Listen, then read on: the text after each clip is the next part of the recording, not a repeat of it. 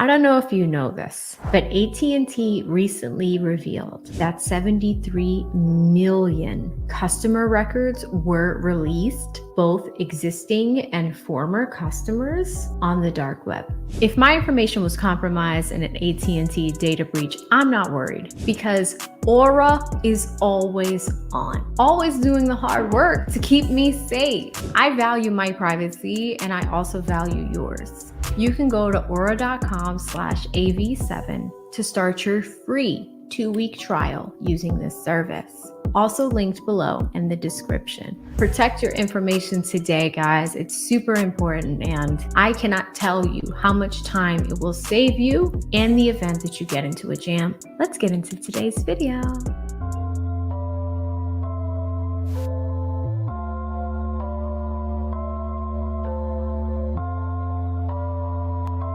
Come on in. Happy Monday. Let us know what you have in your cup. How was your weekend, guys? I got my coffee here, a little splatter on the cup there, but super excited to jump on into another fun-filled day of the YSL trial. It's going to be fantastic. I hope you guys had a great weekend. I was super productive this weekend, got a lot of stuff done, did some cleaning. That needed to get done, let me tell you. So definitely spent some time cleaning the house. That was awesome. And then also just focusing on the channel as well. So, you know, nice little quiet weekend for me. But without further delay, let's jump on into the court proceedings. We are expecting a lot of witnesses today. So let's jump on in. And it looks like we're starting with the witness. It's a little bit of a drag. I peeked in. It looks like it's the detective that we're starting with, or not the detective. We are starting with the cell phone guy. So buckle up. Let's jump on in. Let me know where you guys are tapping in from and what you have in your cup. Okay. And who are those? Let me look just one moment, Your Honor.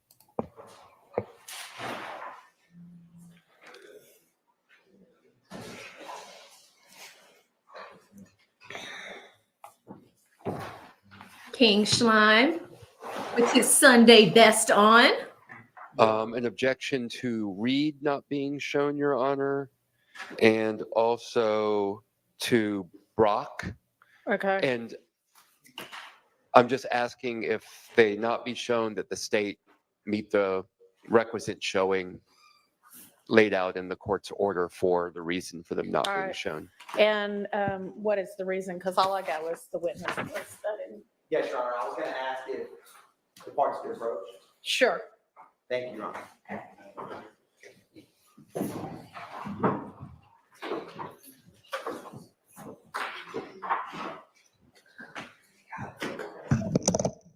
All right, looks like we're a few minutes in and they're already at a sidebar, a bench conference already. It seems like there's a witness that is planned today that does not want to be on camera. So we'll figure out what that's all about. Let me go ahead and skip us ahead. That was a pretty long bench conference. They are back right around here.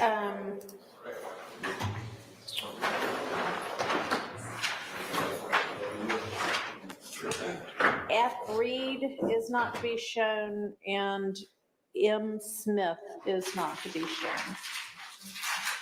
shown. Looks like we might still see Summer. That's good. Summer is Little D's ex-girlfriend. She was with him on one of the days of the arrest, so that should be good. Hopefully we see her today. Yes, ma'am. Y'all don't have the list? It's Friday witness.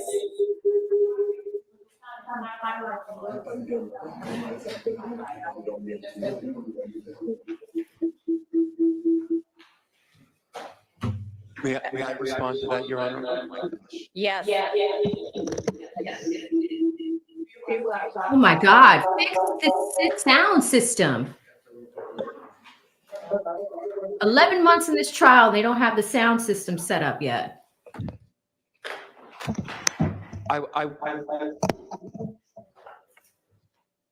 How's this? I would just suggest that you may be looking at the list on your phone and the highlights don't show up on the phone. If you check on your computer, you'll be able to see the highlights, I believe. Okay? All right, thanks. Friendly reminder Okay, to hit the are like there other button. matters before we have the jury in this morning? Nope, okay. All right, and is the jury ready? Okay, are we gonna have Agent Bernie, Special Agent Bernie? Okay, do you want to go ahead and get him on the stand? Yes, Your Honor. Is he gonna need this to see anything? And do you need those boards set up again? Not at the beginning, Your Honor. Okay, One request that this is not able to, it's fine, but is it possible for the Mondo board to be used? He's gonna be pointing and referencing a lot Yeah. through Zoom. Mhm.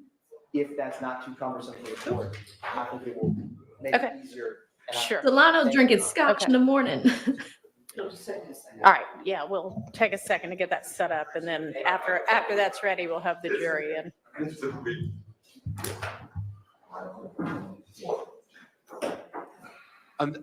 Mr. Atkins, I'm sorry I missed that. Are you going to be using a board again this morning? I'm not going to be using the boards when I'm starting this morning. I may use them at some point, but I don't intend to start with them at this time. Okay.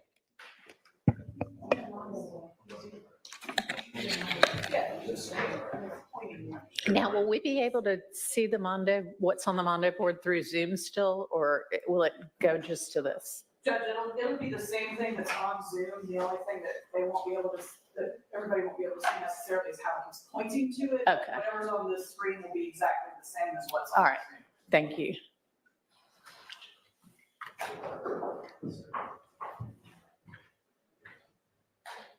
You can have a seat till the jury comes in. Huey in a suit, huh? Look at that.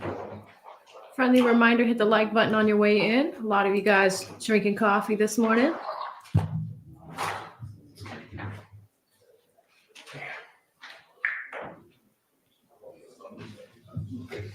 Breezy F baby with the H2O.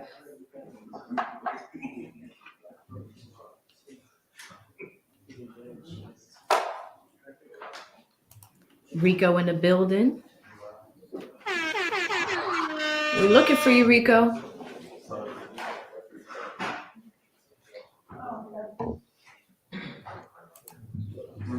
A lot of you guys like water. Shout out to Kelly Kell, our favorite 2L. What classes you got this morning? For those who watched my stream on Friday, just a quick interruption. Mungtung they are trying to put Mungtung back in jail, specifically saying that he has violated his probation. That probation hearing is this Friday at 4 p.m. And guess what? We will be watching. Just wanted to give you guys a brief update on that one.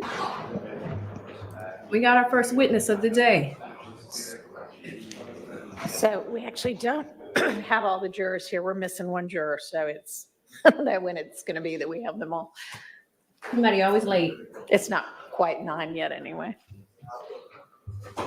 Your Honor, may I run out to the restroom? Sure.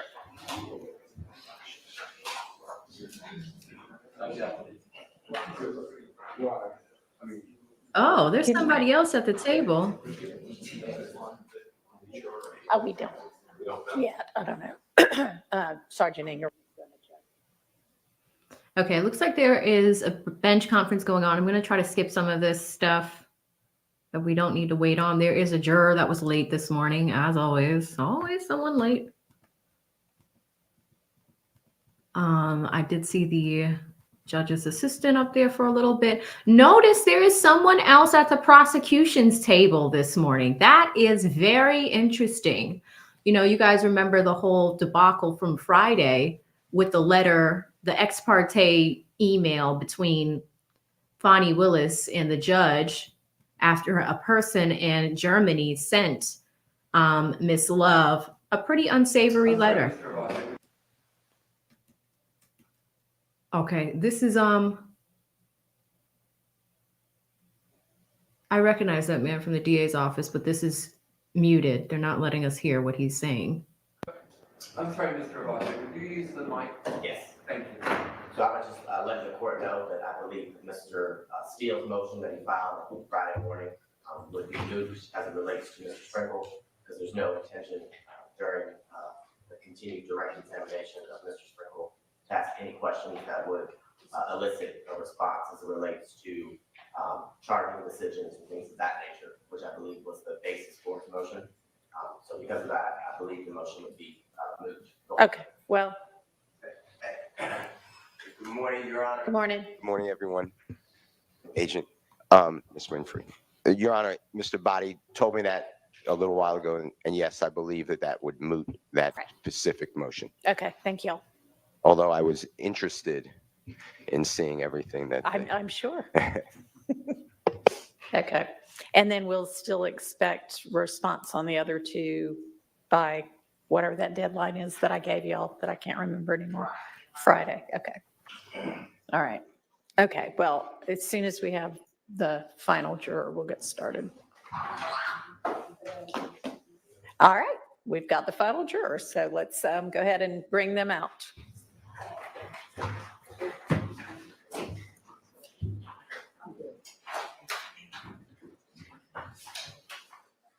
I wonder if Miss Love is on vacation this week or something.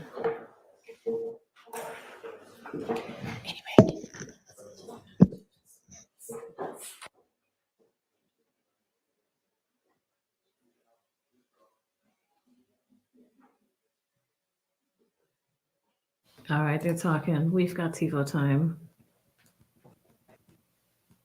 And are ready to get back to business. And we have got, Not today. we've got Special Agent Bernie was with us when we broke. And so Special Agent Bernie, I'll just remind you that you're still under oath. And Mr. Atkins, you can go ahead and pick up with your questioning. Thank you, Your Honor. Good morning, Agent Bernie. Good morning. Now, in addition to toll analysis, did you ever, or were you ever requested to perform any cell site tower analysis related to this case? I was. Were you, how did that come about? I was asked by your office to review several phones, and they're called detail records, or they're records with tower information, as it related to several incidents. It was one of those incidents, the January 10th, 2015 murder of Donovan Thomas? It was. And after conducting your analysis, did you ever generate a report? I did. Your Honor, may I approach? You may. Oh, that's right, Kelly Kell. Hand Federal witness holiday. what has been marked as 532 Yankee.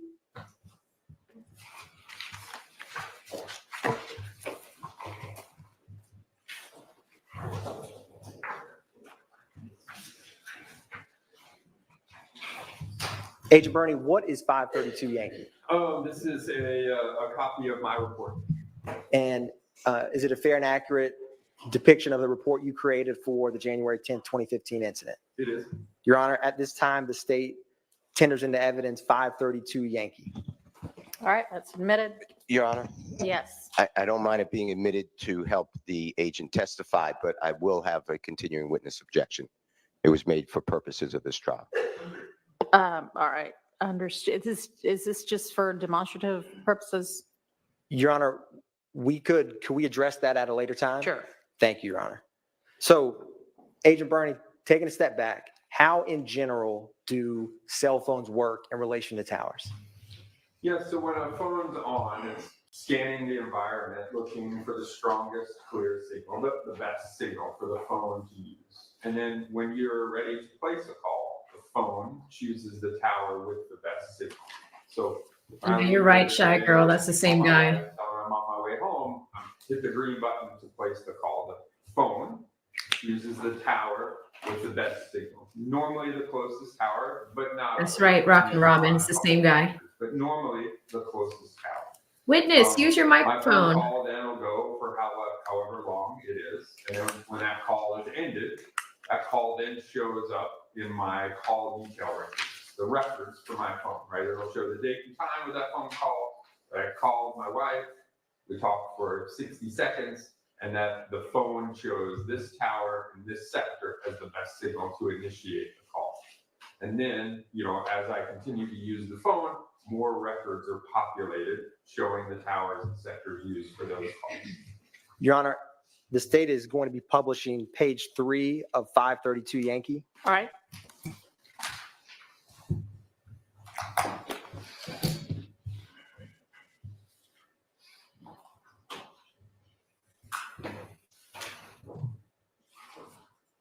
Thank you, JJ.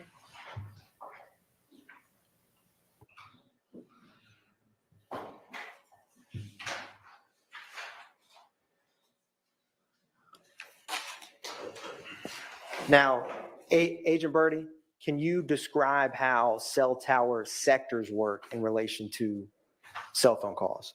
Yeah, so this slide here, page here, shows the most common types of cell phone towers. So the ones on the left-hand side, the monopole, the lattice work, structural, the guy wire tower, those are the most common ones we see as we drive down the interstate or drive through downtown Atlanta.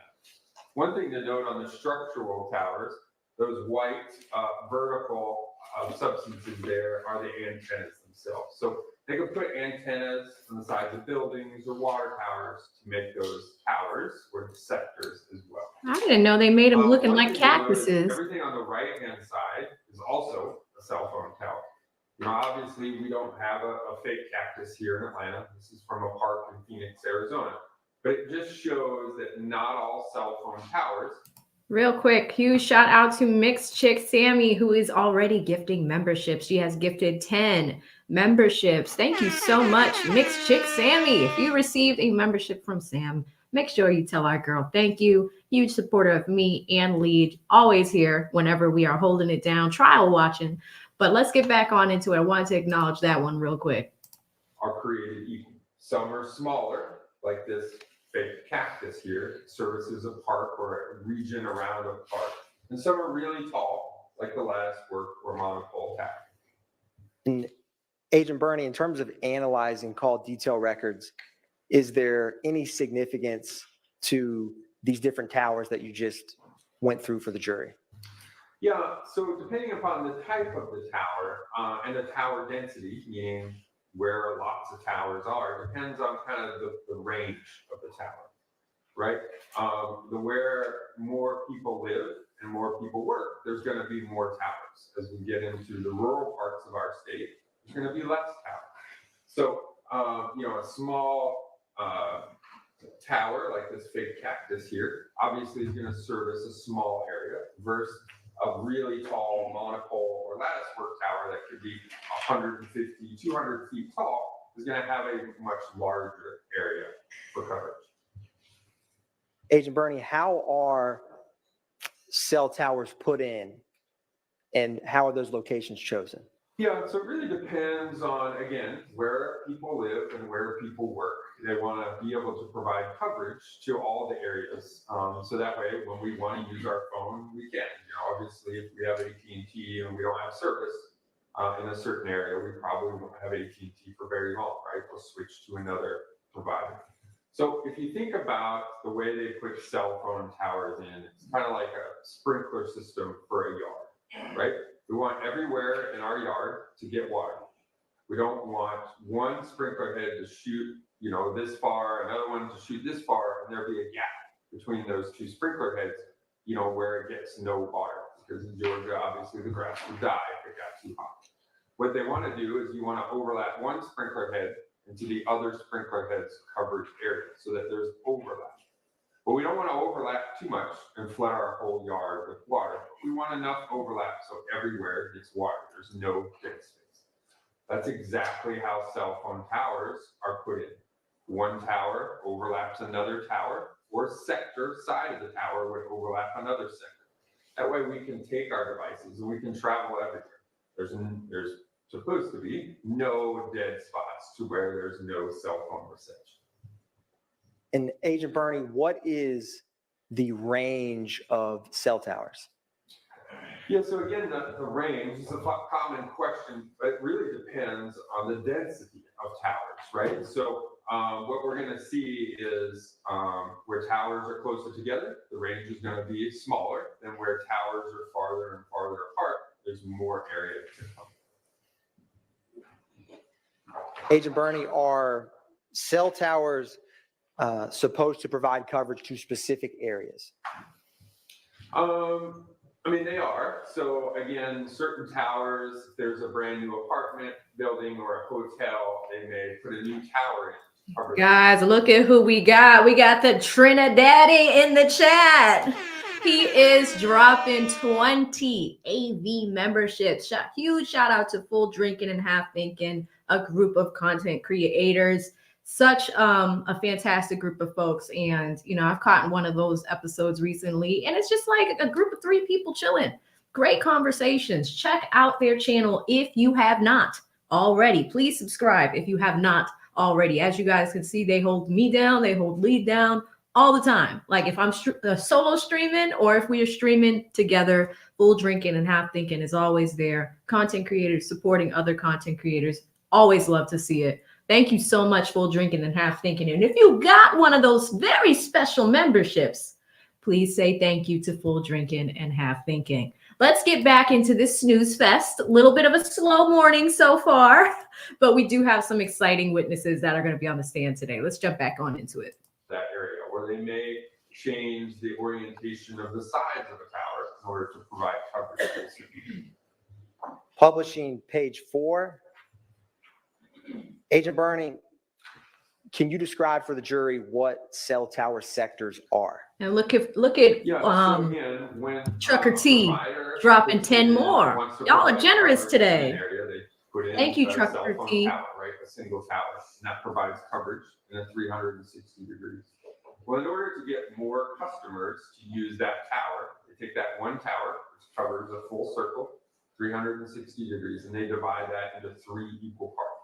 That makes each side or sector approximately 120 degrees.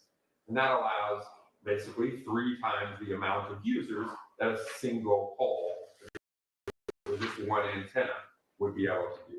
So what we see here is on the left-hand side, the triangle shape in the middle, that's the cell phone tower. This would be us sitting above the cell phone tower looking down. So in this sector, in this illustration, again, we see sector number 1 or side number 1. The middle of it points towards 0 degrees. And again, since we know each side or sector is approximately 120 degrees, again, 360 divided by 3 gives us that 120. We know if the middle is at 0 degrees, that sector services 60 degrees to the left and 60 degrees to the right of 0. So that gives us the general left and right boundaries of a cell phone sector. One thing to also note is that each tower and sector is uniquely numbered, meaning if we're looking for T-Mobile tower 1, 2, 3, in T-Mobile's tower list, there's only one tower labeled 1, 2, 3 in their entire network. And then it tells us the orientation or the direction in which each side or sector points. So it's like a fingerprint in the network. It allows us to know exactly the tower and the side of the tower that was used by each phone. And Agent Bernie, for all of the cell phone providers that you analyzed for this case, do they all indicate which sector a tower was used for a specific call? So it depends upon the records. Most of them do. Some Sprint devices, based on how they recorded information. So each cell phone provider keeps their records slightly the different. triangulation. And when they change from 3G to 4G to 5G, they oftentimes change the way they keep their records. So there are some records for Sprint that would only show a tower information. It won't show the size. But we'll talk more about that when it shows up in the analysis. Publishing page 5. So Agent Bernie, how can you describe for the jury, using this illustration, the orientation of sectors? Yeah, so again, in this instance, if we look on the left-hand side, this is how we're going to take the information from the call detail records and the tower list and put it on a map so that we can see a general area where a device was when it had an activity. So again, on the left-hand side, the triangle shape is the tower. This is us above the tower looking straight down. And we see, in this case, again, it used side number 1 or sector number 1. And what we've done now is we put a red line on the left-hand side of the boundary and a red line at the right-hand side of the approximate boundary of the sector. And then we've kind of shaded the area in the middle to say, hey, we're looking between these two lines there. That shaded area, that doesn't mean that's what the coverage of the tower is, nor does it say, hey, the phone is located inside that shaded area. Again, it's just showing that's the side or sector of the tower. On the right-hand side is what you'll see how it's going to be shown on a map. Again, we have the red line on the left, the red line on the right to show the approximate left and right boundaries. You see where the points of the V kind of meet at the middle. It's hard to see, but there's a green dot. That's the cell phone tower right there.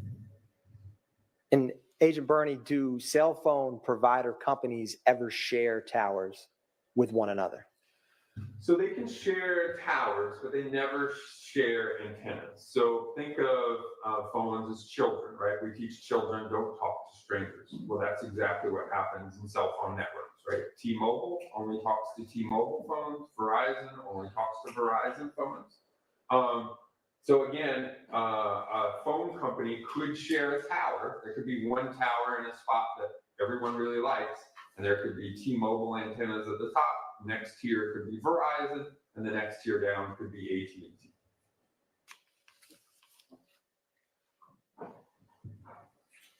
There's a slight lag on this Zoom, Agent Bernie, but can you describe, with the towers we discussed, how would towers in, say, downtown Atlanta with this sector and orientation compare to towers in a more rural part of Georgia? Yeah, again, where more people live and more people work, there's going to be more towers. So those towers, again, more towers kind of limits the range of each of those towers. Because again, we don't want to overpower towers by other towers. But that being said, not all cell phone towers are created equal. We saw in the picture, there's really tall lattice work towers, right? And then there's smaller fake cactuses, right? Where they can put antennas. They do here in Atlanta. They put antennas on the sides of street corners. And that just covers like a certain block. Maybe there's a popular place for people to hang out or businesses or whatever. So that can cover a small area. So on some of the maps, you're going to see a lot of dots closer together. They're all cell phone towers, but it doesn't mean that all of those cell phone towers are 150 feet off the ground. Some of them could be smaller towers or antennas in certain areas. Agent Bernie, how is it determined what tower a cell phone will use to make or receive a call? Yeah, so again, when the phone's on the network, not being used, it's scanning the environment, looking for the best signal. And the phone then chooses that tower with the best signal to start the phone call. Will the strongest signal always be the closest tower? Not necessarily. Again, cell phone and RF energy is based a lot on what's called line of sight. So as long as the tower can see the phone and vice versa, the phone can see the tower, it's going to be good. Now, some towers are taller and their line of sight is farther than the ones that are closer to the ground. So again, the phone is going to choose the tower with the best signal. Normally one of the closest towers, especially in a urban area like downtown Atlanta, may not be the closest tower. And Agent Bernie, say you're traveling down the highway, how is it that your phone will decide or choose to change towers at some point? Yeah, so again, the phones are always scanning the environment, looking for the best signal. And if you're in one spot here, your best signal could be this tower on the left-hand side. But as you move down the block, you're going to get closer to the tower on the right-hand side. The signal strength and other factors would determine that the phone would choose the tower as you get closer to it on the right-hand side. Now, when you're in a call, So say I place a call on my way out of here to talk to my wife, and as I'm driving, we stay on the phone for an hour. We have lots of things to talk about, I guess. But the phone is going to choose. So did the Nathan Wade initial and tower Funny. sector for the call period. That's going to go in the call detail records as the first tower used, because that's where the phone call was initiated at. But as I drive an hour. You know, that's what's so crazy about this guy's testimony. Of course, you need expert witnesses, but you guys remember the whole Fonnie Willis debacle back at the start of the year. There were some cell phone records that were bought in, and it really placed Nathan Wade in Fonnie Willis's home during the alleged time that they were not supposed to be dealing with each other. You know, it's just interesting that a few months later, in a different court matter, we are watching employees of the state really beat the point of using cell phone records and the level of accuracy that these records have, right? So that's why we're seeing this person on the stand. But I just find that is super, super ironic. Let's jump back on in. Towards my house in Auburn, Alabama, the phone's going to jump different towers based on the signal strength. And those choices are made by the network, meaning my phone says, hey, I'm leaving the tower that's close to the courthouse. Now I'm getting closer to the other tower. And the network says, okay, switch to that tower. That will also potentially, based on the provider, show up in the call detail records. Not all providers keep every single tower that your phone uses from here to Alabama. Some just keep the very first tower. Agent Bernie, going back to coverage area, how are you able to estimate, generally speaking, the coverage area of a tower? Yeah, so again, it's based on the other towers and sectors that are in the area. So obviously, in an area where there's not as many towers and sectors, we can see a general area. In downtown Atlanta, where there's lots of towers, again, not all towers are created equal. Some are really tall, some are really short. So that kind of general area gets a little bit harder to determine, an exact area based on that. Is there a way to determine the actual coverage of a tower in present day? There is. Can you describe that for the jury?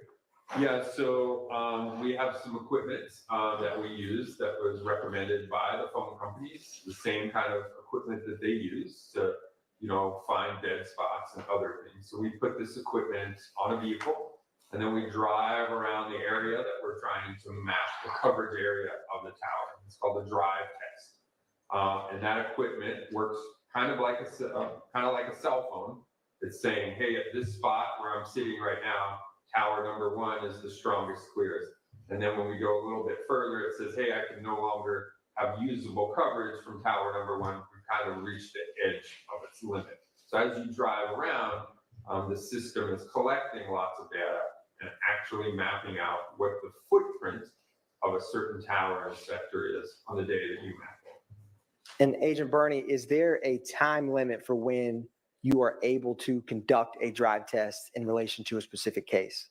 Yeah, we obviously want to drive test the tower as soon as we can, close to the time of the incident.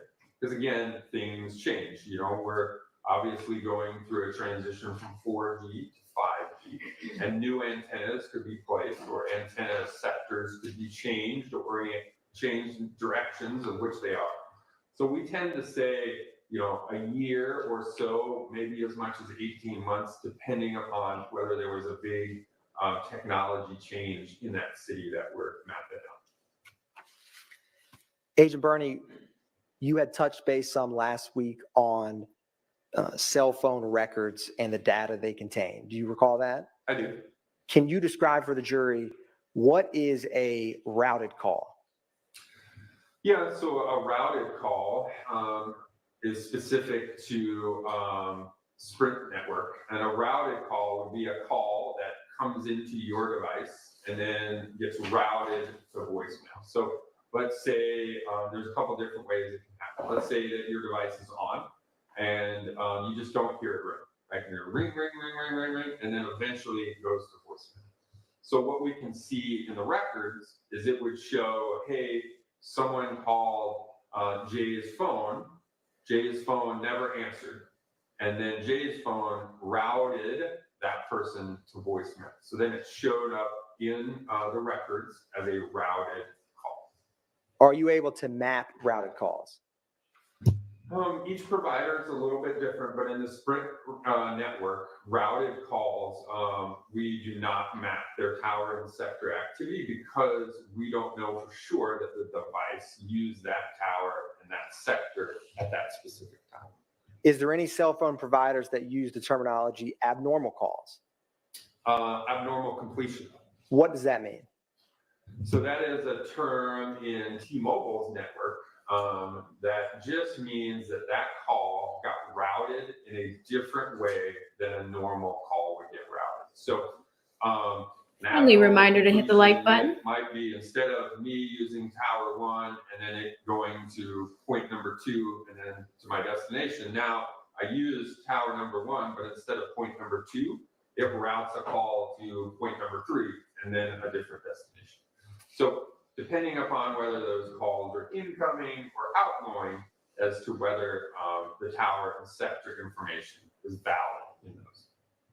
Now, Agent Bernie, turning back to this case, what were you requested specifically to do in relation to January 10th, 2015 murder of Donald Thomas? Yeah, so I was asked to take a look at several phones. We'll show them here in the analysis in a minute. But several phones and their activity roughly around the time of the shooting. So sometimes those are starting in the early mornings, sometimes they're starting in the late afternoons. But basically, to analyze the cell phone's activities, the towers and sectors used, and kind of show them on. Before receiving that request from the Fulton County District Attorney's Office, did you have any information about this case? No. Do you personally know any information about the phone records or associated individuals with those records that you plotted? I do not, no.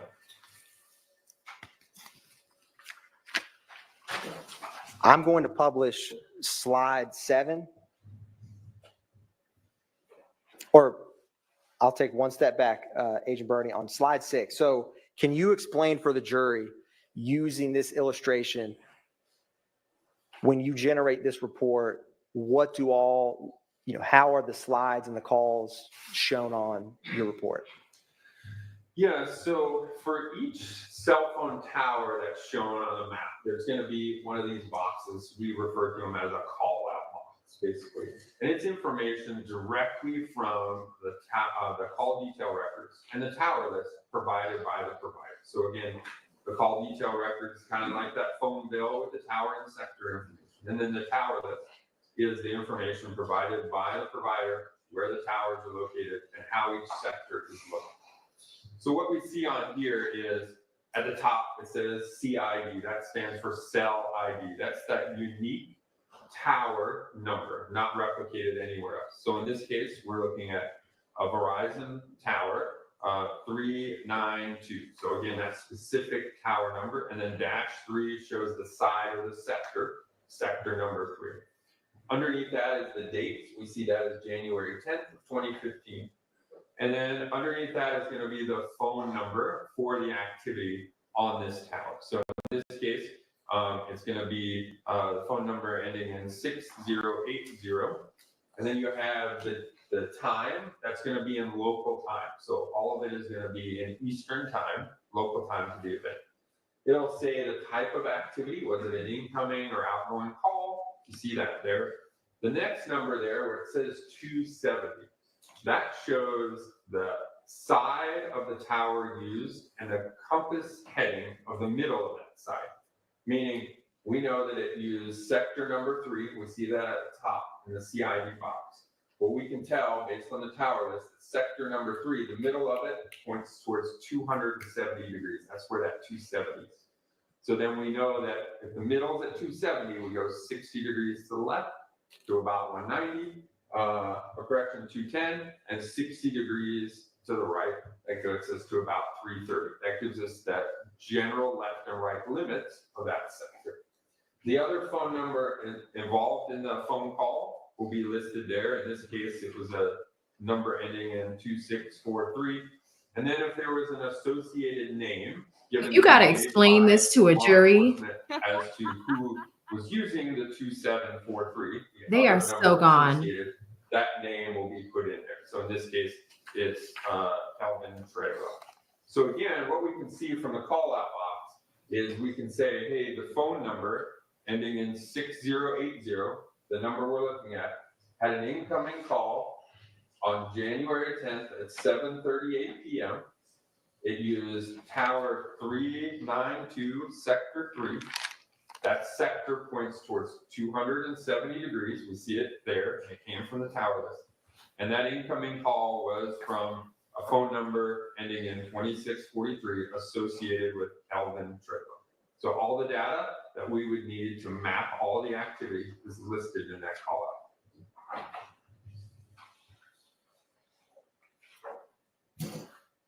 Publishing page 7. So Agent Bernie, can you describe for the jury what were the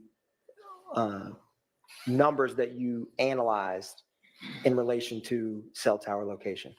Yeah, so again, this is a list of all the cell phone numbers and associated users that were provided to me by law enforcement for each of the devices. And then you can see the provider for each of those devices listed there as well.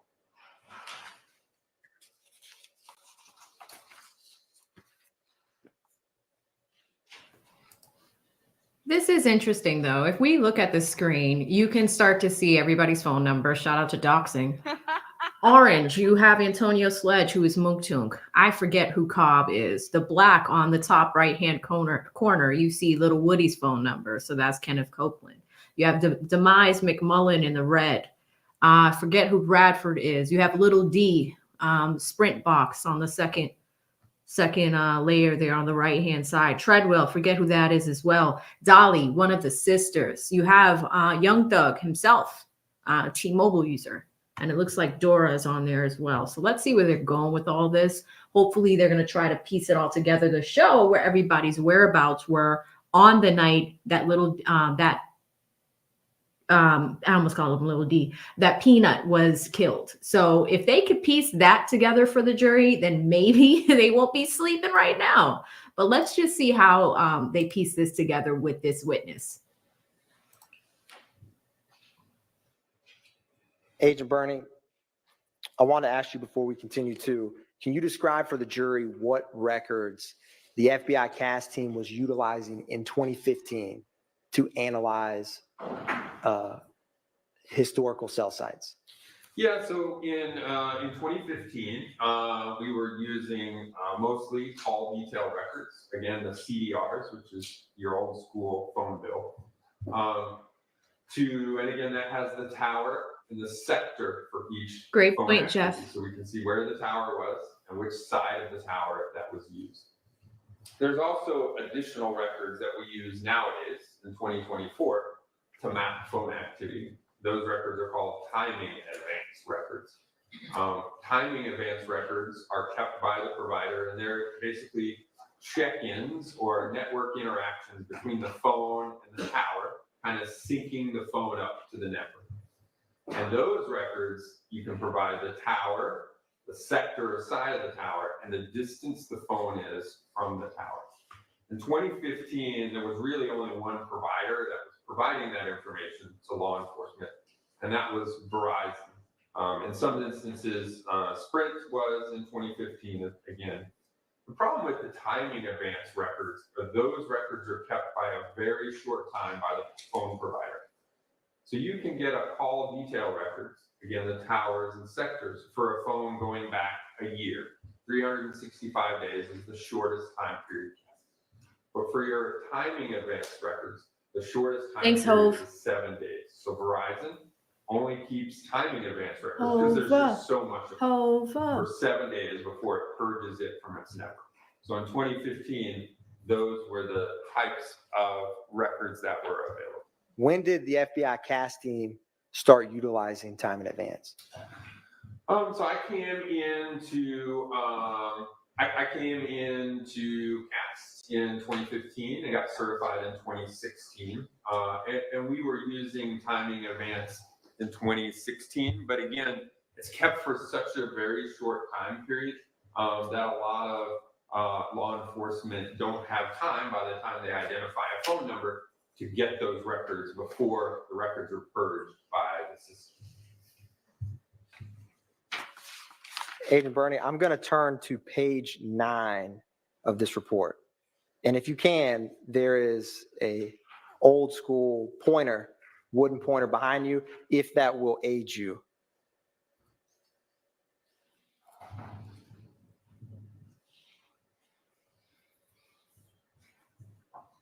So, Agent Bernie, was one of the cell phones you were requested to analyze a phone number ending in 5991 associated with a Kenneth Copeland?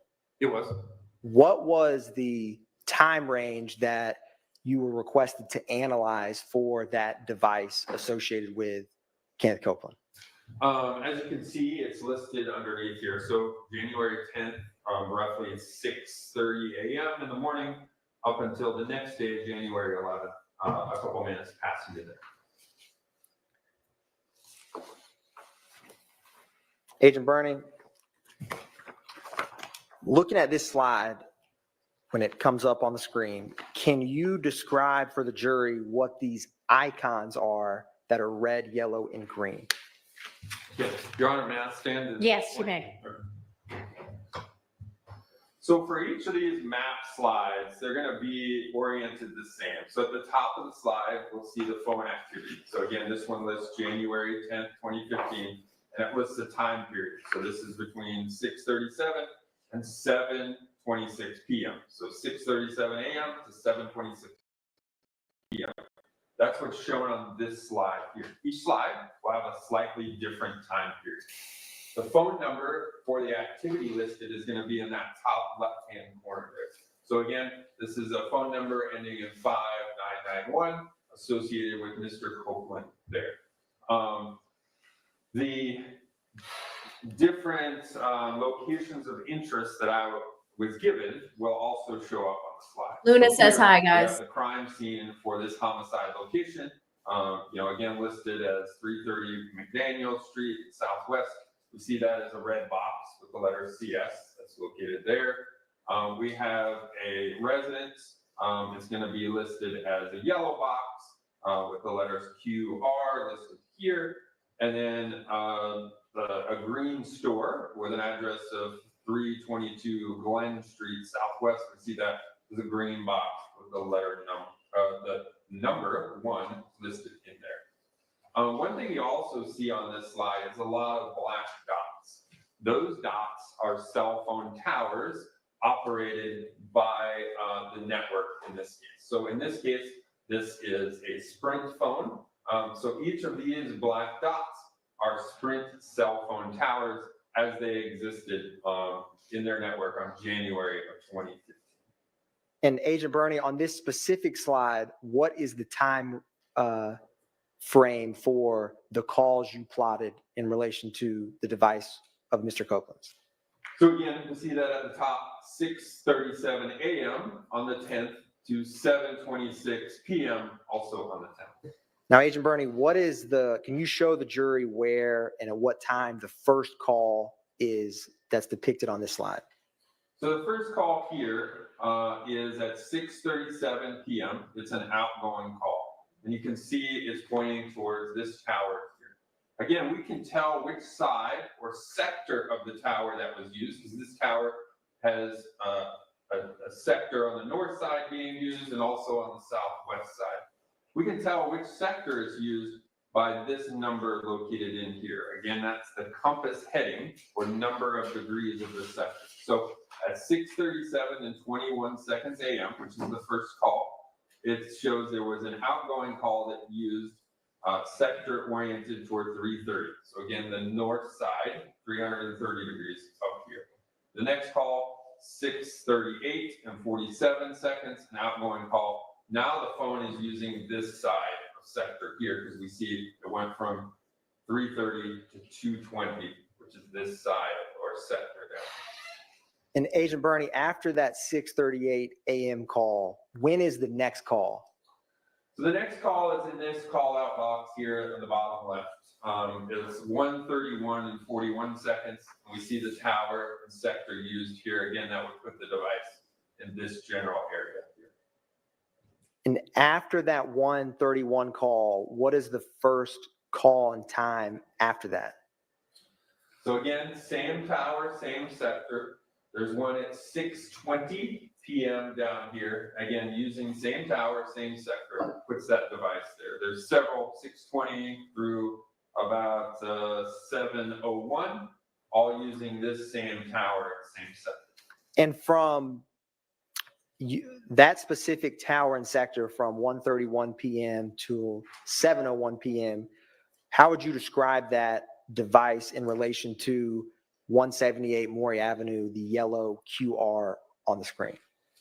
So again, one thing you'll notice here, right, is there's a tower here, there's a tower here, and there's a tower here. We see the sectors are also populated in here. One thing to remember, again, think of that sprinkler head analogy, right? These are 3 sprinkler heads. There's going to be overlap area probably somewhere in the middle along here.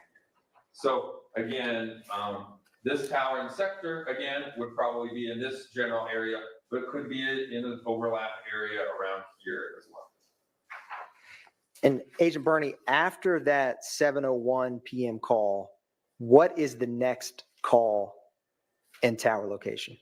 So the next one here is at 7:24. We can see the tower and sector here. And then right after that is a 7:25. 09, it uses this side over here, and then there's a call at 7:24 and 7:26 and 45 seconds that's now using this side up here.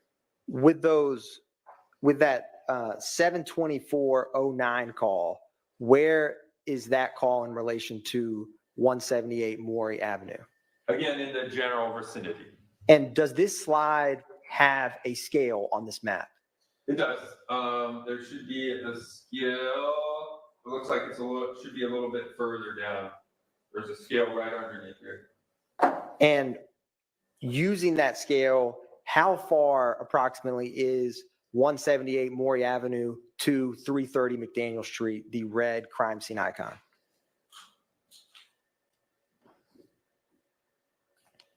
So straight line distance between this and here is approximately 5 kilometers or about 3 miles. Again, straight line distance, a little bit over 3 miles.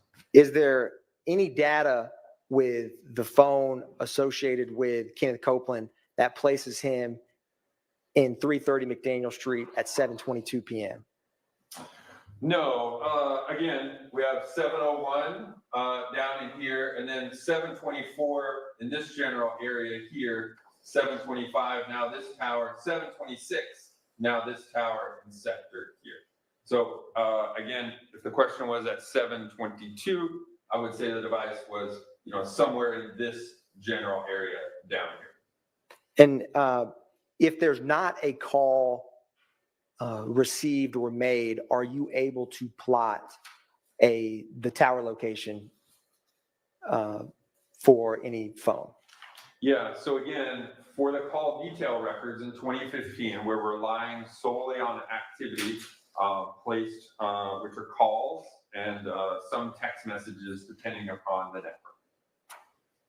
And is there or what is the amount of time between the 7:01:58 p.m. incoming call and the 7:24:09 p.m. call? Yeah, so those are about 23 minutes. Again, the 7:01 call uses this tower here, the 7:24 uses this tower here. Again, approximately 23 minutes between those two calls. And Agent Bernie, I wanted to ask you a question about some of the numbers that are being called on this slide. Do you see any calls to a 4090? I do. Can you, do you see any calls to a 7604? Yes, there are. There's several right here, 7604, 7604, and then there's some over on this side as well. How many of the calls are between the device associated with Mr. Copeland and the 4090 and 7604 on this slide? Total combined? Combined? Yes, sir.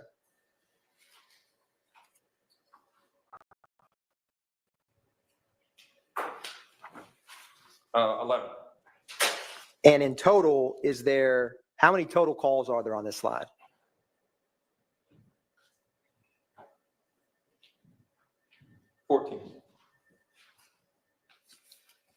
If you were ever asked or requested to try to, or have you ever been asked or requested or conducted who a phone number calls in terms of who physically possesses said device?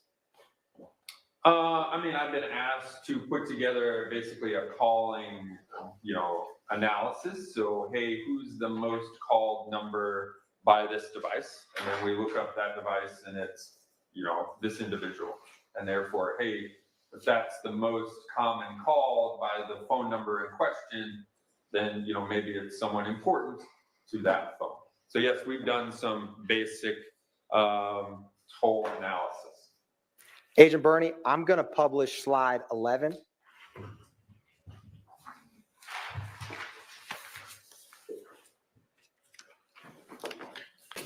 Is this a continuation of the cell tower that we just saw for Mr. Copeland? Yes, it is. And on the previous slide, what was the last call time?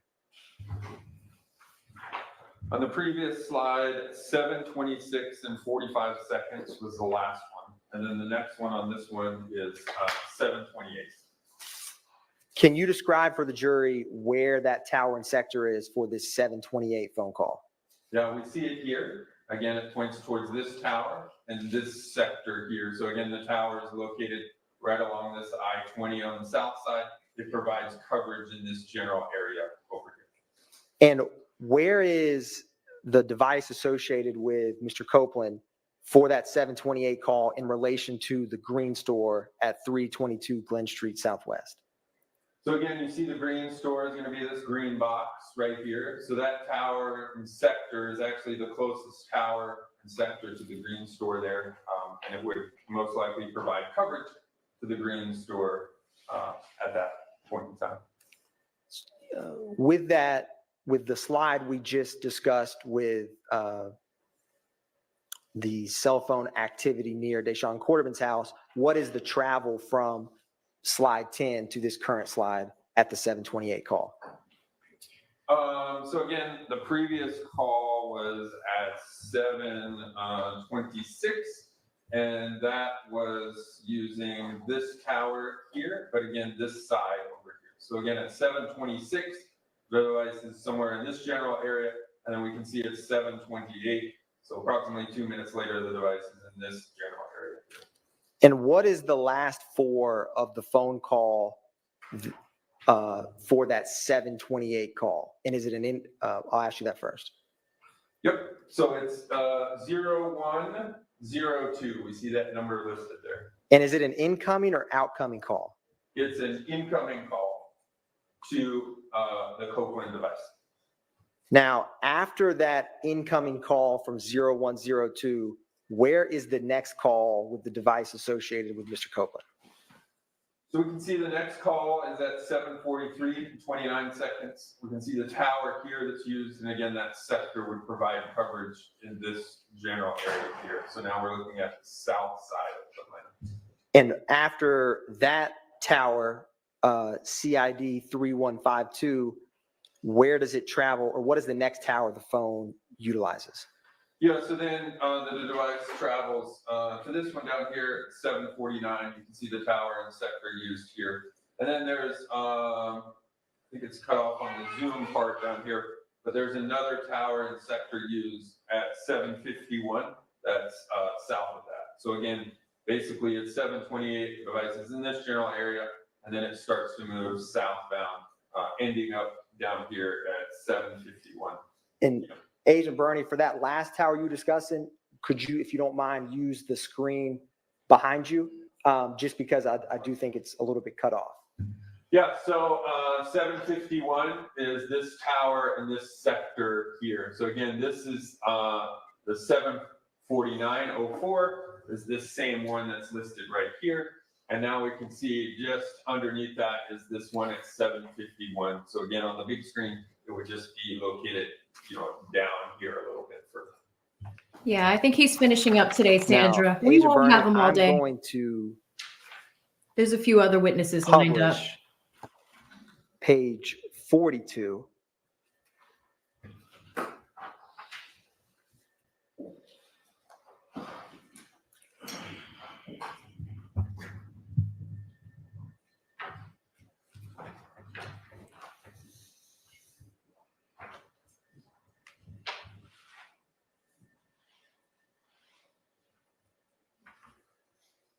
Agent Bernie, can you describe for the jury, you see this says 678-2785-991 has one event? It does, right here. This tower right here. And is that the same call we were just discussing? It was. You can see it as 751.36.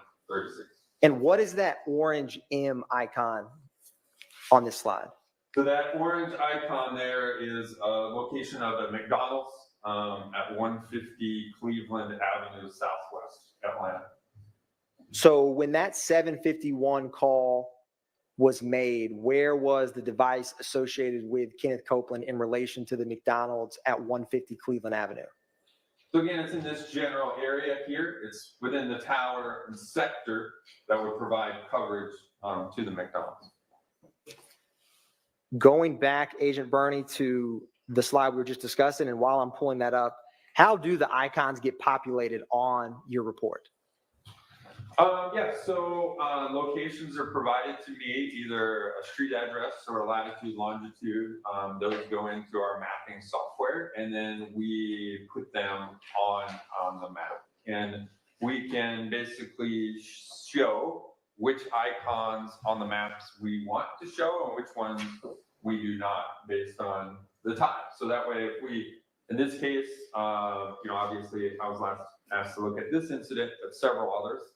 So there were dozens of icons. So if I kept them all on the map, it would get kind of confusing as to what's relevant and what's not. So we're able to toggle off ones that are not relevant during this time period.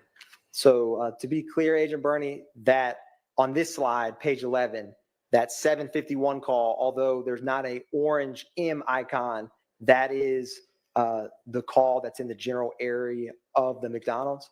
Correct. Yeah, the McDonald's icon, if it was on there, would show up right here, basically near the intersection of these two roads right there. So, Agent Bernie, what is the last four of the call that the device associated with Mr. Copeland makes at that 7:51 p.m. call? The last four are 0103.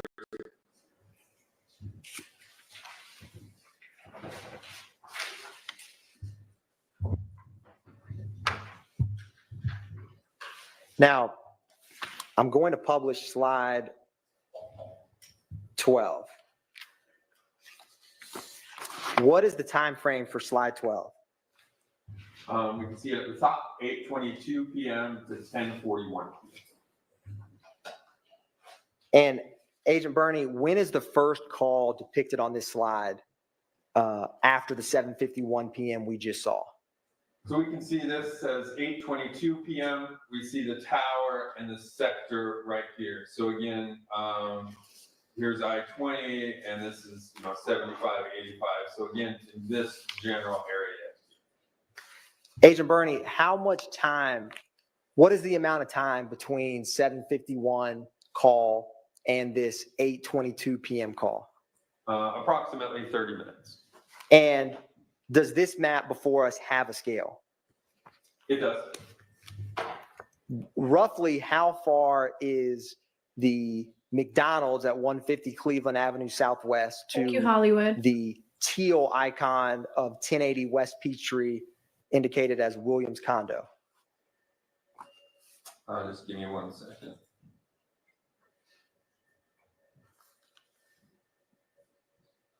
So straight line distance is about 8 or 9 kilometers from the M here to this WC here, which again stands for the Williams conduit. So approximately 9 kilometers, which maybe 4 miles and some change.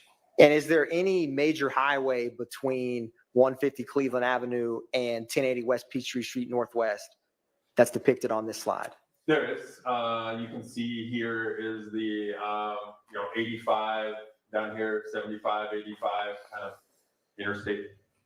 Can you show the jury the tower and sector for this 8:22 p.m. call from the device associated with Mr. Copeland? Again, it's using this device here. It's using this tower, I'm sorry, right here in this general area. And Agent Burney, with the gap of time we just discussed, if the device was traveled from the McDonald's at 150 Cleveland Avenue to 1080 West Peachtree Street, and then has that call at 8:22 p.m., how would you, what are your, how would you, is that possible? What? That Are was you asking a if jumbled is it question. possible from the 751 to get from the McDonald's to here and then here at 8:22? Yes, sir. Okay. I mean, I would say it's probably possible. I think 751, again, there's 30 minutes. This is approximately, what did I say, 4, almost 5 miles there. So yeah, I think in that time period, you could potentially get from here to there to back into this general area here. And how far approximately is that tower location at the 8:22 p.m. call to 1080 West Peachtree Street?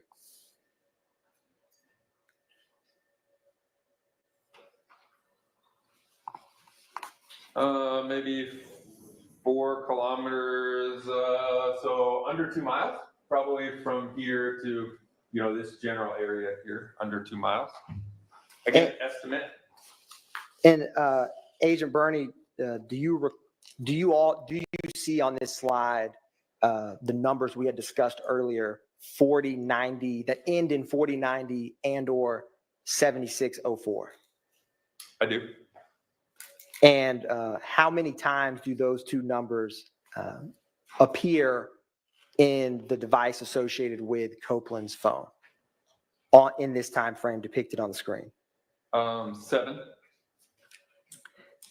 And Agent Burney, do 7 you calls see, to or Woody's I'll phone. ask you this, the call we were just discussing, the 8:22 p.m. call, what is the last 4 and who is that call associated with? So again, we see that call right here, the 822. It's an outgoing call from the Copeland device to this phone number here, 404-662-8935. And Agent Burney, there's a lot of numbers. The page 7 of this report, can you reference page 7 that has and I'm going to ask you if that 8935 appears on that page. It does. Who is the device ending in 8935? Names must be associated with? named. Mr. Sledge. Okay, so he called Moon. And Agent Burney, do you see any other calls after that 8:22 p.m. call between the device associated with Mr. Copeland and the device associated with Mr. Sledge? I do. Can you tell the jury where those calls are depicted in the time?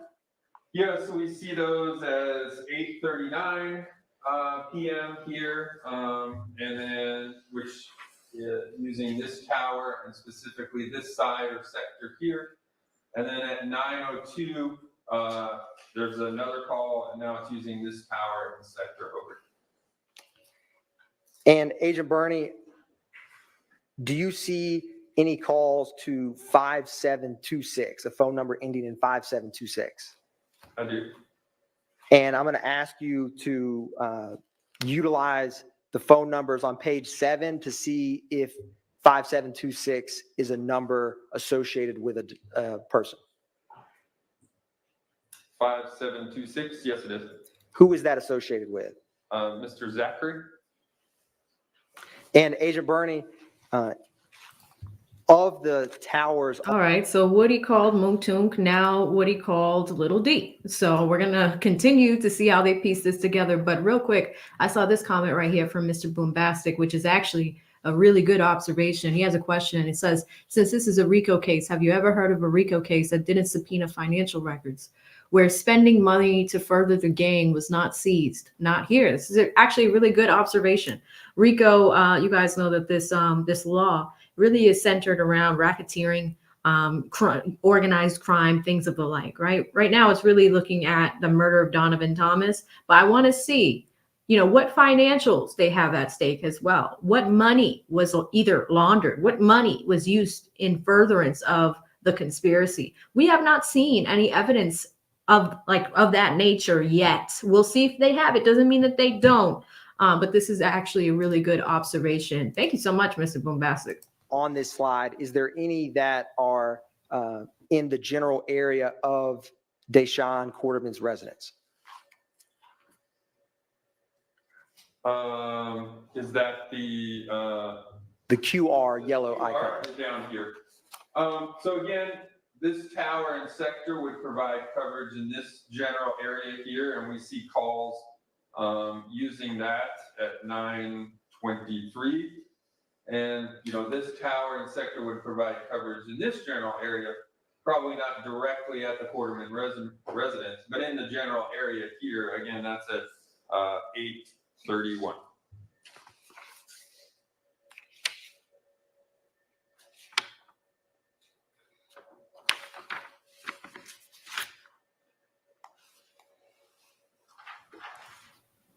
Huge shout out to Full Drinking and Half Thinking, gifting y'all another 5 memberships. They said, listen, here's another 5 on it.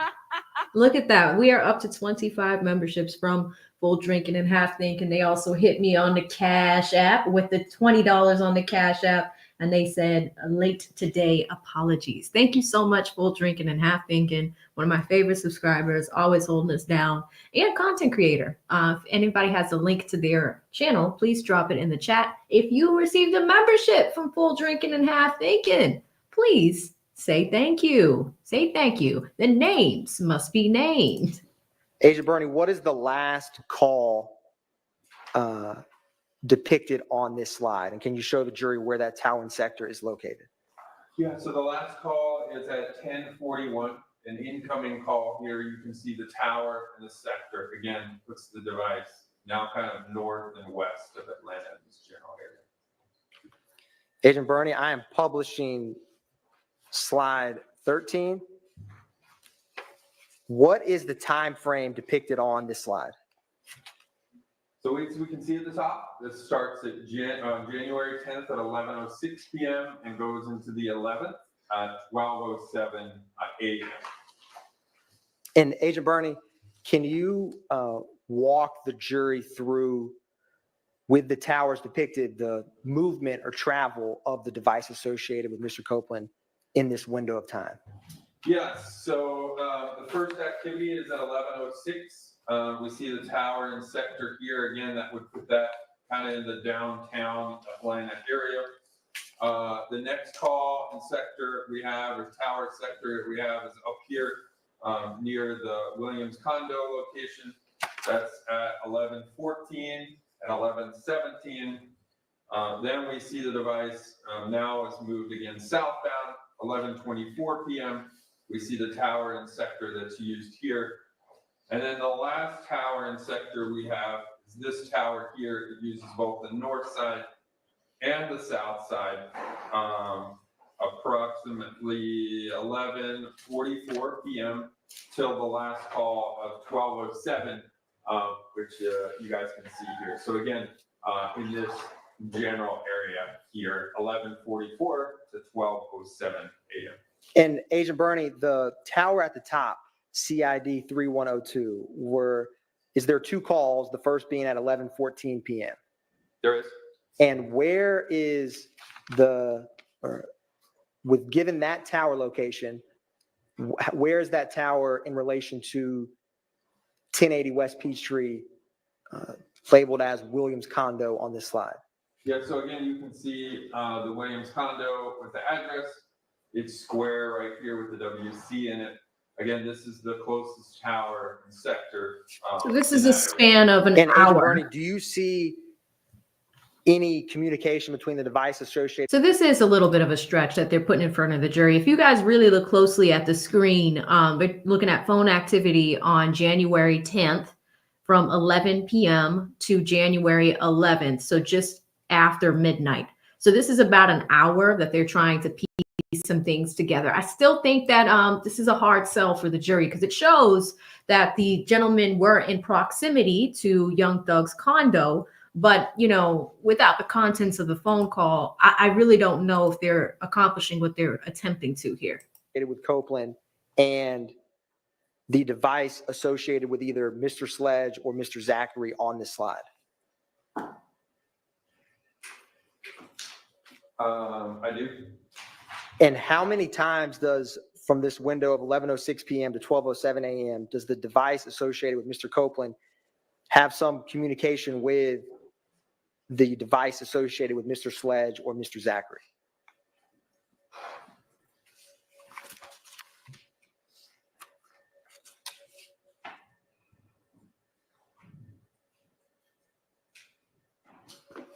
Approximately 7 times.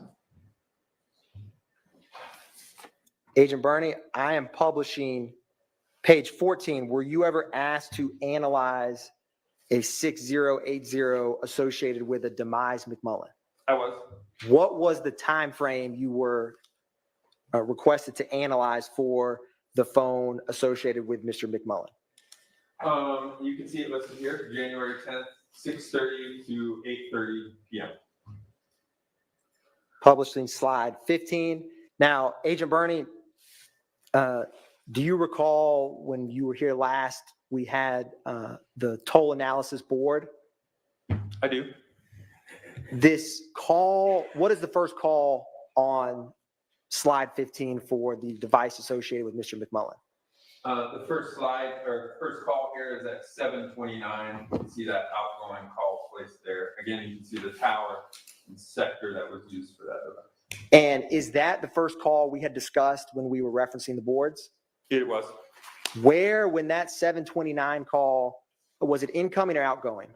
It's an outgoing call. And when the outgoing call from the device associated with Mr. McMullen, whose device associated did he call? So as you can see here, it's an outgoing call to 3904, device associated with Mr. West. And when that call was made, where was the device associated with Mr. McMullen in relation to 1080 West Peachtree Street associated with as Williams condo? Yeah, so you can see the Williams condo there. Again, you can see the tower and sector there. It's in close proximity. Again, that tower and sector would be in the potential coverage area for the condo. And is there two either calls or attempted calls after that 7:29 p.m. depicted on this slide? There are. Can you describe for the jury where they are and whose associated device was they were to? Yep. So we see them here. 7:29 is the first one, and then there's 7:30 and 7:31 and 7:31. Both two outgoing calls. One thing you'll notice, these are Verizon records. We can tell based on the red boxes here, red is associated with Verizon in our system. One thing you'll notice is the seconds. All these show 00. The records sent by Verizon only had the hour and minute. So again, no seconds recorded in their records. So these calls weren't placed at the exact same second, but they were placed in the same minute, 7:31. My system just shows seconds on it.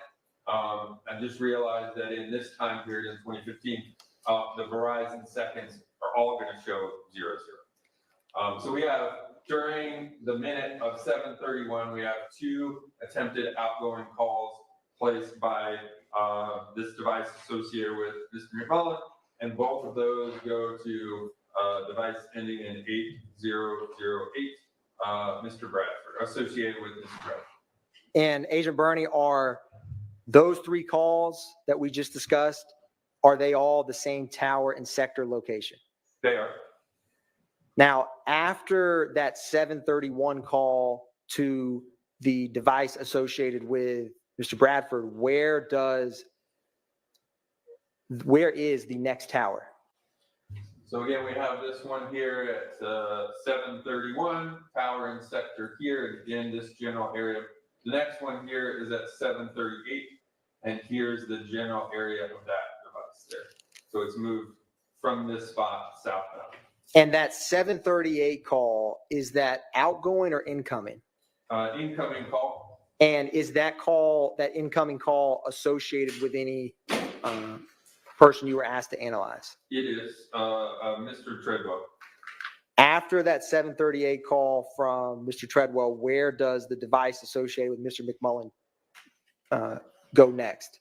Yeah, so 738, then it uses this tower down here at 739, and then eventually this tower down here at 750.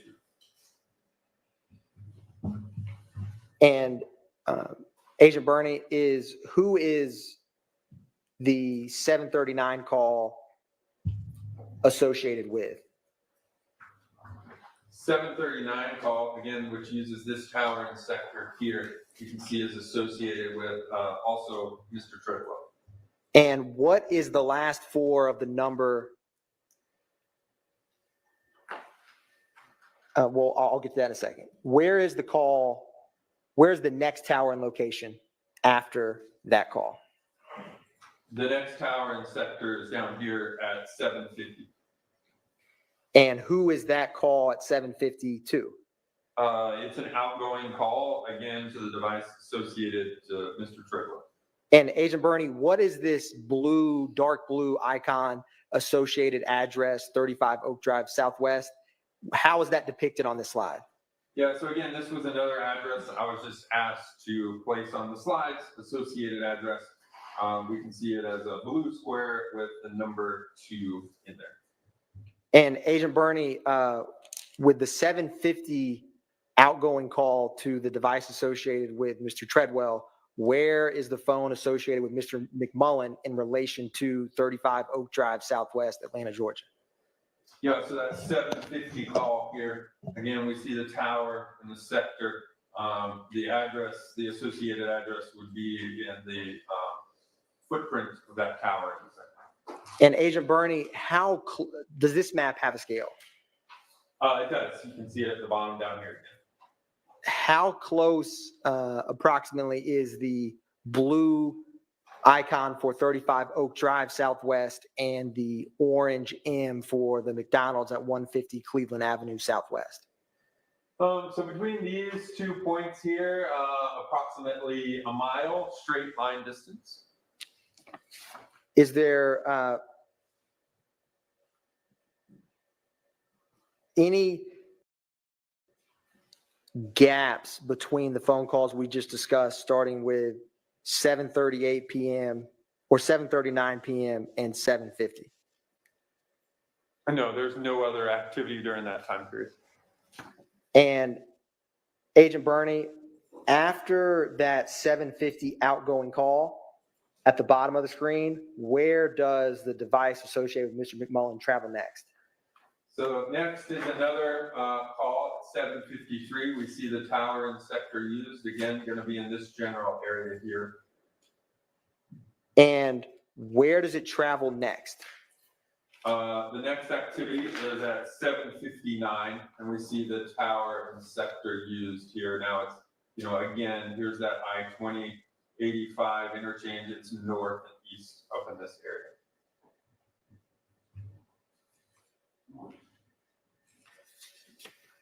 So in general, Agent Bernie, from that call at 7:29 p.m.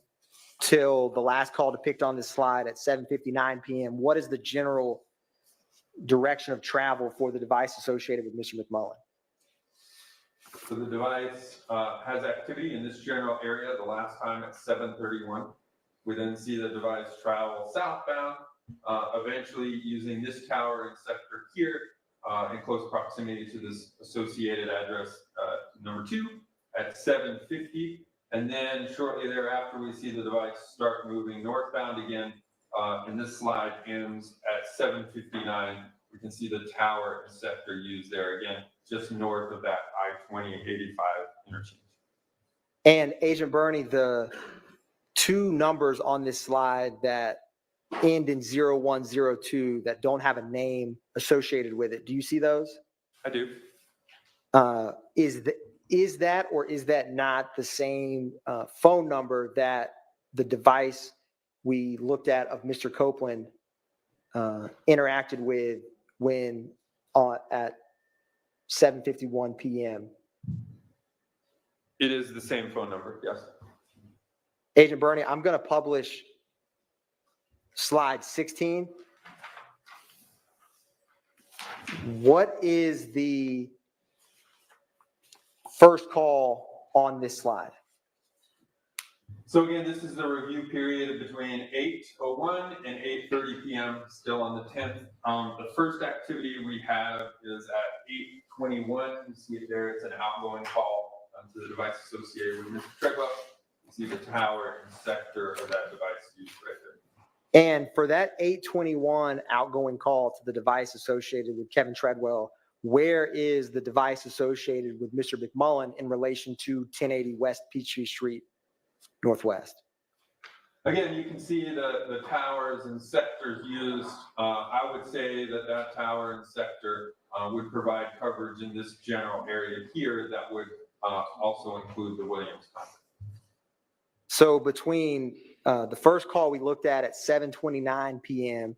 to this 8:21 p.m. call, what is the general movement of the device associated with Mr. McMullen?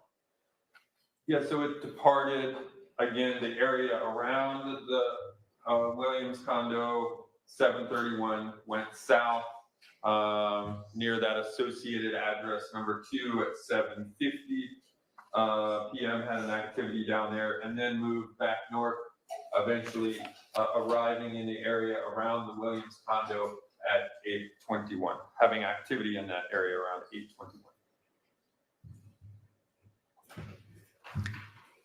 Agent Bernie, I am publishing slide 17. Were you ever asked to analyze a phone number ending in 3145 associated with a Justin Cobb? I was. What was the time frame you were asked to analyze that phone number? Again, I looked at between 6:30 and 8:30 p.m. on the 10th. All right, I'm doing some fact checking here. Some of you guys are saying that love is off of the case. I'm fact checking that, but I want to see it from a source before we call that a definitive. Agent Bernie, can you indicate for the jury and show them where the first call, the time and tower and sector for the first call from this phone? Yeah, so again, looked at 6:30 to 8:30. The thing to remember is, again, we can only see towers and sectors associated with activity. So this device during that time period only had 2 activities. The first of which is at 7:31 and 37 seconds. And we see that's an outgoing call. And we see the tower and sector used, again, would be one in close proximity to the Williams condo on West Peachtree Street. And Agent Bernie, I'm republishing slide 15. Where is the device associated with Justin Cobb at 7:31 p.m. in relation to the device associated with Mr. McMullen at 7:31 p.m.? Yeah, so those devices, again, are in the same general area. Obviously, with call detail records, we can't say specifically where a device is, but we can say a general area based on the towers. And both of those devices, again, would be in the general area around the Williams condo at 7:31.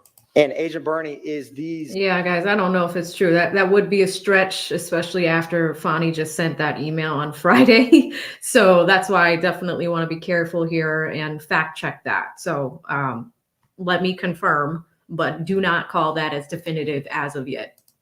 the calls from the device associated with Mr. McMullen and the calls associated with the device of Justin Cobb, are they calling the same number or receiving calls from the same number? They are. And who is associated with that number? That's a device associated with Mr. Bradford. See it right there. Republishing slide 18. Agent Bernie, how long Jeff. a gap in time is there between the 7:31 p.m. outgoing call to the device associated with Mr. Bradford and the next call depicted on the slide? Yeah, so the next call, it's hard to see on the Zoom down there, but it's down here. You can see it on the bottom of the slide at 8:29 p.m. So again, 7:31 to 8:29, just under an hour.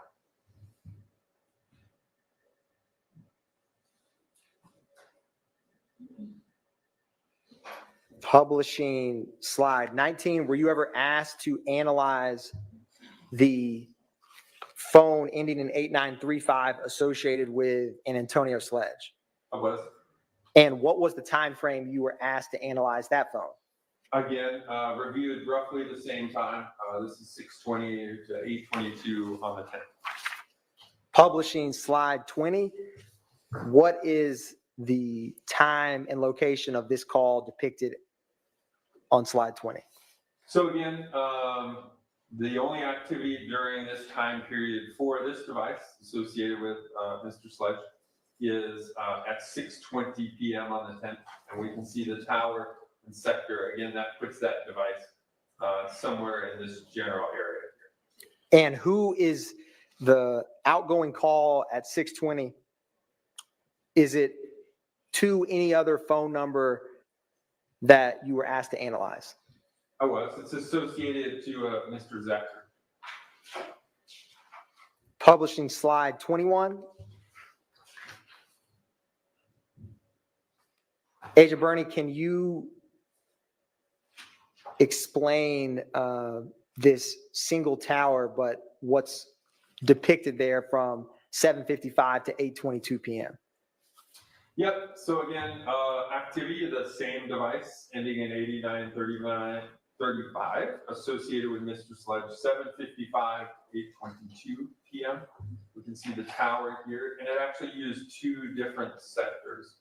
One we see is associated with 30, and one says -1. The -1 there just shows that the tower list didn't specifically have the sector orientation. I had to go back and verify that with the provider themselves. So in this case, this is an AT&T device. So AT&T provided that the azimuth for what's listed here as -1 is actually 90 degrees. So what we see is, again, tower and sector activity between 7:55 and 8:22 puts the device in this general area here, as it used, two sides of the same tower. And Agent Bernie, in this window from 7:55 to 8:22 p.m. depicted on slide 21, is there any communication between the device associated with Mr. Sledge and the device associated with Mr. Zachary? There is. Can you show the jury the time of those communications? Yeah, so the Mr. Zachary associated device is the 5726 last four. So we see one at 7:55, and then we see one again at 7:56. And So here's what's interesting, guys. Shout out to Thugger Dale. You guys know I always have him or that team's Twitter feed just pulled up on the side as we are doing this. One thing that they just mentioned, this is an interesting observation. We're going through all of this cell phone data right now. We're looking at the triangulation. We are looking at where people were before Nuts murder and after Nuts murder and putting everybody in the Williams condo and Young Thug's condo. So we're seeing all of that. But here's what's interesting. When he showed that grid, and I will put cards on this if you're watching this on replay, there are 2 people missing, 2 phone numbers that were missing. Yak Gotti is not included on there, and Shannon Stillwell is not included on there.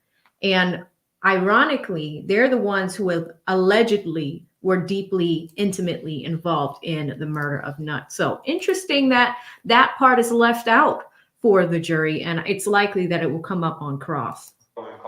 Agent Bernie, who is associated with the phone number ending in 5991? That device is associated to Mr. Copeland. And is there a call between the device of Mr. Sledge and the device of Mr. Copeland depicted on this slide? There is 8:22 p.m. an incoming call to Mr. Sledge's device from Mr. Copeland's device. Agent Bernie, I'm publishing slide 22. Were you ever asked to analyze a phone number associated with Mr. Bradford ending in 8008? What was the time frame you were asked to analyze that device? Again, we have 6:36 p.m. to 8:27 p.m., both on the 10th. Publishing slide 23. Agent Bernie, can you walk the jury through the movement of the device associated with Mr. Bradford with the towers depicted from 6:36 p.m. to 7:19 p.m.? Again, so again, this slide, January 10th, 6:36 to 7:19 p.m. Again, location of interest was the crime scene at 330 McDaniel Street. See that as the red box there. The first call during this time period is this one down here. It's hard to see, but it says 6:36 p.m. We see the device is in this general area. 6:38, the device is now using this tower in sector here, is moved northbound. And then at 6:52, we see the device now using this tower in sector here, uses that at 6:52.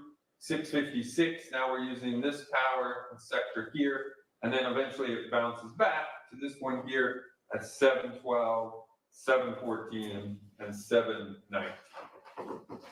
Now, Agent Bernie, from that first call at 6:36 p.m.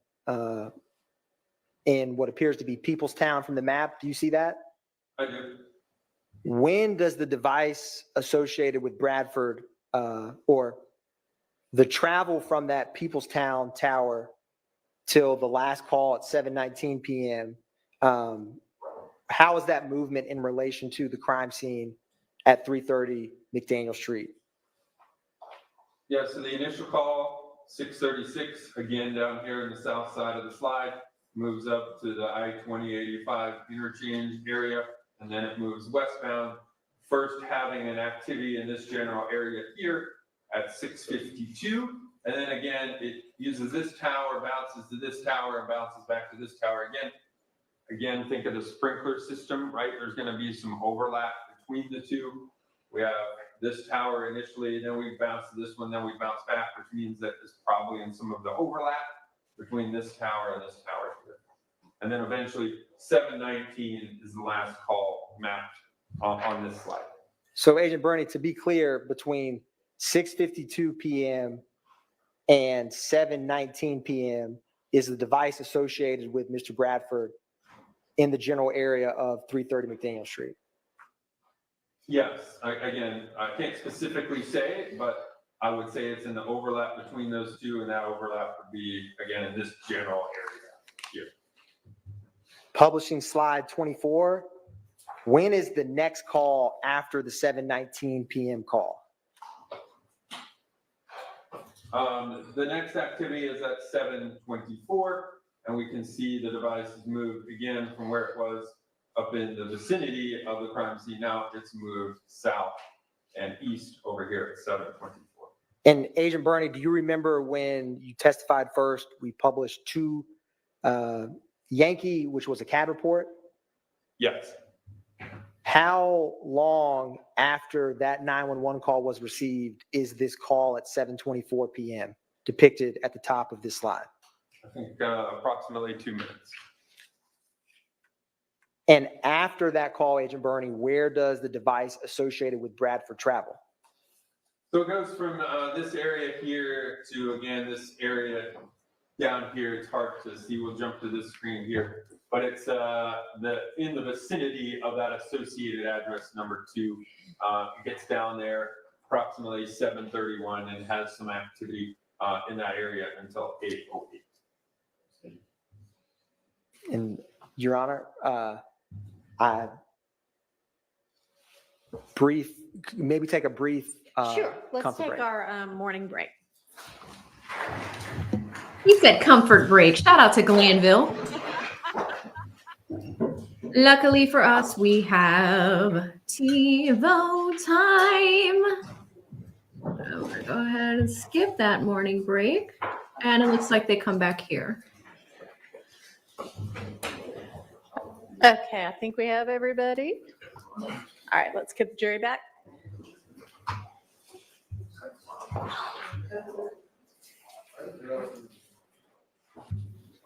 For those that are just coming back on in, they did not complete this expert witness's testimony. I believe that Thursday, right before we left, if y'all were watching it with me, it was so unbearable that we had to watch it on double speed. That's how much we did not want to get through it.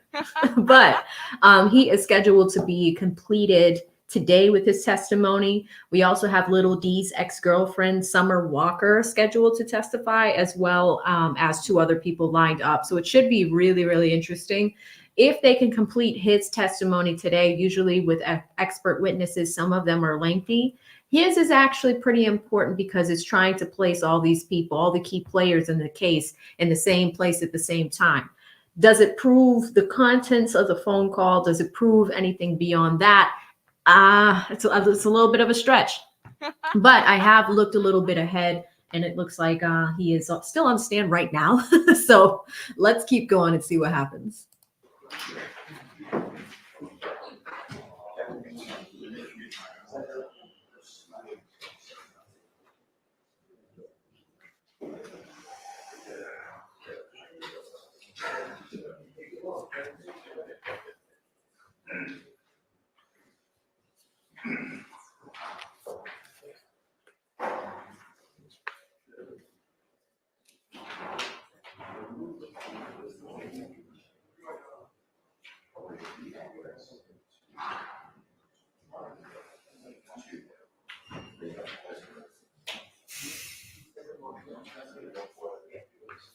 Are y'all saying the judge is sipping on the stand? Did I say Summer Walker? I'm tired. Listen, it's Monday. Did I say Summer Walker? My bad, y'all. Oh, man. That is funny.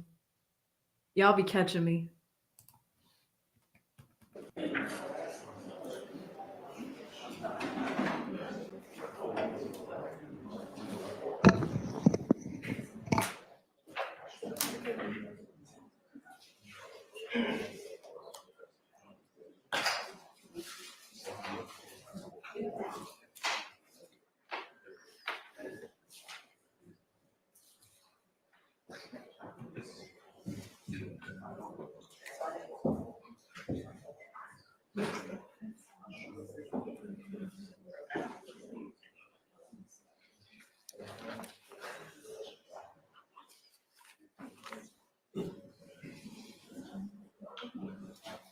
All right, these people are taking forever to walk in. Let's skip ahead with use the TiVo time. That is a long time to walk into a courtroom. All right. Are we good now, Atkins? We ready? Publishing slide 24.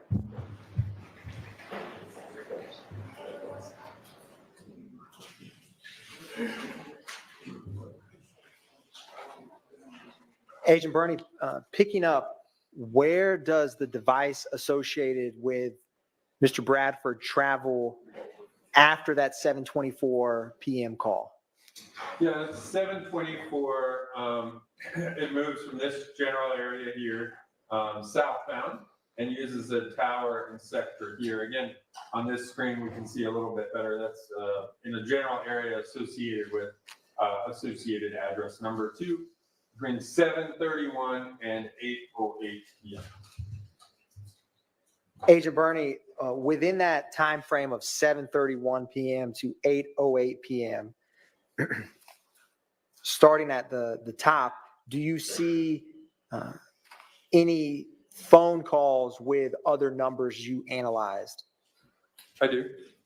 Where are they at the top? Yep. So the first one is that we see is this Justin Cobb, an incoming call to the Bradford device, 7:31 and 50 seconds. And then the next one down is a incoming call at 7:31 and 53 seconds to the McMullen device. And Agent Bernie, when at that 7:31 call, where is the devices associated with Mr. Cobb and the devices associated with Mr. McMullen on these two 7:31 p.m. calls at that time? Well, And can you repeat that question again? Yes. Do you see the location here for those 7:31 calls at 7:31 and 50 milliseconds and 7:31 and 53 milliseconds? Seconds, yes, right here. I am going to republish slide 15. Do you see on slide 15 that 7:31 p.m. call between the device associated with Mr. Bradford and the device associated with Mr. McMullen? I do. The McMullen device, 7:31 p.m. Again, using a tower and sector in the general vicinity of the Williams complex. And Agent Bernie, I'm going to publish slide 18.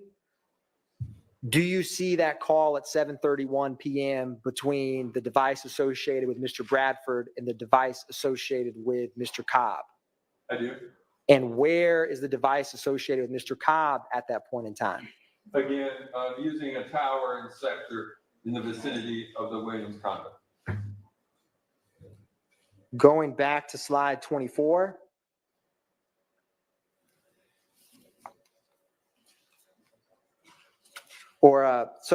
Agent Bernie, do you see the call, or do you see that the device associated with Mr. Bradford has a call at 7:47 p.m.?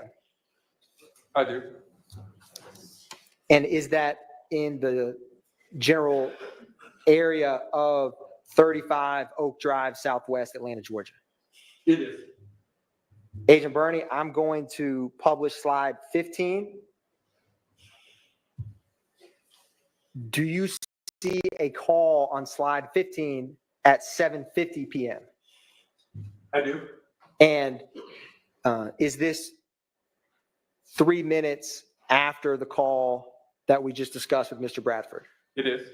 And where is the device associated with Mr. McMullen at 7:50 p.m.?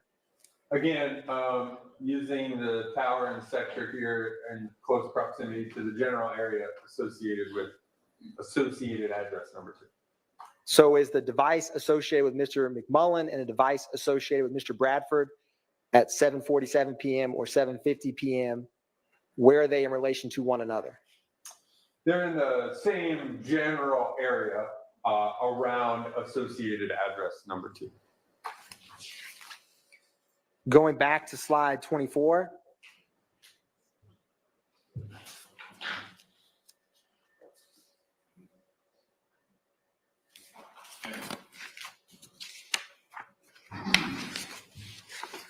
After that, or what is the only other tower depicted on slide 24 that is that we have not discussed? Yeah, there's a tower here at 807 out here that's used for an outgoing call. Agent Bernie, I'm publishing slide 25.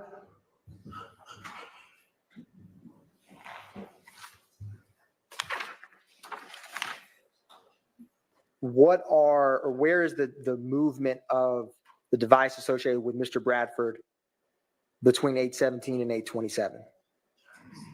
So again, this slide covers that time period, 8:17 to 8:27. We see the tower and sector used, again, put that device in this general area here, 8:17 to 8:23.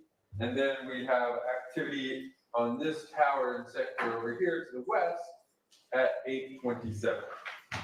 Agent Bernie, I am publishing slide 26. Were you ever asked to analyze a phone number ending in 3904 associated with Jeffrey Williams? I was. And what was the time frame that you were requested to analyze? Charleston White got arrested again. Calls between 7:03 and 8:22 p.m. on the 10th. Publishing slide 27. Now, Agent Bernie, when is the first call on this slide? First call is at 7:03. We see the tower and sector here used. And we can see this tower was used at 7:03 to 7:31. And when is the next, or do you see a call at 7:03:39? I do. Is that call at 7:03:39 to any devices you were requested to analyze? It is. It's to the 1990 device associated with Miss Dolly Green. And when is the next call after the 7:03:39 call? 7:29 and 30 seconds, an incoming call from the McMullen device. Sorry. Now, how much of a gap in time is there between 7:03:39 p.m. and 7:29:30 p.m.? Approximately 26 minutes. And with the records with the call detail records you had for phone number 3904, were you able to plot any tower locations between that window of time? No, again, we're dependent upon phone activity, and there were no activity that had towers and sectors during that time period. Now, after that gap in time, who is the device associated with Jeffrey Williams communicating with, and at what time? Between the 7:03 and 7:31? Between 7:03 and 7:29, or at 7:29. Yep, so you have the 7:03 call again with Dolly Greer, and then a 7:29 incoming call from the McMullen device. And for all of these calls depicted on this slide, is the device associated with Williams? Where is it in relation to? Oh my 10 West God. Peachtree Street? This man pepper sprayed a cat. That's not even funny, man. Like, what is wrong with Charleston White? Innocent animals. Like, what is wrong with you? Again, we can see the tower and sector that's used here. One thing to note is this is T-Mobile, right? All the green dots. There's a lot more green dots than in some of the other providers, right? So T-Mobile loves putting lots of smaller towers in there, and some of which are taller towers. I obviously didn't look up every tower in here, but I did look up the tower that was used here at 7:03 to 7:31. And this is a very large tower. It's about 156 feet, I think, in height. So again, that would, again, put that phone in this general area here. And Agent Bernie, Facts, Mars, facts. where is the device associated with Mr. McMullen located at when this 7:29 p.m. call is made? So it's also in the same general area here. Obviously, it's a different provider. The McMullen device is a Verizon. And we saw in the previous slide, I think it used a, like a tower located right here. There's a Verizon tower that would have put the device again in the general area of the Williams condo. So these two devices are in the same general area. And Agent Bernie, looking at your slide 7 with the phone numbers analyzed, who was the phone number ending in 9596 associated with? Miss Dora Greer. And so this last call on slide 27, is that the same number, 9596? It is. So although it has Jeffrey Williams listed there, is the associations provided to you by the Fulton County District Attorney's Office for this case associate that number with Dora Greer? It does. Yeah. So when I originally put in all the phone numbers and associated names provided to me by law enforcement, we went off of the subscriber's name, which was in Williams. But then afterwards, it was identified that that number was being utilized by Ms. Dora Greer. However, my system just shows again that it's Williams, but know that the 9596 is actually associated to Ms. Dora Greer. Agent Bernie, I am publishing slide 28. So after that 7:29 p.m. call we just discussed on the slide before, where does the device associated with Jeffrey Williams travel? Yeah, so the next activity is 7:33. We see it down here, but kind of cuts off some of the bottom. So at 7:33, there's an outgoing call to the Treadwell device. Again, the device associated with Mr. Williams is in the general area of the associated address, number 2. Now, Agent Bernie, going back to slide 27, do you Just see about the to get another one, 7:31 p.m. call we just Jeez. discussed? I do. Now, publishing slide 28, can you explain for the jury, does that tower at 7:33, how long after is that call?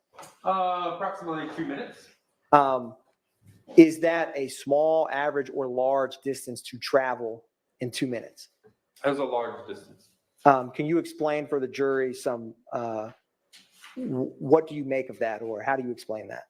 Yeah, so again, between this tower and the tower used on the previous slide, I think it's about 7. Shout out to Love's Curly Hair. Absolutely. Guys, I'm in Massachusetts right now. Definitely moving back to Georgia soon. But while I'm up here, why not? Definitely going to cover the Karen Reed case. I'm going to start picking up more content on that in December to get ready for it. Her trial date is scheduled for January 27th. If you guys don't know, Karen Reed was on trial for murdering her boyfriend, who was a Boston cop. But there's a lot of fishy things about his murder. It looked like it was a cover up. There was corruption from the state police officers, and the whole case is crazy. It was like a movie. So they're going to retry it, and that is happening in January. Great question, Love. Curly hair. Let's go back into this. To 8 kilometers. Again, that's about 4.5, 5 miles approximate. Don't hold me to the map there. And that's about 2 minutes in between those 2 calls. What's in discussing this with T-Mobile folks and other folks within our industry, if you go back to page 27, what we believe happened is I'll propose an objection to confrontation clause. Response? Your Honor, I need to approach to appropriately respond, but it'll be brief.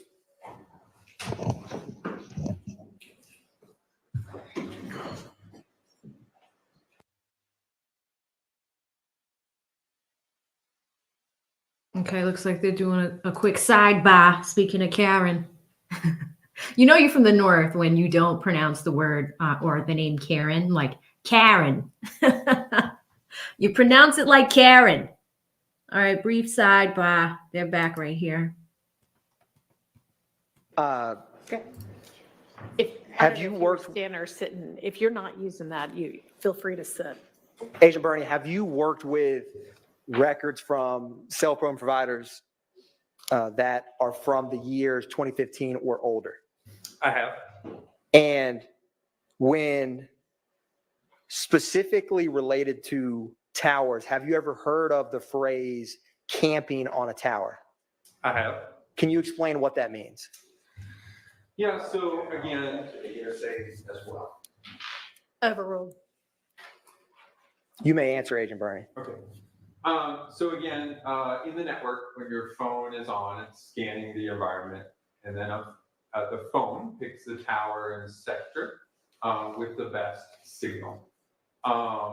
Sometimes that device will finish a call and just go exactly to the next call, or maybe you ended a call because there was an incoming call and a tower and sector was already assigned and being used by the device.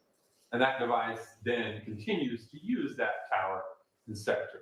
That would be a term of an example of the tower camping or holding on to a tower a little bit past its normal range. And Agent Bernie, that phenomenon, camping with cell phone towers, how has that changed from 2015 to 2024? Yeah, 2015, you got to remember that's almost 10 years ago. The technology has obviously advanced. There's more towers. The processing and speed rate of our communication is significantly faster than it was, 9 years ago. So we see less of it now in 2024 than we did in, 2019 and earlier. And Agent Bernie, without stating or relying on any conversation with T-Mobile, based on your training and experience, what is one or what is an explanation for the movement between 731 and 733 on these slides we've just discussed? Your Honor, I'm going to pose the same objection. I don't believe that foundation is complete. Well, we'll see whether he can answer it that way, but given the way the question is phrased, I would overrule that objection. You may answer, Agent Bernie. Yes, so what we see when we look at page 27, we see an incoming call at 7:29 and 30 seconds. And then the next is a outgoing call placed at 7:31 and 17 seconds. Those two are in close proximity of times to the, time period that those two calls. So in my expert opinion, I would say that device obviously still shows that tower and sector as the best signal and was in the footprint, meaning usable coverage area of that tower and sector for both of them. It had to happen, otherwise it would have went to another tower and sector. And then we see the next call again is at 7:33, again, maybe between the two towers, a distance of like 4 miles. Now, Agent Bernie, I'm publishing slide 28. What is the general movement of the device associated with Jeffrey Williams depicted from 7:33 p.m. to 8 p.m.? Your Honor, may I stand again? You may, yeah, please feel free to. I just didn't want you to feel like you had to continue to stand. So again, 7:33, we see the call using this tower and sector in the area associated near the area of the associated address number 2. We have that a call at 7:33, 7:43, and one at 7:55. Again, using all the same tower and sector. And then we see Young the device Thug's start to phone. move northbound. 7:58, it uses a tower and sector in this area, and then eventually at 8 o'clock, the device is continuing to move further north. So again, first call 7:33, last calls start to move in the northbound general area. How many calls are depicted on this slide between 7:33 and 8 p.m. total that you were able to plot? 5. How many of those 5 calls are between the device associated with Jeffrey Williams and the device associated with Kevin Treadwell? 3. Okay, so Young Thug talked to somebody 3 times in the span of 27 minutes. Now, Agent Bernie, do you see the call at 7:55 p.m. on this slide? I do. And where is the device associated with Jeffrey Williams to the associated address at 35 Oak Drive? We can see it here. Again, the tower and sector would provide coverage in this general area. So again, I would say the device is in proximity, close proximity to associated address number 2 at 7:55. And Agent Bernie, I'm going to republish slide 15. Do you see the 7:50 p.m. call on the device associated with Mr. McMullen on slide 15? I do. It's kind of cut off right here. You can see the tower and sector here. That's for that 7:50 call right there. And Agent Bernie, who is the device associated with Mr. McMullen speaking with at this time? This is a call again to the device associated with Mr. Treadwell. And is the call we just discussed with Defendant Williams' phone, how much time is apart between those two calls? So this one's 7:50, and the one associated with Mr. Williams, that call is at 7:55. And in that time frame, with the call detail records you have, where are the devices associated with McMullen and the devices associated with Defendant Williams in that time frame, 7:50 or 7:55? Again, the same general area. We see 7:50. Obviously, the device is in this general area, and the same on page 28. You'll see that at 7:55, the Williams device is in the same general area. And Agent Bernie, I'm republishing slide 24. Do you see a 7:47 p.m. call on this slide? I do. Excuse me. And for the device associated with Mr. Bradford, where is his device at 7:47 p.m. in relation to the 35 Oak Drive address? So again, at the 7:47 outgoing call, you can see the tower and sector that's used. Again, putting that device in this general area here, the same general area associated with associated address number 2. And is that same general area in relation to 35 Oak Drive Southwest? Where is that in relation to the location of Mr. McMullen's, the device associated with Mr. McMullen and the device associated with Defendant Williams we just discussed? Yeah, again, that's still the same general area here all around the address, the Oak Drive address. Agent Bernie, going back to slide 28, is there any gaps in time from the southbound tower in terms of when calls are made? Yes, there's a 7:33, and then approximately 10 minutes later, 7:43, and then approximately 12 or 11 minutes later, you have 7:55.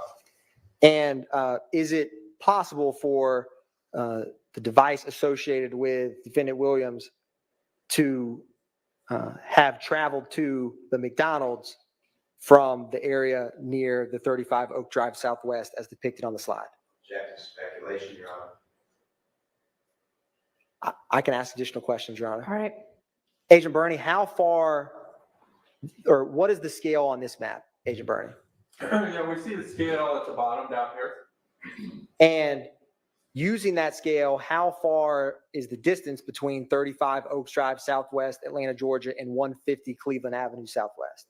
So the distance between this point here at 2 and this point here at M, which is the McDonald's, straight line distance is probably around a mile. And Agent Bernie, have you driven vehicles before? I have. Can you travel 0.8 miles in 10 minutes? You can. Object to the 0.8 mile. Well, I'll move on. All right, overruled. Agent Bernie.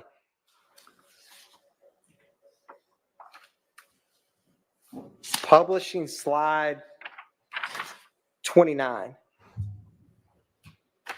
Where is the first call on slide 29?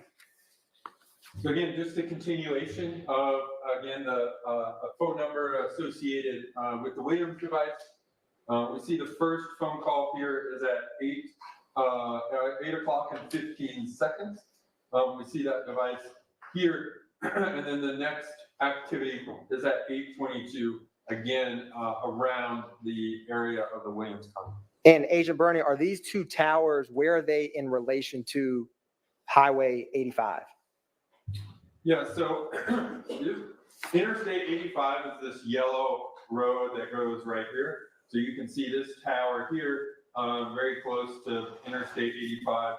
And then if you look at this second tower over here, it's obviously very close to Interstate 85. So Agent Bernie, with this call at 8:22 p.m., is the phone associated with Defendant Williams? Where is that in relation to 1080 West Peachtree Street Southwest? Again, you can see the tower and the sector that's used, and it's in very close proximity to the Williams condo on the West Peachtree Street Northwest. And Agent Bernie, going to page 27, from this 7:29 p.m. call incoming from the device associated with Mr. McMullen till the 8:22 p.m. call we just discussed, what is the general movement of Defendant Williams? Look at a girl from Texas. She just gifted Becky a membership. Thank you so much. A girl from Texas. Very, very sweet of you. Becky, you know what you got to do? The names have to be named. Say thank you to her. Very, very sweet. Thank you so much, a girl from Texas. Williams device. Yeah, so the device obviously starts up here in the area around the Williams condo. It moves southbound, eventually being in the general area around associated address number 2 at 733. Again, there's activity at 733, 743, and 755. And then the device starts to move northbound again, eventually reaching the area around the condo at an activity around 8:22. And Agent Bernie, with that general route of travel you just described, I am republishing slide 15. How does the travel of device associated with Mr. McMullen between 7:29 p.m. and roughly 8:21 p.m. compare with the movement of the device associated with Defendant Williams in that time frame? Yeah, they're similar. Obviously they start around the same location, around the same time period. They move to the general area around associated address number 2, around the same time period, or roughly the same time period, and then move back. So again, similar travel patterns. And Agent Bernie, is the device in this time window, is the devices associated with Mr. McMullen and the devices associated with Defendant Williams, do either, none, or both have communication with the device associated with Kevin Treadwell? They both do. Agent Bernie, I'm going to publish slide 29, or sorry, excuse me, slide 30. Were you ever asked to analyze or plot the device associated with? Before we get to Lil D's phone, huge shout out to Mixed Chick Sammy, who is making it rain in the chatter hood. Look at that. She gifted Coach C a membership, Jeff a membership, Bobby a membership. I'm not gonna read that name. Pat has thoughts. Allison, Lisette, Kendall. Wow, look at that. So many people just got gifted a membership by Mixed Chick Sammy. This is probably, I think she's given out 20 memberships so far. So if y'all could do me a huge favor and say thank you to her, that would be fantastic. Let's go back in. Quindarius Zachary. I was. And what was the time frame you were requested to analyze Mr. Zachary's phone? You see it listed there, 6:53 to about 7:56 p.m. on the 10th. Publishing slide 31. Agent Bernie, where is the first call on for the device associated with Mr. Zachary in this time frame? Yep, so the first time is, again, we have this tower and sector used right here at 6:53 p.m. An outgoing call, we see that tower and sector again. would put the device in this general area here. And that's activity between 6:53 and 7:56, with one tower being used here at 7:25. And so other than that one call at 7:25, does the device associated with Mr. Zachary in this time frame appear to remain in the same general location? It does, other than the 7:25 call, yes. And Agent Burney, do you see a call at 7:56 p.m.? I do. Is the call at 7:56 p.m. incoming or outgoing? That's an incoming call. And is it associated with any device you were requested to analyze? It is. It's associated to the 8935 device associated to Mr. Sledge. Agent Burney, I'm going to publish State's Exhibit, or it's not State's Exhibit, page 32. Were you ever requested to analyze the phone records related to a Kevin Treadwell with a phone number ending in 2643? I was. And what was the time frame you were requested to analyze that device? Again, on the 10th, 6:23 to 8:22 p.m. for this device. Publishing slide 33. Now, Agent Burney, where is the first call on this slide? So the first call on this slide uses this tower here, and it uses the north side of it. Again, we can see based on these numbers here, 0 being the azimuth of north, we know that it used the north side at 6:23. And Agent Burney, when does it leave that tower and sector? Where does it travel next after the 6:23 p.m.? Yeah, so it's on this tower and various sides of that tower till approximately 7:33, and then it uses this tower and one of the sides of this tower at 7:35. And Agent Burney, with that 7:33 p.m. call, was that an incoming or outgoing call? You see the 7:33 right there is an incoming call. And is it connected with a device you were requested to analyze? I was, the device ending in 3904. And after receiving that call at 7:33 p.m. from the device associated with Defendant Williams, where does the phone associated with Mr. They're full drinking and half thinking, guys. They're now up to 30 memberships. If you just got one, please, please, please, please say thank you. Super, super nice of them to do that. Between Mixed Chick Sammy and Full Drinking and Half Thinking, it's raining memberships. It is raining memberships today. Let's go back into this cell phone triangulation. Mr. Treadwell travel? So again, it's in this vicinity to start. Now it uses this tower, specifically the north side, because 330 degrees would be this side right here. So at 7:35, it's on this side of that tower. Right? And is that side of that tower, Agent Burney, where is that in relation to the McDonald's at 150 Cleveland Avenue? So the McDonald's is located right here. We see that as kind of the yellow or orange M right there. And that tower, specifically that sector, we can see would most likely be in the coverage area. The McDonald's would most likely be in the coverage area of that tower and sector. And after that 7:33 p.m. incoming call from the phone associated with Defendant Williams, what is the next, or what is the next call? Yeah, so we got the 7:33 over here, again using this tower and sector. Then you have the 7:35 outgoing call using this tower and sector. And Agent Burney, in this towers depicted, is the device associated with Kevin Treadwell ever in the general vicinity of the 35 Oak Drive, Southwest Atlanta, Georgia? It is. That's the blue square right here with the number 2 in it. So anytime the phone uses this sector here or this tower in this sector here, the phone could be, again, in the general area of associated address number 2. So that would be starting at 7:45 right here. It's still using this tower, but we're using the sector that's oriented to 210 degrees, which is this side over here. And then in this box here, it uses this tower and sector, and those calls are from 7:49 until 8:11.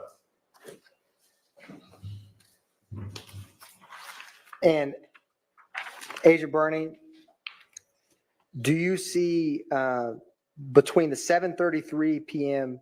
call from Defendant Williams, do you see a call after that, or when is the next call after that, if any, that the phone number associated with Mr. McMullen appears? The next time is at 7:38. And how far apart time are those two calls? Well, you got 7:33 to 7:38, so approximately 5 minutes. And Agent Bernie, do you see the call with tower 1616 depicted in the bottom left at 7:56 p.m.? I do. Is that an incoming or outgoing call? That's an incoming call. And who is that incoming call? Is it from a phone number you were requested to analyze? It is 6080, device associated to Mr. McMullen. And what is the next call on that tower after that call? It is 7:58 right here, and that's an incoming call from 3904, device associated to Mr. Williams. And how much time is between those two calls? Approximately 8 minutes. Now, Agent Bernie, zeroing in on that 7:50 call with the device associated with Kevin Treadwell and the device associated with Demise McMullen. Do you see that? I do. And I wanted to publish slide 15. Where is the device associated with Demise McMullen at 7:50 p.m.? Again, you can see the tower and sector used puts that device in the general area around associated address number 2. And is those two devices between McMullen, or the devices associated with Mr. McMullen and Mr. Treadwell, have calls between each other on that at that 7:50 time? They do. Agent Bernie, I'm going to also publish slide 28. Do you see the 7:55 p.m. call on this slide? I do. And for the 3904 associated with Defendant Williams, who is the call at 7:55 between? That 7:55 is an outgoing call from the Williams device to phone number ending in 2643, which is the device associated with Treadwell. And where is the device associated with Defendant Williams on that call in relation to the device associated with Mr. Treadwell, the device associated with McMullen around that time? Pull it up. We got a new poll. Are in this general area here around the associated address. Time for a poll, guys. Check this out. Listen, Miss Love is not in the courtroom today. She's likely taking the day off. We heard from Doug Weinstein that she had the day off on, was it Friday? And that's why we didn't see her in the courtroom. It was Simone by herself. Now, I put a new poll up. Is the courtroom more entertaining when she's there? Be honest. Be honest. It's okay to be honest. Is it more entertaining on the days that she is here? Or is it more efficient on the days that she is not there? Everybody needs time off. But let's go back in. I'm curious on y'all thoughts. Number 2.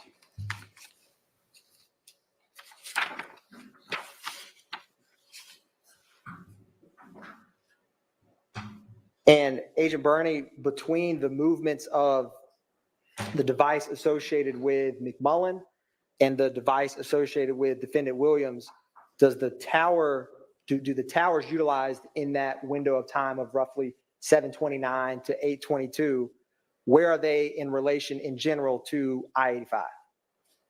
The towers that are utilized are very close to I-85 as they travel. The devices travel from the general vicinity around the Williams condo to the vicinity around the associated address number 2, and then back up.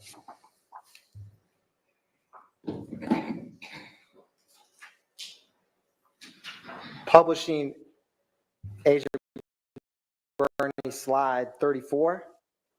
Were you ever requested to analyze the phone number ending in 9596 associated with Dora Greer? I was.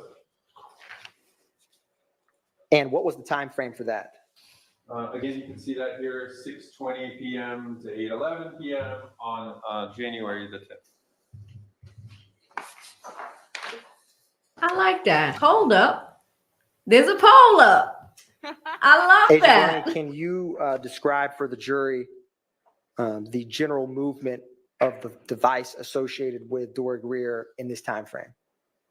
Yeah, so again, 6:20, first activity that we looked at here, again, puts that device It'll be nice north and of refreshed. 75 area near Vinings. The device eventually moves southbound and then has activity around the area associated with the Williams condo there. First activity is at 7:37.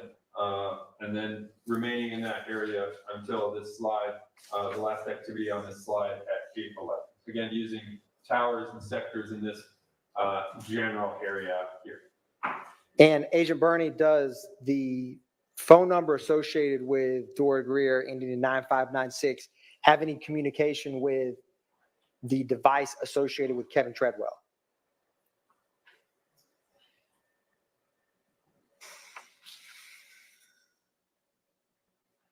It does. When can you show for the jury where and when those communications are? Yeah, so that device, the Treadwell device ending in 2643, are these calls right here, again, at approximately, or at 7:35 and 53 seconds, and then 7:36 and 2 seconds, and then 7:38. So 3 activities. We're trying to find a date. Agent this Bernie, week, publishing Rosie. slide 36. Were you ever requested? And real quick, while we're on the topic, guys, yes, I'm in communication with Ashley Merchant right now. We were actually going to do an interview between her and I today. I was at least targeting that. However, in chatting with her over these past few days, her client that is going to be a witness in this case is likely going to testify this week. So I cannot wait to welcome Ashley to this platform, ask her a few questions. You guys know I'm a law nerd, so I cannot wait to ask her a little bit more about her journey, what brought her into the line of criminal defense. She's also representing Brian Steele. She is the president of GAFTL. And honestly, the credentials are amazing. I can't wait to talk to her. I know it's going to be fun, and I'm really, really excited for you guys to learn more about Ashley's background as well. So we're working on that. It really is delayed because her client could be testifying as early as this week, could be tomorrow, could be the day after. We just don't know yet. That's why we're hoping to move along with the gentleman that is on the stand right now. So I will keep you guys posted, but it is going to be a fantastic conversation. So make sure you're all liked and you have your notifications on. I will probably post about it a day before we schedule it, but you guys will know. To analyze the phone records for the device associated with Dolly Greer ending in 1990. I was. And what was the time frame for that request? Again, looking at 6:44 to 8:27. Publishing slide 37. Agent Bernie, when is the first call on this slide? So the first call on this slide is at 6:30 right here, is an incoming call. You can see the towers and sectors there. And can you describe the general movement of the device associated with Dolly Greer between 6:44 p.m. and 7:04 p.m.?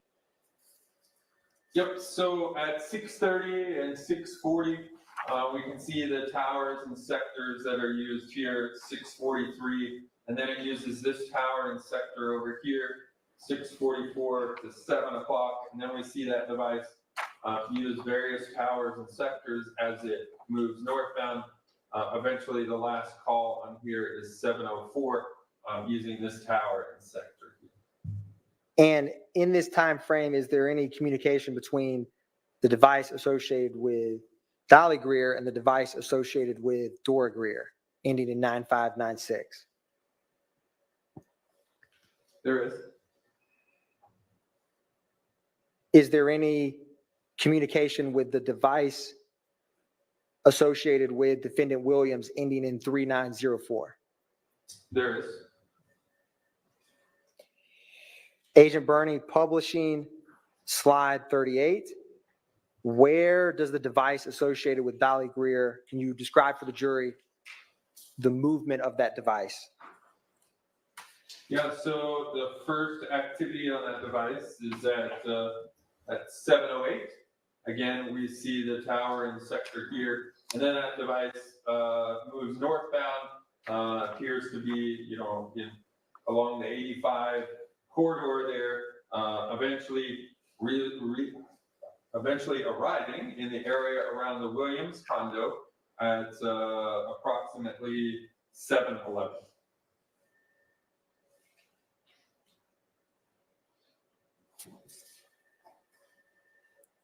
Agent Bernie, publishing slide 39. Now, in addition to specific time ranges for individual phone numbers, were you ever asked to analyze activity around specific locations? I was.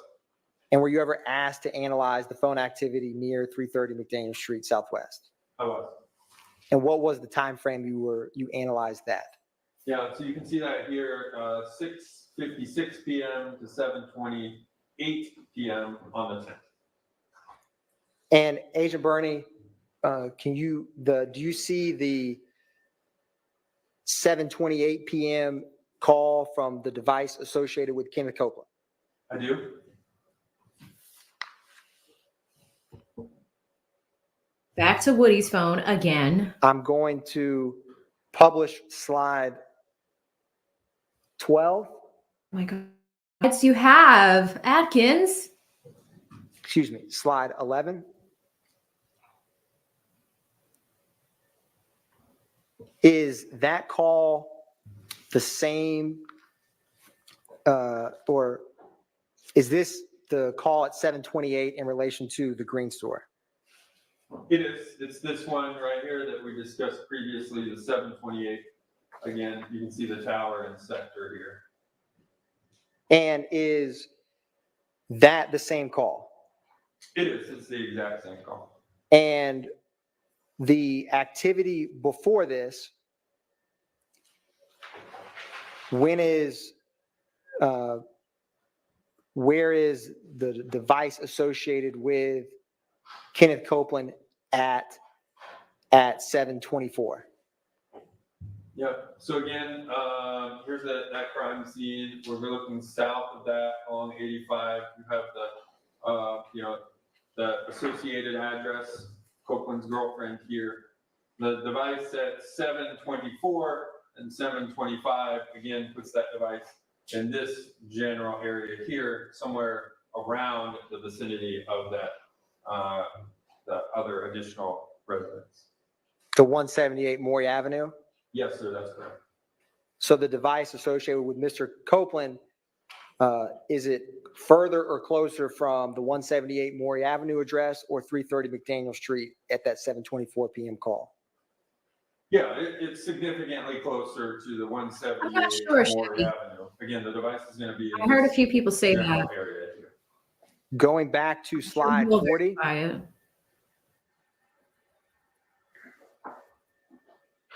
And Agent Bernie, is the device on the left ending in 8008, is that the device associated with Mr. Bradford? It is. And are these calls depicted on this slide ones we discussed previously in relation to the device associated with Mr. Bradford? It is. And when is the last call that the device associated with Mr. Bradford can be plotted that is near the vicinity of the crime scene? Again, you see that one here, that's 7:19, an incoming text message. Publishing slide 41, Agent Bernie, were you also asked to analyze phone activity near the McDonald's at 150 Cleveland Avenue? I was. And what was the time frame you were requested right. to analyze Let's look at phones this in part. relation to that address? Phones Yeah, you at the see that McDonald's. listed here, 7:35 to 8:48 PM on the 10th. So, Agent Bernie, on slide 42, can you walk the jury through what this slide shows? Yeah, so again, I was asked to take a look at phones near the McDonald's. The McDonald's location is shown here. I looked at any activity with towers and sectors that were in close proximity around that time period. And we see several devices that have that. So we can kind of go through those. The first device is this red device, 6080. That's the device associated to Mr. McMullen. We have this silver device here, ending in 8008. That's the device associated with Mr. Bradford at the top there. This tower and sector here is Sprint Towers. Again, provide coverage in this general area here. And we have the 5626 device associated with Mr. Zachary and the 2643 device associated with Mr. Treadwell using this tower and sector here. Then the closest tower and sector to the McDonald's obviously is this one here. We have that 2643 again associated with Mr. Treadwell. That's kind of this purple device having those activities. Kind of cut off down here is the 5991 device associated with Mr. Copeland, again using this tower and sector here. And Agent Bernie, roughly in the time span of using the time span of 7:45 to 8 o'clock, are the devices associated with Kevin Treadwell, Mr. Copeland, Demise McMullen, where are they in relation to the McDonald's? Yeah, the McMullen device, that red device here, is using this tower. Again, there's a Verizon tower there, a Verizon tower, and a Verizon tower. Those are the three closest. So we can see, again, that device can be somewhere in this general area. That's at 739 and 753. What was the other devices? Treadwell, Copeland, and McMullen. Okay. The Copeland device, we just have one activity during this time period. You can see the tower and sector it uses here. That's at 7:51 p.m. And then the Treadwell device, it uses this tower here and these two sectors here at 7:35 to 7:45. And then it also uses this tower out here at 8:32 p.m. And Agent Bernie, were you ever asked to plot phone activity near Defendant Williams' condo? I was. What was the time frame that you plotted phones in relation to that address? I loved So I that. looked at Lima bean devices, green. between 7:31 and 11:22 Lime p.m. green. On the Now, Agent Bernie, can you help unpack this rather busy slide for the jury? Yeah, Oh this my is- God, look at the obviously there's a slide. lot of information What? on here. Look at it. The biggest thing is just seeing. Oh which my phones God. Have activity all around the general area of the Williams condo, and that is Wow. a significant number of these phones.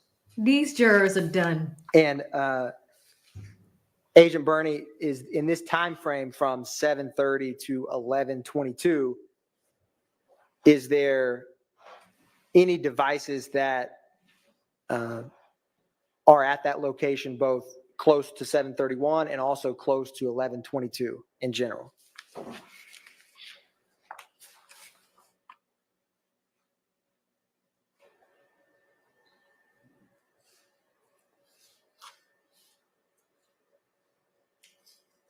Yeah, I mean, we see this, the red device associated with McMullen has 7:31 and 11:22. There's 6 activities that use this tower and specifically this sector during that time period. It also uses this tower in sector once.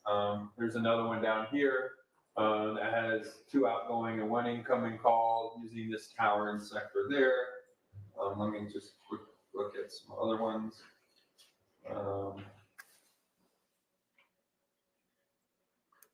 You have the 3904 number associated with Mr. Williams. It uses this tower and sector up here at 822 through 1057 for 5 different activities. It also uses this tower and sector here at 908 to 1042 for 2 activities.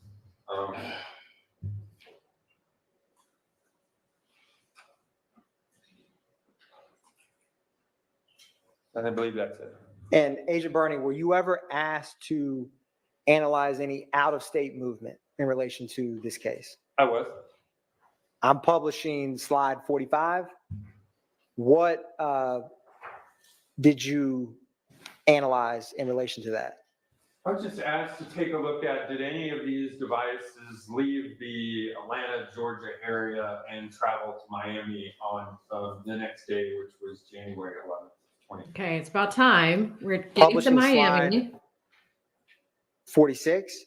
Can you describe for the jury what this slide shows in relation to the device associated with Mr. McMullen? Yeah, so again, you'll see the devices associated with in the top left-hand corner. This one's the 68 associated to Mr. McMullen. And then I looked at, hey, when did the device approximately leave the Atlanta area, and did it travel southbound? So this device, has activity in the Atlanta area on the 10th at approximately 11 p.m. And then I looked at, hey, when did it arrive approximately in the Miami area? So I reviewed activity until 2 p.m. the next day on the 11th.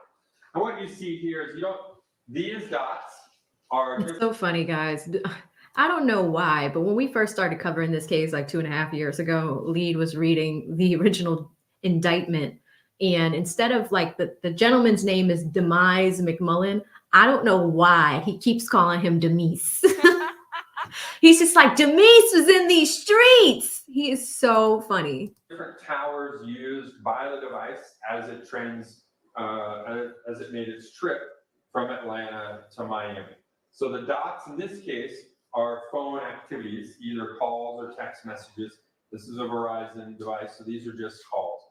And then I just put in some of the times of those to kind of get us a gauge at approximately how fast was the device moving and approximately when did it arrive, over into the Florida area. So this device, again, activity 11 p.m. up in Atlanta. At 4 a.m., we see it's near Macon, Georgia.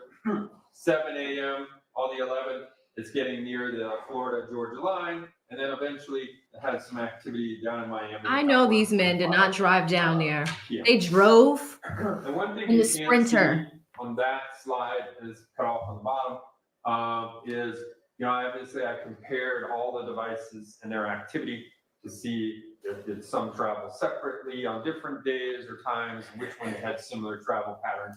And so the devices of McMullen associated. They were fleeing the vicinity. They left from Georgia all the way to Miami in a Sprinter and they drove. And speaking of sprinting, and like, look at the chat right now.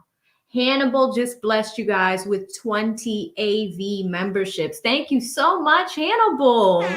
Good morning to you. I hope you're having a great day. It is afternoon where I am, but thank you so much for blessing the Chatterhood. If y'all could do me a huge favor and thank Hannibal as he is distributing these in the chat.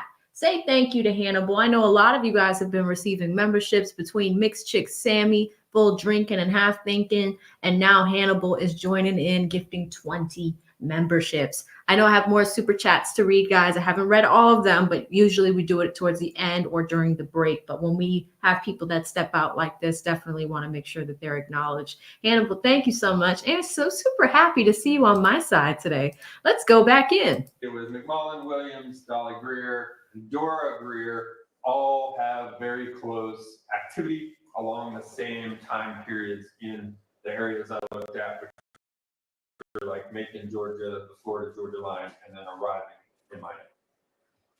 Agent Bernie, publishing slide 47.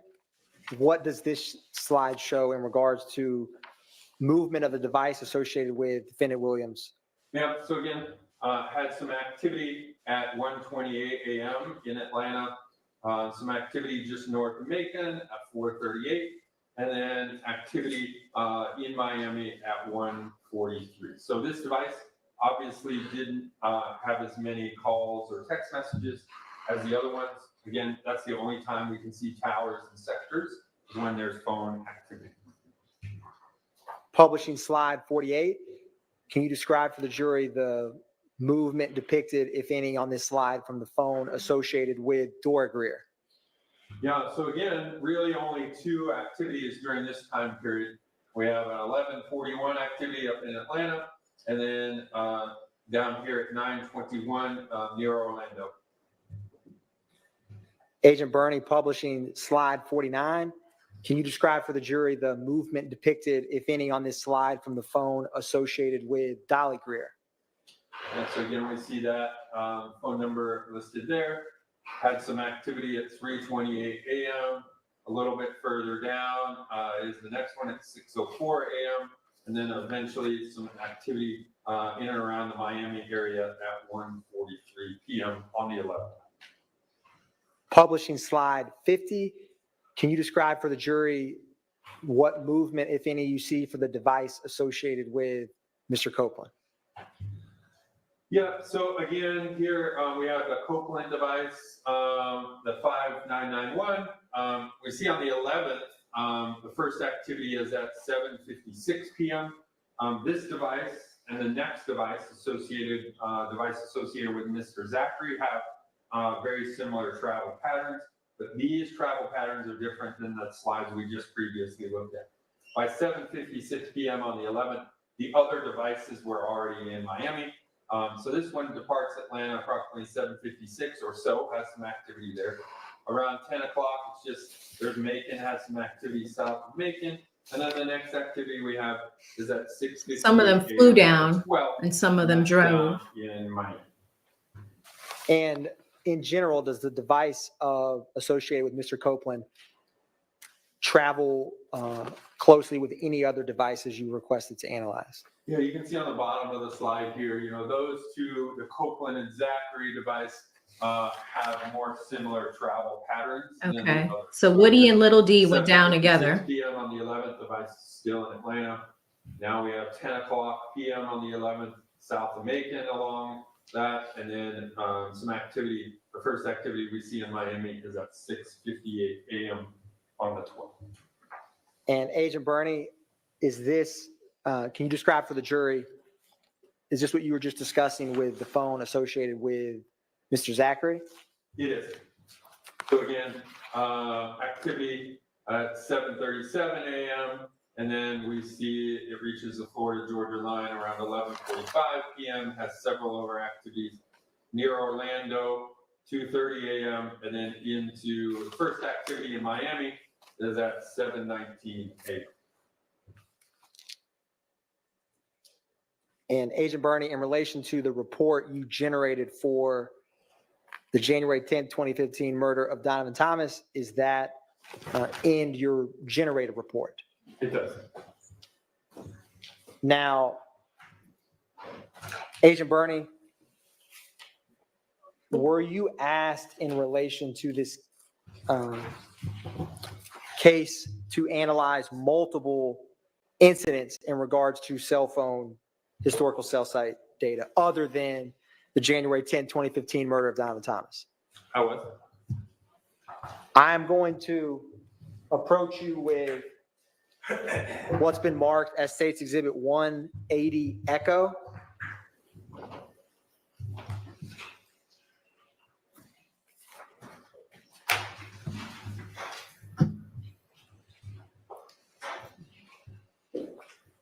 Thank you, Dion. And Agent Bernie, let me know if you recognize State's Exhibit 180 Echo.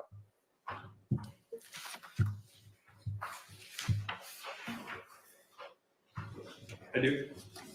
What is 180 Echo? It is my report as it associated to an incident. Well, speaking of the devil, Danielle, that was correct. 26 of 2015. And is that in relation to the April 26, 2015 shooting of Mr. Dwayne Carter's tour bus? It is.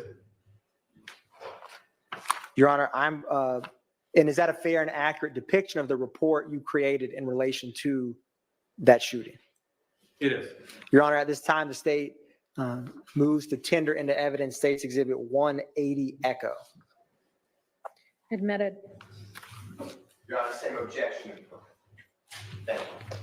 And Agent Bernie, I'm going to publish, or you can reference in physical copy, slide 7 from that report.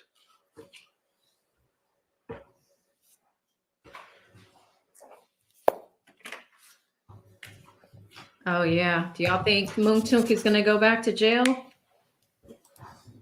We might have to hold up. We might have to put a poll up.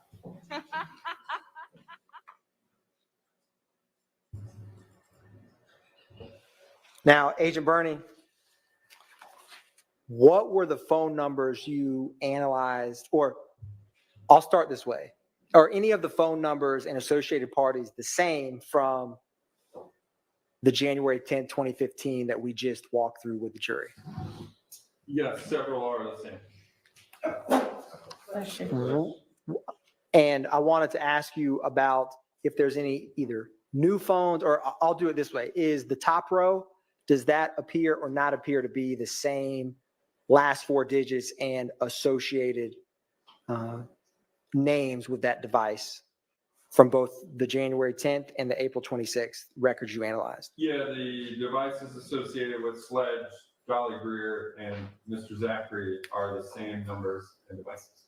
And for that middle row, the device associated with McMullen and the T-Mobile device associated with Dora Greer, do those appear or not appear to be the same associated name and number? Yeah, those are the same devices, names and numbers. Now, can you describe for the jury the remaining numbers and names we have not discussed that are either new or different than what we just went through? Yeah, we have a device associated to a Mr. Winfrey ending in 3383, T-Mobile device. We have a new Sprint device associated with Mr. Williams ending in 2920. And then we have an AT&T device ending in 8553 associated to YSL Enterprises. And then the last addition is a T-Mobile device associated with Mr. Garlington ending in 9229. Now, Agent Bernie, I'm publishing slide 8, and I wanted to ask you, what is the yellow icon that is marked with a V that's depicted on this slide? Yeah, the V is associated with the Vault Studios. You can see it in the top right corner. I was given that address is 675 Metropolitan Parkway. And what is the time frame for when you analyze phone activity in the vicinity of the Vault Studios? Yeah. That's right, between Danny. 11:27 p.m. on April 25th. But Adam to is 6 requesting a.m. it. The following morning on April 26th. And Agent Bernie, with this slide, is there multiple cell phone providers, cell towers depicted? There are. So you have all four of the main providers that were in existence in 2015. That's Sprint, AT&T, T-Mobile, and Verizon. And Agent Bernie, with the device associated with Mr. Oh my Winfrey, God, ending in this is giving me a headache. 3383, Look at this screen. when is the first call Oh my God. that's in the vicinity of? Guys, look at this. Look at how oh my God. Look at how overwhelming this document is. Wow. A jury's not going to retain this. They're just not. This is insane. Insanity. Looks like you need a legend to decipher what's going on. Like, wow. Of the Vault Studios. Yeah, we see that first call is at 11:27 p.m. on the 25th there. And we can see the tower and sector that it's used right there. And in relation to that tower and sector, is there any number that primarily seems to be interacting with the device associated with Winfrey in that time frame for that tower? There's a lot of interaction between that device and the device ending in 1990. And who's associated with the device ending in 1990? Yeah, we see that there as Ms. Dolly Greer. Now, is there a gap in time, or let me ask you this, Agent Bernie. Do you see the call at 1:15 a.m. for the phone associated with Winfrey? I do. Can you show the jury where that call is? Yes, let's do right there, 1:15 a.m. And is that call, what device is that call between other than Mr. Winfrey? Yeah, it's an incoming call to Mr. Winfrey's device from that 1990 device associated with Ms. Dollar. And do you see a call that's depicted on the right at 1:19:38? I do. Is that also a call associated with defendant Winfrey? It is. After that 1:19 a.m. call, when is the next time that the device associated with Winfrey appears in the vicinity of the Vault Studios? 3:38 a.m. So is it roughly or almost exactly a 2-hour gap between those calls? Yeah, it's about a 2-hour and 20-minute gap.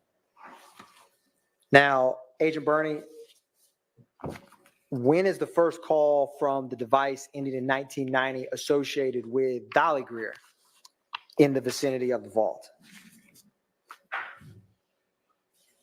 We have this one down here at 1:14 using this tower here. And do you see the call at 1:39 a.m. by the device associated with Dolly Greer? I do. When is the next call that device has in the vicinity of the vault? The next call after that 1:39 call is this call. It's hard to see it. It's on this one here. The fact that it's called the At vault. 3:53 Wow. a.m. Again using this tower right here. And is that roughly the same or a little over a 2-hour gap between those calls when that device is in the vicinity of the Vault Studios? Again, that's a little bit over 2 hours, 2 hours and 10 minutes or 15 minutes approximately. Do you see the device associated with McMullen have any activity? Can you show the jury or tell the jury when the first time? So Judge Whitaker this Friday at 4 p.m. is going to handle the matter on if Mutunk is going back to jail or not. So that's this Friday at 4 p.m. You guys know we will be watching. That phone associated with Mr. McMullen is in the vicinity of the vault. Yeah, we see that is right here at 11:49 p.m. on the 25th. Again, using this tower in here. And when is the last communication, if any, other than that call between the device associated with McMullen and in the vicinity of the Vault Studios?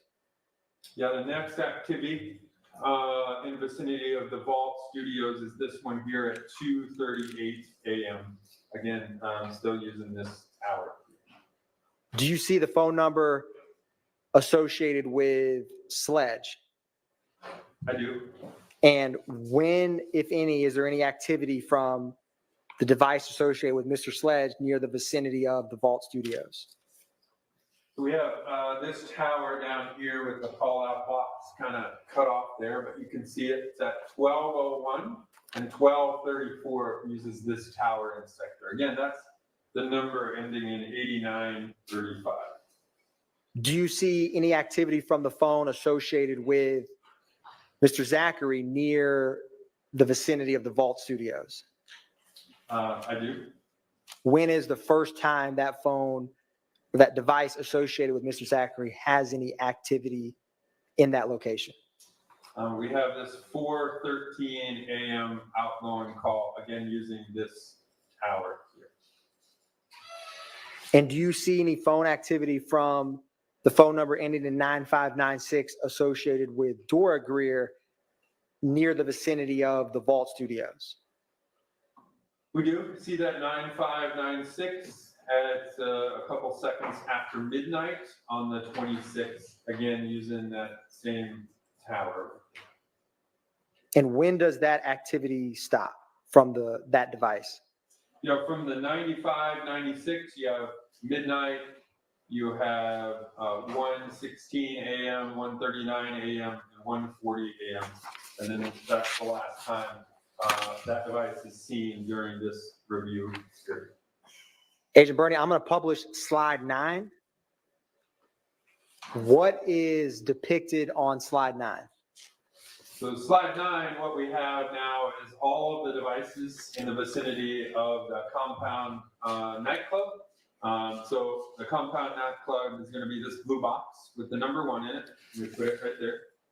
So then again, any and all devices that I was asked to review that had activity in close proximity to that compound during this time period of 1:42 a.m. to 3:04 a.m. on the 26th. Agent Bernie, with the device associated with Mr. Winfrey, does it have any activity near the compound? It does. When is the first time that device associated with Mr. Winfrey has contact, or not contact, but is in the vicinity of the compound nightclub? Yeah, so we see it here at 2:01. Again, that device ending in 3383. It's using this tower, right? Specifically this side on this. And Agent Bernie, between that call at 2:01 a.m., when is the last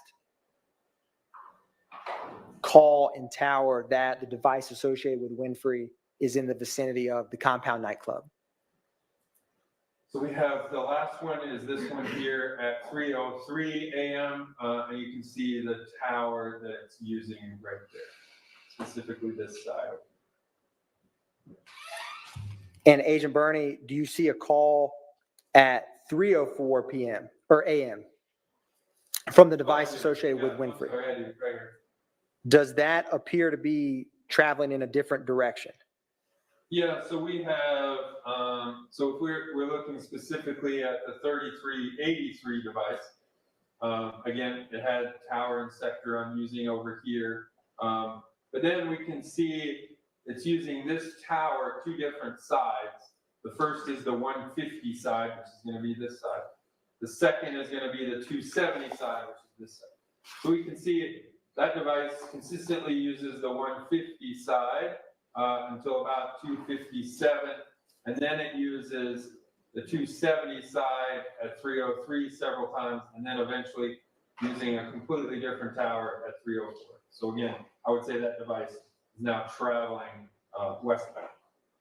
Now, Agent Bernie, with the phone associated with Dolly Greer, does it have any activity around the vicinity of the compound nightclub? It does. What is the first time it has any activity near there?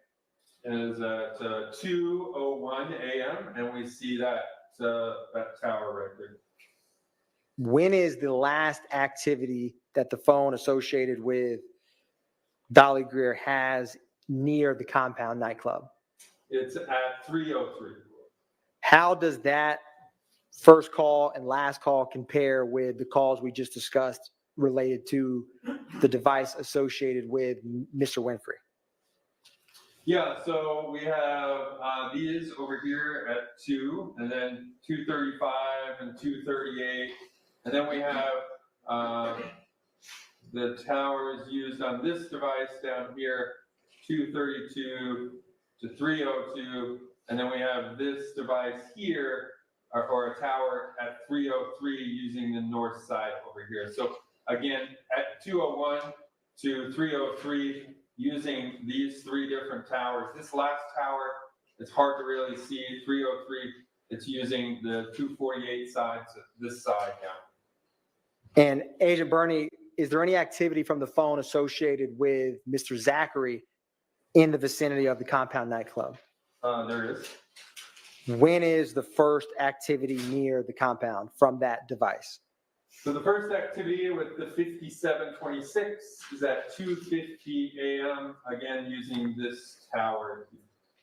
And when is the last activity from the device associated with Mr. Zachary in relation to the Compound nightclub? Is at 301, using the same tower and sector. Is that 301 last activity from Mr. Zachary? How does that compare when the devices associated with Mr. Winfrey and Ms. Greer stopped having activity near the compound? Yeah, again, it's around the same time period. You know, that we had 301 for the 5726 device associated with Zachary.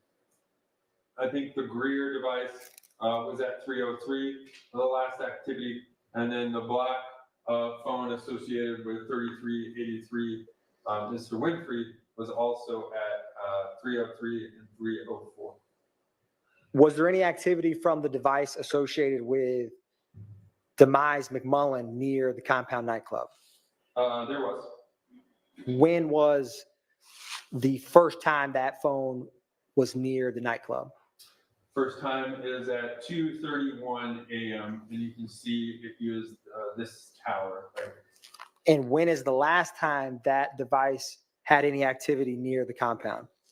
Again, it's hard to see, it cuts it off down here, but the last time is at 2:33 a.m. And Agent Bernie, is there any activity from the device associated with Dora Greer near the compound in the time frame that you analyzed? There is. When is the first time it appears near the compound? The first being this 1:42 a.m. Again, you can see the tower that's used here, same as the one here. And when is the last time that device associated with Dora Greer has activity near the compound? 221 right here. You can see that tower and sector that's used. Agent Bernie, I'm going to publish slide 10. Now, were you ever asked or did you ever analyze any phone or historical tower analysis between the devices associated with Mr. Winfrey and the device associated with Miss Dolly Greer? I was. Can you describe for the jury between this window of time of 7:14 a.m. to 1:39 a.m. what this shows? Yeah, so what we have here is, again, activity of the orange phone of 1990 and also the black phone of 3383. And we have, you know, a very similar kind of phones in the vicinity down here. We look at the orange phone, we have 114 and 115, you know, again, using these towers and sectors here. And then 139 for the orange phone, the device has moved up this direction. If we look at the black phone, what we have is we have activity at 115 in this general area, then 119 and 138 using these towers and sectors. So again, we see a similar pattern of movement between these two devices. Again, 114 starting in this sector, moving to this sector, and then here, and then the black device again, using this sector to this sector to that sector. One thing to note is that these two devices are different providers. And so they don't use the same antennas and maybe not even the same towers. So you could have a device two devices be in the exact same location, but because one's T-Mobile, or one's Sprint and one's AT&T, they could be using different towers to provide coverage in that area. Now, Agent Bernie, I'm going to publish slide 11. What is the time frame depicted on this slide between the devices of Mr. Winfrey and the device associated with Ms. Dolly Greer? Yeah, so again, we continue to look at these two devices. This is from 2:01 to 3:03 a.m. And now we're looking at the devices moved into the general vicinity of the compound nightclub.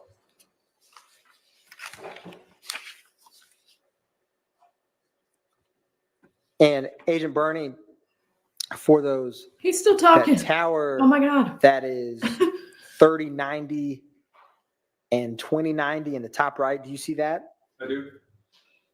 Who is the device associated with Mr. Winfrey speaking with between that 2:45 a.m. call and the 3:03 a.m. call? Yeah. I would object, I apologize.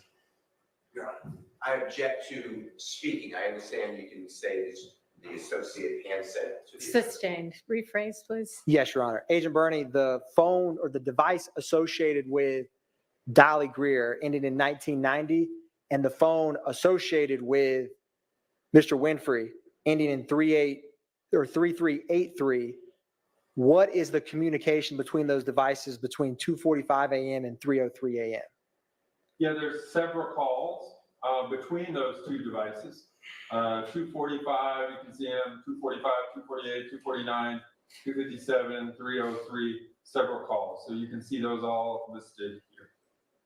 And Agent Bernie, do you see any calls in this time frame from the 6080 number associated with Demise McMullen? I do. When are those, or where are those? Yeah, so you got one up here at 2:35, an incoming call to the 1990 device from the 6080, the Demise McMullen device. There's also down here another call at 2:33, an outgoing call from 1990 device to the 6080 device right here. And that's the last one. That's it.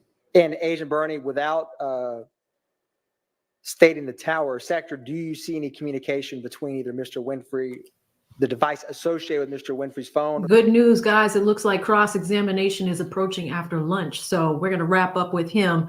But it looks like Brian Steele might be up there. The device associated with Miss Dolly Greer's phone between Mr. Zachary?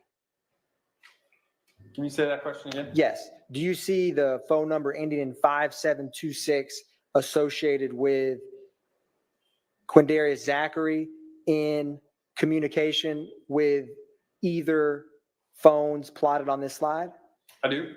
And do you see any communication with the phone number ending in 9229 associated with Demekion Garlington between either Mr. Winfrey or Ms. Greer's phone during this time frame? I do. Publishing slide 12.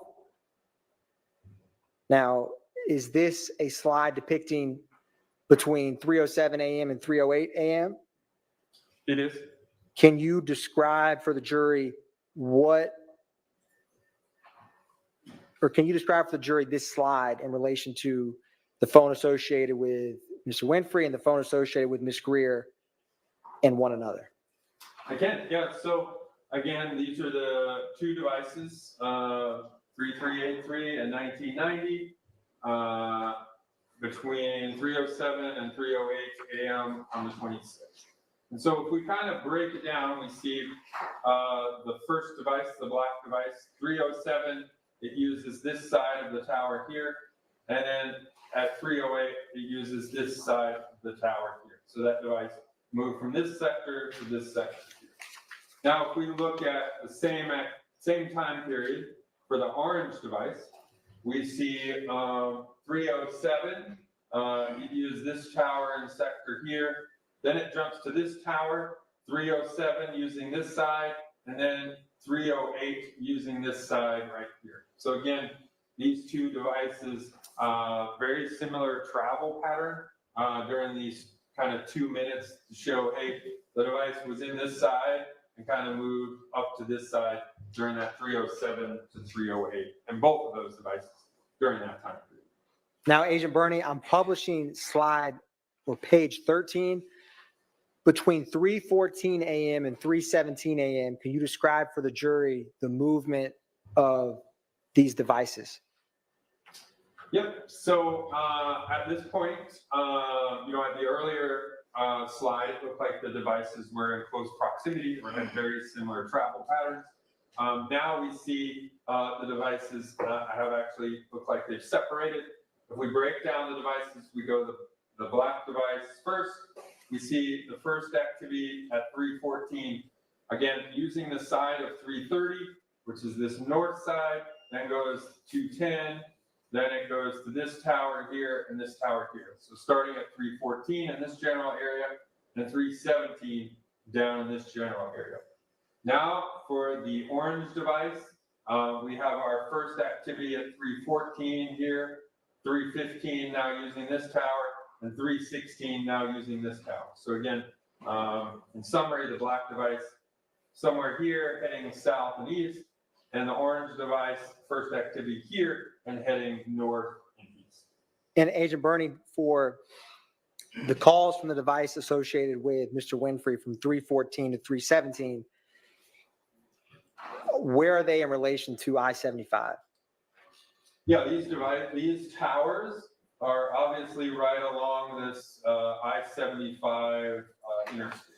So Now, Agent Bernie, I'm going to publish slide in page 14 of your report.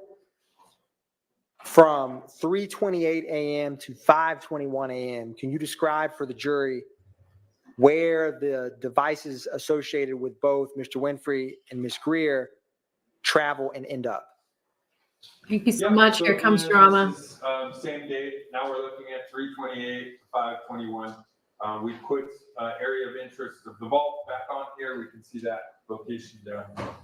So if we kind of step through each of the locations, what we have here is at 3:38, we have the black phone in this general area here, and then it moves to this tower here. It's hard to see, it's right underneath the vault, but in the general vicinity of the vault, getting there approximately 3:38 and having activity from 3:38 to 4:27. Now with the orange phone, the first activity we have on the orange. All right, guys, I know some of you guys hate when we do this, but here's what I'm going to do. There's about 11 minutes of his testimony left before the lunch break. We have enough TiVo time to skip through the lunch break and go directly to cross and catch up in real time. So I am going to put it on 1.5 speed. Some of y'all absolutely hate this, and I'm sorry, but 10 minutes will be slimmed down to 5. So I think we've listened to enough of the shenanigans this morning. So we're going to speed him up, and I want to see Brian Steele on cross. So 1.5, let's go. Phone is 3:28. The device is, obviously up in this general area. It then moves southbound, 3:36, having activity in this area, and then 3:37 in this area. 3:38, it uses a tower and sector down here, and then the device moves back to a tower located close to the vault here that has activity at 3:53 and at 5:21. So in summary, what we have, again, is the black phone's first activity was here. Then it went over to use a tower in close proximity to the vault. And for the orange phone, we had activity up here. It traveled south along here, and then eventually made its way back to the area around the vault, having activity around the vault around 3:53. Now, Agent Bernie, I'm going to publish slide 15 for the device ending in 8553 associated with YSL Enterprises. Where was that phone during this time frame? Yep. So again, this is in Baton Rouge, Louisiana. You can see kind of Baton Rouge downtown area here. Again, this is the device ending in 8553 associated with YSL Enterprises. We can see all of the phone's activities in and around the Baton Rouge area. And again, it looks like the first activity of that device heading away from the Baton Rouge area is at 9:03 p.m. on the 25th. Agent Bernie, I'm publishing slide 16. Were you able, or where was the phone associated with the phone number ending in 2920 located during this time? Yeah, so that device had all of its activity in the Miami, Florida area during this time. And is that a device that when you analyzed it, you had listed as who was associated with that device on the phones you analyzed? Now, let me go back to that page. 2920 was a device associated with Mr. Williams. And for the 9229 number associated with Demekion Garlington, were you able to plot any location information for that device? No, the records that were returned for that device from the phone company did not provide cell site information. No, man, just asking me quick. Yeah, do you need to approach or? That's what I said, if it's okay, the 9229 number. You say that's associated with Mr. Garlington? That is what the report that Agent Bernie has. Yes, sir. Thank you, Your Honor. Sure. You're welcome, Mr. Chair. Court's indulgence, Your Honor.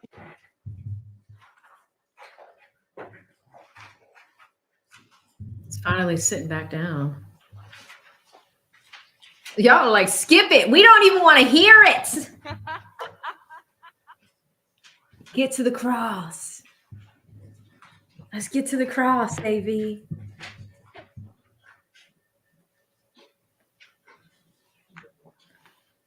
Six minutes left, guys. Don't worry.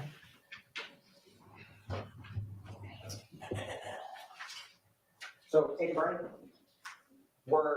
with what all we've discussed, are you able to, or do call detail records, Happy are you birthday, able to Wydia. FaceTime calls? No, Are you able to plot WhatsApp calls? no, Are you able to plot any other app or program that someone could use to communicate with someone that's not using the cell towers from those providers? no. During 2015, all that was provided in the call detail records are calls made using your phone number. So it's calls and some text messages using the phone number provided to you by the provider. So those would be what's considered data. In 2015, we were not obtaining data records. Now, Agent Bernie, I want to go back to slide 44 of your January 10th, 2015 report. States Exhibit 322 Yankee. You're welcome. So, Agent Bernie, on 322 Yankee, I'm orienting you to slide 44. And I'm going to be publishing that for the jury.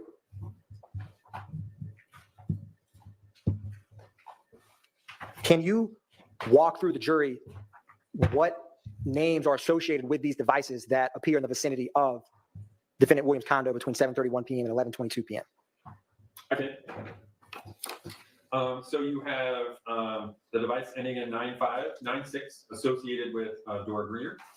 You have the 3904 associated to Mr. Williams.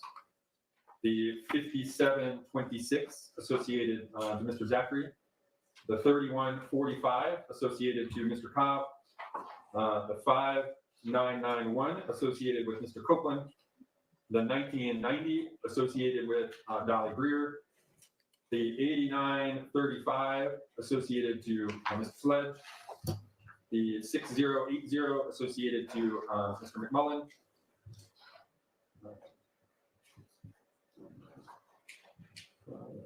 I think that covered all of them. Yes. And Agent Bernie, I am going to draw your attention to 180 Echo pertaining to the April 26, 2018. And I'm going to draw your attention to slide 12. And I'm going to publish that slide in 180 Echo, slide 12 for the jury.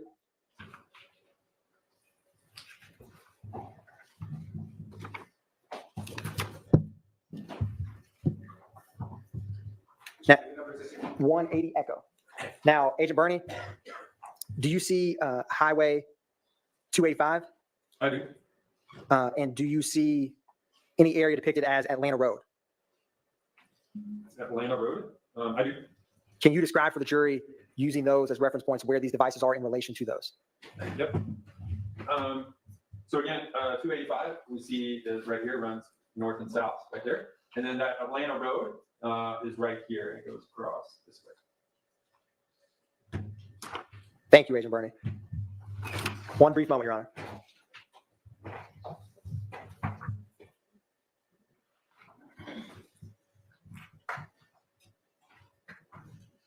I know, we all got excited, mishmash. So Agent Bernie, in relation to this, is that tower 2051 TAC 2 and 2051 TAC 3? Do you see that? 307, 308 AM? I do. Is that tower, if that device associated with Mr. Winfrey was traveling on Atlanta Road, is that consistent or inconsistent with that tower? That would be consistent. Obviously, again, Atlanta Road runs like this. And at 307, 17 seconds, it's using this side, and at 308, 46, it's now using this side. So that would be consistent with the device traveling along Atlanta Road north and west. And with the phone associated with 1990 Dolly Greer, does it have any activity around Atlanta Road on this slide? It does. So again, we have the first one at 307. Atlanta Road, again, is this road that travels right there. So the first tower would be this one at 307 here, and then again at 307 and 308. So again, that would be consistent with a device traveling north and westbound on Atlanta. Thank you, Agent Bernie. One brief moment, Your Honor. Oh my God, wrap it up, kid. Come on. Your Honor, no further questions for Agent Bernie at this time. Woo! Okay, let's break for lunch and then we'll do. God let's- damn.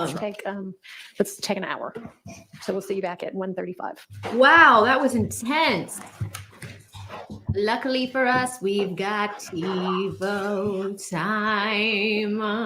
Let me just make sure they don't say anything before they break for lunch, and then we'll skip through.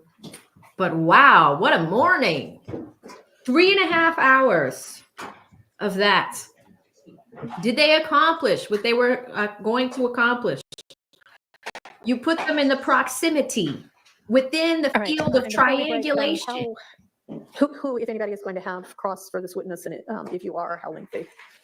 I'd like to ask the Honorable Agent Bernie questions, and I'm estimating 45 minutes, Okay. All maybe, right. maybe an hour, but somewhere like Steele? that. Okay, and then maybe a little follow-up from a couple of others? Maybe 10 minutes from me, Your Okay, Honor. all right. All right, Weinstein? thank you. And then obviously have y'all's witnesses for after that lined up and ready to go. Yes, Your Honor. Okay, all right, see everybody right. back in an hour. Thank you, Your Honor. Let us fast forward through time. They return at about here, and we have about 24 minutes of TiVo time left. So let's catch them right around here.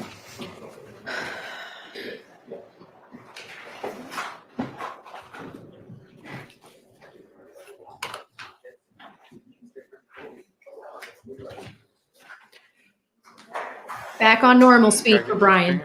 Thanks for the reminder, guys. Yeah, I am trying to get it warmer in this courtroom, but to no avail. Stop freezing, everybody. It's an ice box where the heart used to be. What is it should be Love's theme song. Courtroom is an ice All box. right, maybe 2 more minutes on the jury. Actually, counsel, can y'all approach for a minute? I want to ask y'all a scheduling issue. All right, skipping ahead. Now recess to let me. Y'all ready for Steele's cross? 45 minutes to an hour. So you're gonna cross him up, get some good intel out of this guy. Let's see what happens. You guys know Atkins is gonna redirect. Like that's going to happen. Shout out to Huey in a suit today. You never really see him suited up.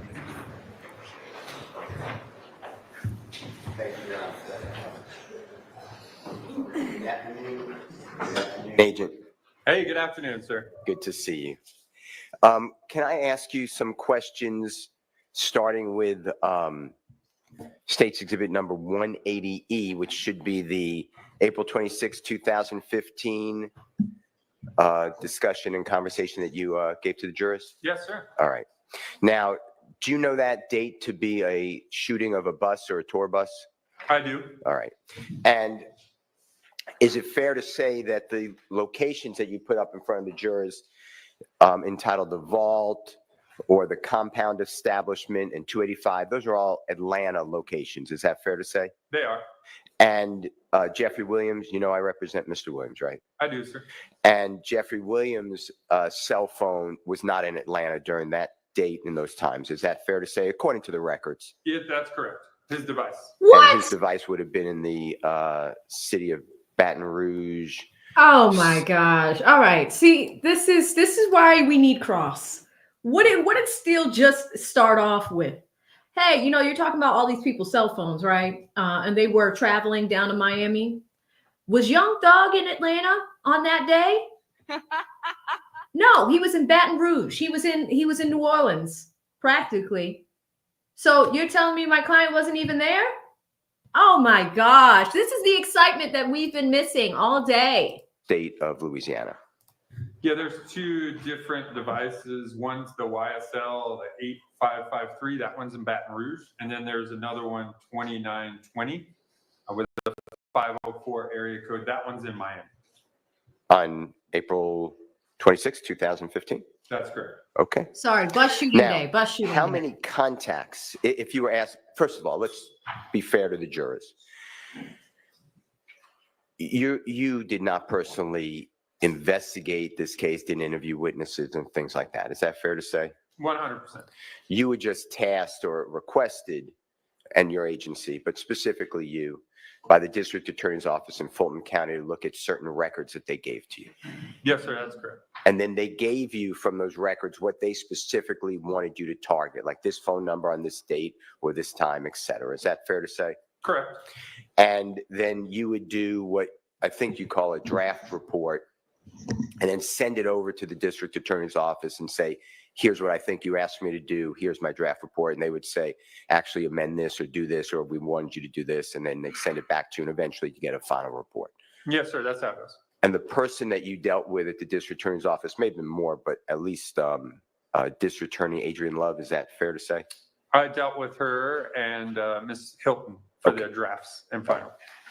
Now, going back to my question, were you ever asked or do you know, dealing with the April 26, 2015 date,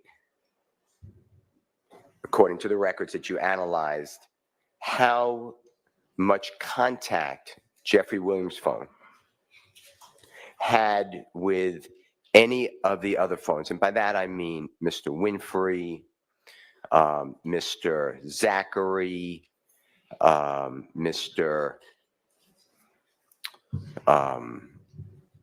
You could help me here if you want to. McMullen, Go ahead. Zachary, Sledge, all of those. No, for this incident, the only toll analysis, meaning who called who at what date and time, is listed in the report itself. So, you know, if you looked at various pages, you'd see this phone had some activity and had it with this phone. So I didn't create a chart with the toll analysis on this date. How about did I interrupt you? No, sir. Were you finished? Yes, sir. Okay.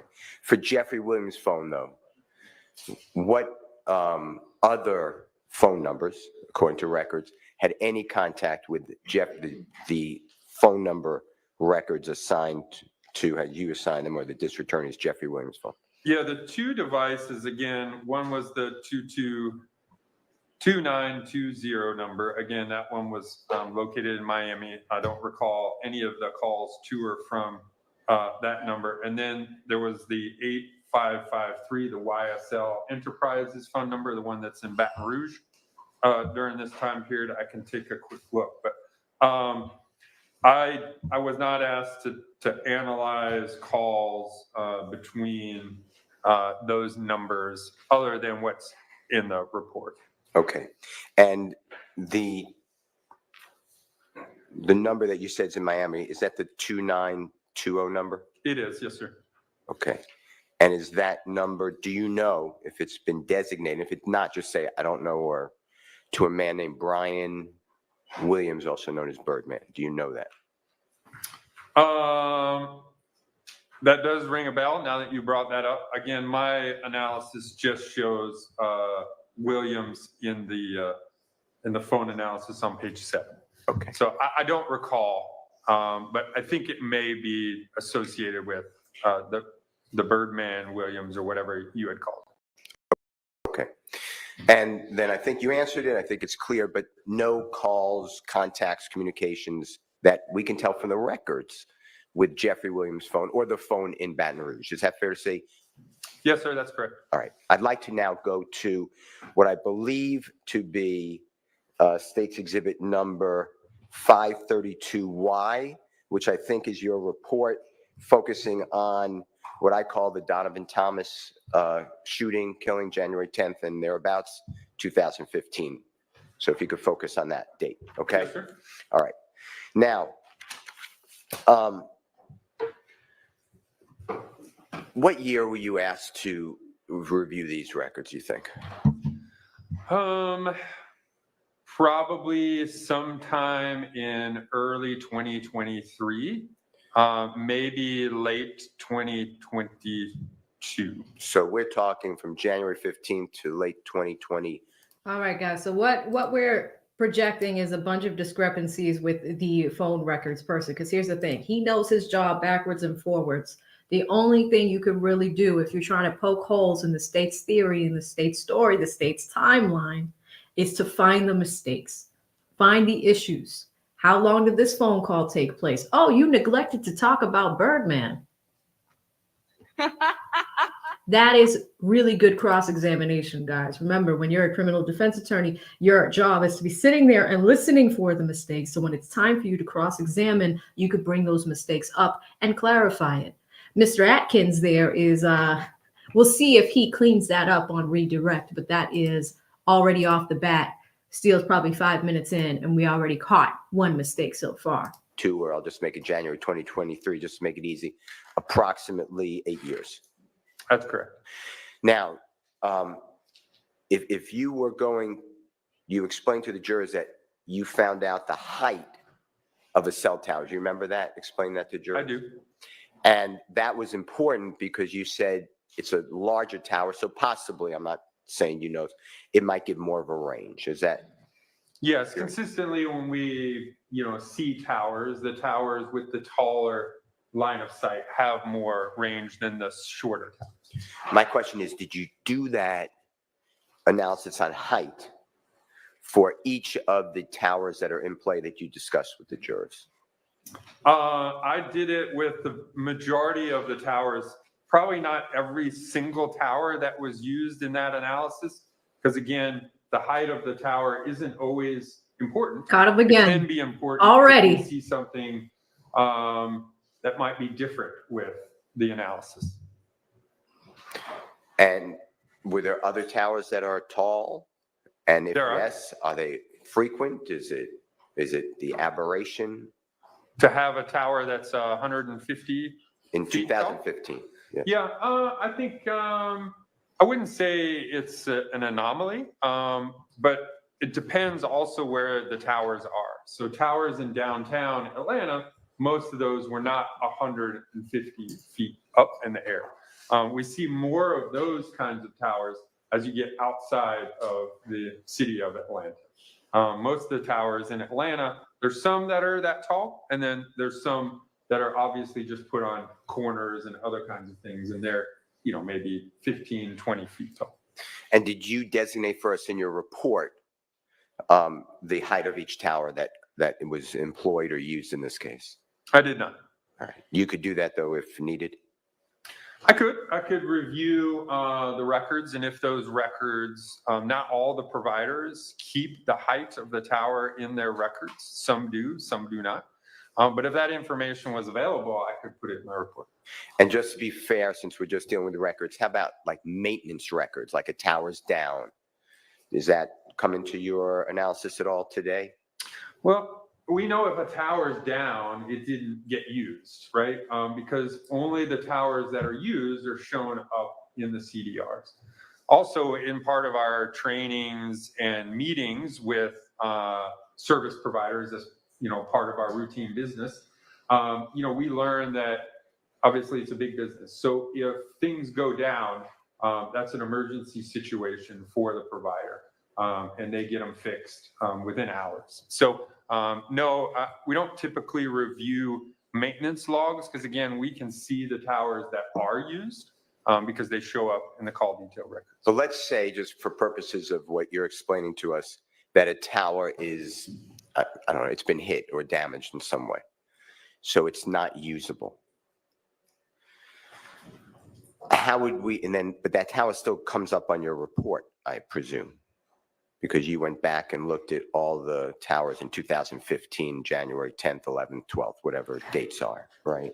So the towers that show the tower and sector activity were the ones used in the call detail records. So if those were used, we know that those are operational because they're obviously used by the phone at a specific time period on January 10th or 11th. Could there be other towers that are down? Potentially, there could be. Okay. And I think that's my question. And I'm just saying because the handset or the cell phone really is designed, the whole premise is to get the strongest signal. So we have a clear connection. Is that accurate? Correct. And generally, I'm not saying this always is happening, but the strongest symbol could be the closest tower. It doesn't have to be like you explained, but that would make sense to the company building all the towers. It normally is. Yeah, not always, but normally. So if my handset that I'm going to use was closest to a tower, but that's inoperable for whatever reason, my handset would still go to the next potentially closest tower or the strongest The signal. traffic. True? That is true. Correct. But on our diagram, we wouldn't know if a closer tower is unusable, and that's why the handset used a different tower and sector. That's all I'm asking. Yeah. So again, obviously it's feasible, but in discussions and in the training we received directly from T-Mobile, Verizon, the percentage of towers that go down for maintenance is minimal. You know, I don't recall the exact percentage, but it was very, very small, like less than 1 to 2% of towers are down at any specific time. So could it have happened?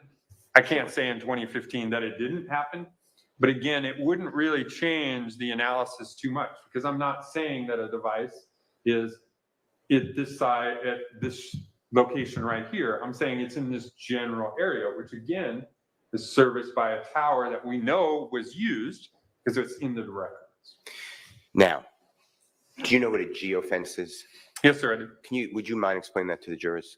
Yeah, so a geofence is a way to request activity from different providers. So the most common geofence is from Google, to ask Google, hey, provide any and all devices that are within a certain area, a geofence. So you provide a latitude, longitude spot on the earth and say, hey, provide me every device that's within 100 meters of this one spot I just asked for.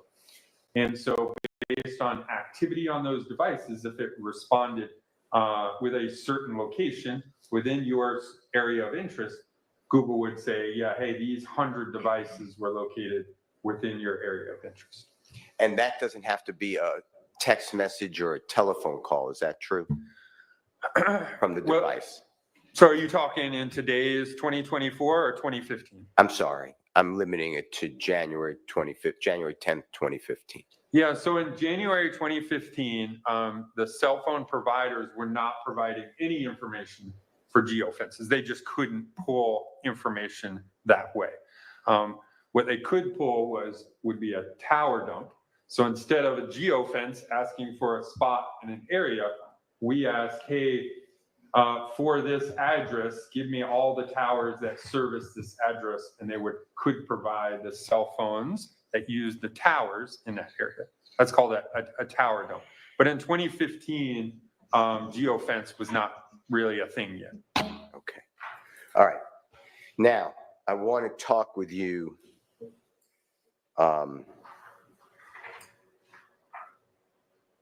about some of these records, if you don't mind. Do you remember telling the jurors before our long break that there was a call at approximately 7:29 p.m., January 10th, 2015, from the device or the number that we associate or the record we associate with Demise McMullen's phone to Mr. Jeffrey Williams' I do, sir. records. And told the jurors, I believe that it was a 40-second phone call. Do you remember that? And if you don't, I do. okay. Whose records did you use to get that duration of that call? So that came from the calling party, which was Demise McMullen, the McMullen phone. Okay. Did you, and if you need to see it, we're going to show it to you. Did you ever analyze the records associated with Jeffrey Williams on that exact date and time of that call? Did you? I did.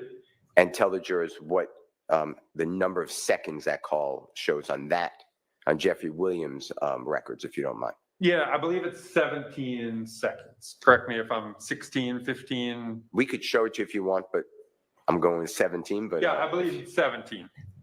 But if you want to see it, there's no problem. That's a 30-second gap. And I've asked you about that before, right? You have, sir. Can you explain why whose records, if you remember, and this is not a quiz if you need to see it, Demise McMullen, who keeps his records? The Verizon records. And who keeps the Jeffrey Williams associated records? Let me just take a quick peek here. If you're looking at something, just Found a just say mistake. what you're T-Mobile looking at. records. Okay, and just say what you're looking at. Just Oh yeah, Found a I mistake. referenced 532 Yankee, my PowerPoint analysis, to see that the number associated with Mr. Williams ending in 3904 was a T-Mobile record. Okay. Do you know why on the T-Mobile record 17 and on the Verizon record of Mr. McMullen 47? And if you do, just say yes or no, and then I'd like you to explain. Yes, I do. Go ahead. Yeah, so again, the calling party was the Verizon phone number ending in 6080 associated with Mr. McMullen. And again, that's a 47 seconds. And then the records on the receiving side was the device associated with Mr. Williams, 3904, T-Mobile record. That showed 17 seconds for T-Mobile. 47 for Verizon, 17 for T-Mobile. The difference is when you place a call, so each provider keeps records slightly different, meaning they're not mandated to, in their duration time, that it's only talk time or only time in which voice is transmitted. Verizon keeps their records for what's called seizure time and elapsed time. So seizure time is the time I hit the green button till that call is routed through. Sometimes it takes a while, and then the ring on the other side, and then the voice conversation altogether. So the total time from when the device associated with Mr. McMullen hit the button until that call was terminated, Verizon tracked that whole time as 40. Well, see, this is interesting though, because what's happening is if you're trying to directly say or directly place a phone call from one end to the other, then the timing would have to be precise and exact. Look at Steele's stance. Steele knew that. We know that there's a hole in that testimony, but let's keep going. 7 seconds. Thank you, sir. T-Mobile, on the other hand, only keeps their records for the time you talk. And so that was 17 seconds. So on Mr. Williams' phone, it showed he picked up the phone and talked for 17 seconds before that device was terminated. So the difference of approximately 30 seconds, again, is the phone routing to the destination, the ring time is. But is it must have been precise? a combination of 30 seconds. You said Mr. Williams pick up the phone, just to be fair. Yeah, the device associated with Mr. Williams, whoever had the device at the time, whenever that was connected. Now, could it also be where using those two people, Mr. McMullen hits the send or the call button, and then Mr. Williams' cell phone records show that it's 17 seconds actually connected to Mr. Williams' associated phone. Correct. Okay. Could it be also that Mr. McMullen, whatever, he dropped, I'm making this up, he or whoever had that phone drops the phone, forgot to hit end call? Could it be that as well? And that's where you have the additional time. And if you don't know, just say, I'm not sure. So both calls, the call is terminated at both ends. So whenever one person hangs up, the call is terminated on both sides, be it T-Mobile or Verizon. So Verizon wouldn't keep their side of the call open if T-Mobile had terminated the call on their side. All right. Now, you were asked about whether the phone associated with Mr. Jeffrey Williams, it had what I'll call dark. Between 7:00 and we have to check me, 7:04 and 7:29. Please check it. Yeah, I'm And finding that here in my. and for the jurors, because they're going to have this in their notes, can you just say what you're looking at and what page of the report? Absolutely.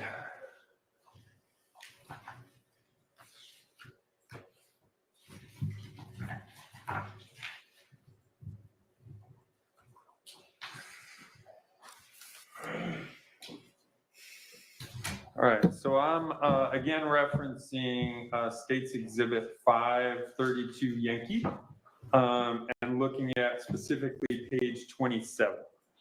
Okay. Would you mind showing that on the screen? Your Honor, it's in evidence. Is that okay to put it on the screen? I'm not, if you need to, you don't have to, but if you need to stand up and point to things, just ask this honorable court if that's okay. Yes, sir.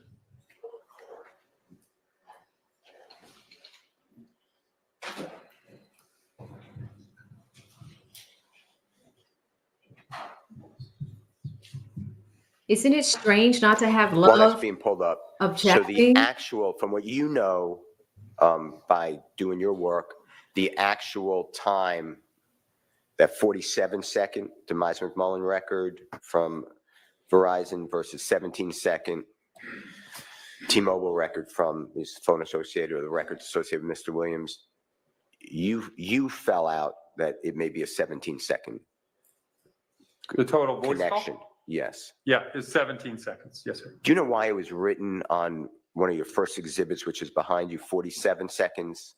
Yeah, again, that time came, I take the call at the time from the calling party when I just did the total analysis. So again, that came from the McMullen phone, which placed the phone call. Okay, but the jurors need to know, as far as you're concerned, it's a 17-second, not 47-second communication. Yeah, the voice time of that call is 17 seconds. All right, thank you. All right, I believe, is this the document that you just referred to, sir? It is. All right, and this would be then, Your Honor, we're showing State's Exhibit number, 532 Yankee. thank you, and it's on page 27. Is that what you Yes, asked sir. for? All right. Now, there's a gap, and I think I said 7:04, but it's 7:03:39. Is that fair to say? 7:03:39 incoming call, and then the next incoming call is at 7:29 and 30 seconds. Okay. Now, do you have any, you see the CS on here, a crime scene in the red in the kind of center lower part of what's on the screen for the jurors, the same exhibit number, same page we just announced? I do. Do you have any evidence to show the jurors that the handset, according to the records associated with Mr. Williams, was anywhere in the vicinity of that crime scene where Mr. Donovan Thomas was, God forbid, shot during the time of 7:03 and 7:29? I do not. Okay. Now, the prosecution asked you, well, I'm going by my memory, but if I said it wrong, just please correct me. Yes, sir. WhatsApp, FaceTime, those are not captured by these type of records. You remember that question like that? That's correct. All right. And do you have any evidence that FaceTime, WhatsApp, or any other application was being used by that handset during this break in time? I do not. We can't tell based on the records we received from T-Mobile in 2015 whether any of those devices were used. All right. Now, I'd like to talk with you about, and I believe it's going to be on the next page, but you handle it. You tell us. from the 7:29 call that is already a book for the jurors. And then there should be the next series of calls or connections with Mr. Williams' targeted phone or the phone associated with Mr. Jeffrey Williams, where it is by the number 2.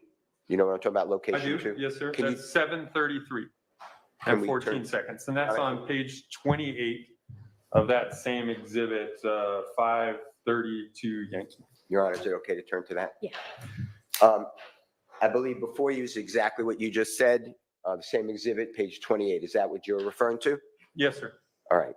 Now, I'd like to talk with you about the 7:33:14 outgoing call from the records of that we're calling associated with Mr. Jeffrey Williams to the Kelvin Treadwell. You see that? What I'm I talking do. about? Okay. Now, the call before is the 7:31 call, but it's not on the same diagram. Is that accurate? That's correct. It was on the previous page, page 27. All right. I'd like to ask you some questions, and we may have to flip between the 2 exhibits if that's okay, Yes, sir. or the 2 document pages in the same exhibit. Now, the time of the 7:31 call, how many seconds was it? 7:31 and 17 seconds. So we are just 3 seconds shy of the next recording on these records associated with Mr. Williams, because it's 7:33:14, correct? There's a 2-minute minus 3-second difference. Does that sound right? All right. Now you said, and if I misheard you, just please, I was sitting over here, just please say that you didn't say that. But you explained that there's 4 miles between where the cell tower that was used at the 7:31 17 p.m. call to the 7:33:14 call, which is on the screen. Is that? Yeah, I think I said between 8, or I measured it with just general measurement. I think I found like 8 or 9 kilometers, which again, I estimated to be between 4 and 5 miles. Did you drive the distance from around the cell tower that's on the page before at 7:31:17 to the cell tower at 7:33:14? I have not, no. Did you Google map it? And if you use other devices, that's fine. But to see the number of miles between those 2 locations? No, I just did an estimate, straight line distance estimate between those 2 towers.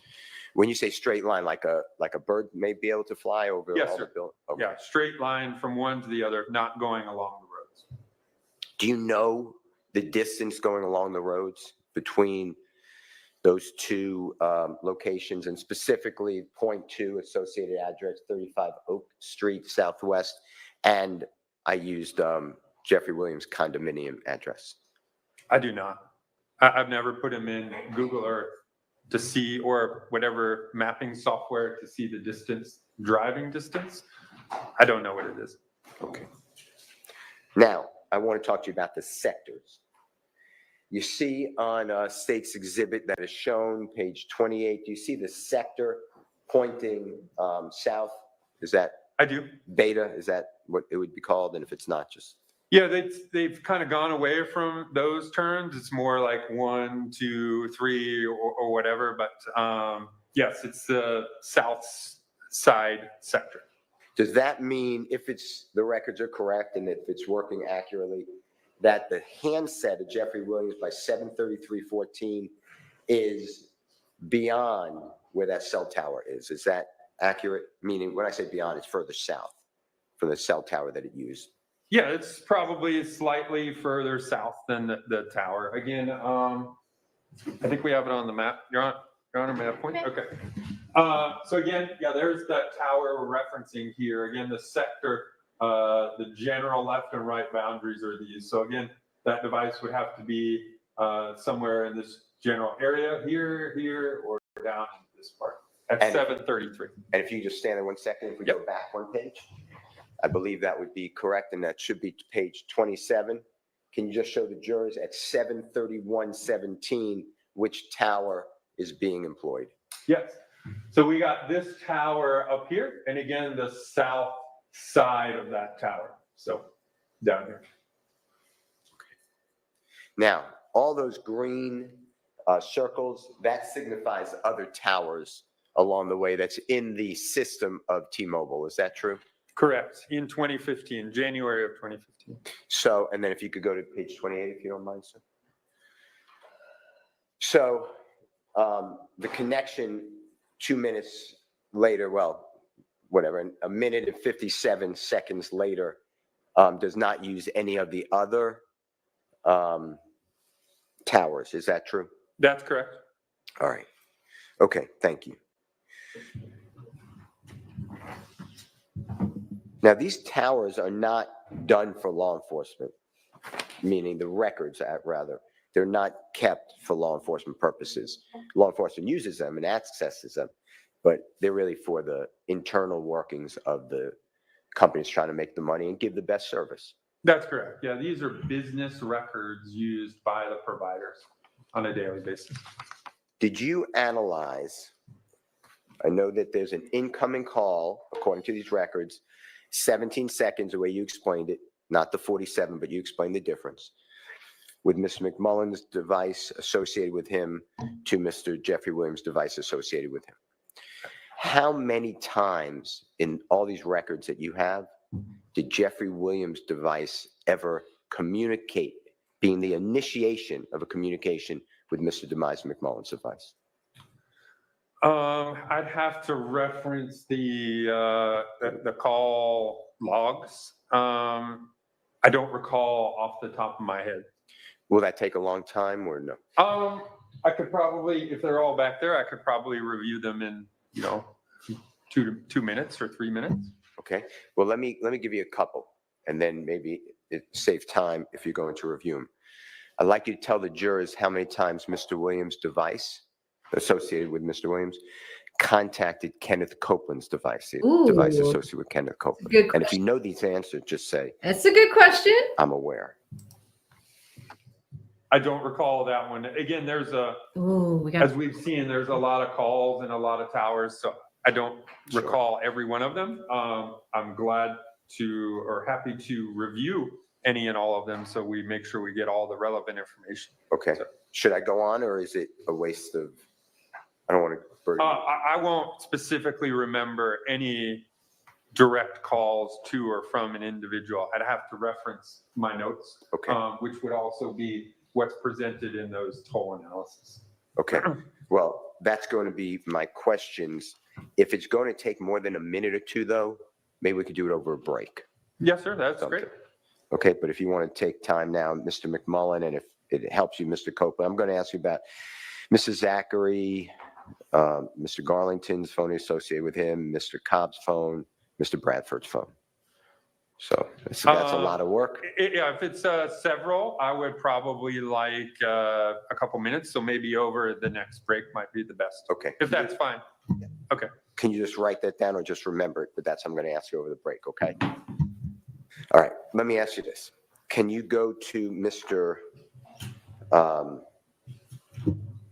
Miss, I think it's labeled Dolly, it might be Alexis, but Dolly Greer's phone calls. Do you remember a 911 call being made? I do. And do you remember it being for 104 seconds?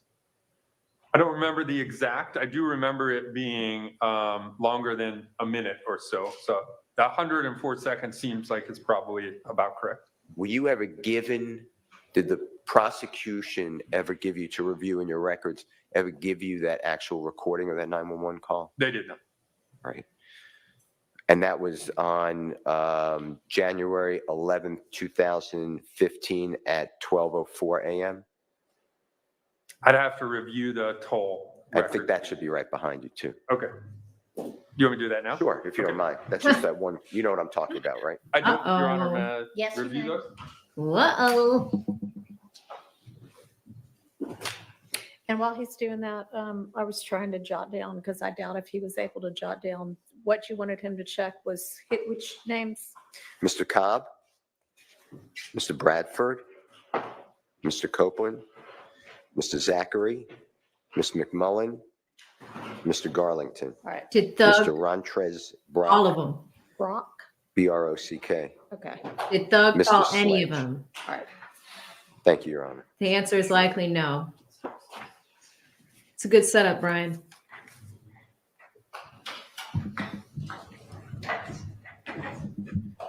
Were you able to refresh your memory? I was, yes, sir. Okay. Is it 104 seconds? It is, yes, sir, at 12:04 a.m., just like you brought up. Okay. And that's a call. Do you remember which cell tower that call was made from? And if yes, can you tell us what you're looking at? And then Yeah, I'd have to review this. Okay. and you're looking at, again, your report, which is 522Y. 532 Yankee. Thank you.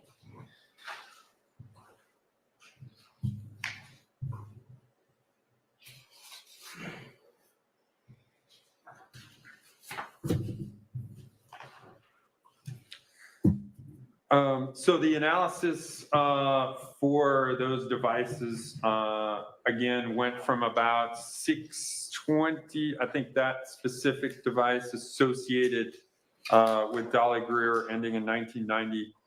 The towers and sectors I mapped out were from 6:44 to 8:27 p.m. So I don't have in there specifically where the 911 call occurred at, which was at 12:04 a.m.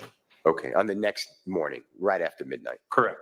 But that's in the records. We could do that. We could, yes, sir. Okay.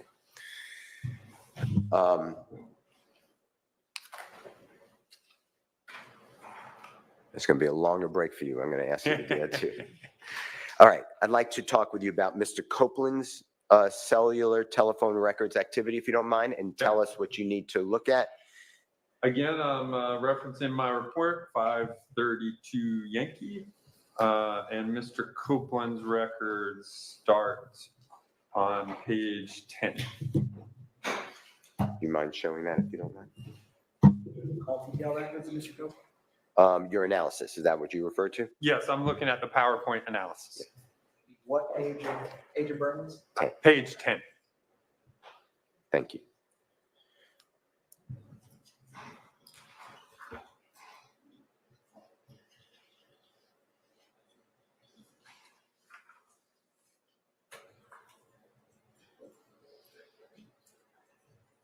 Okay.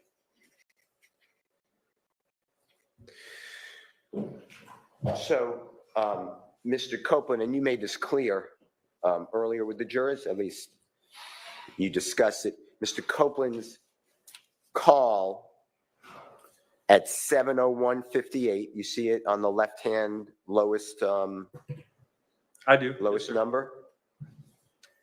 And if you could just point that to the jurors on the screen, if you don't mind. And then show us the next 7:01. time the phone is used, if you don't mind. The next time the phone is used is 7:24:09, and we see the tower and sector that the phone is in this general area. And that is approximately a 22-minute,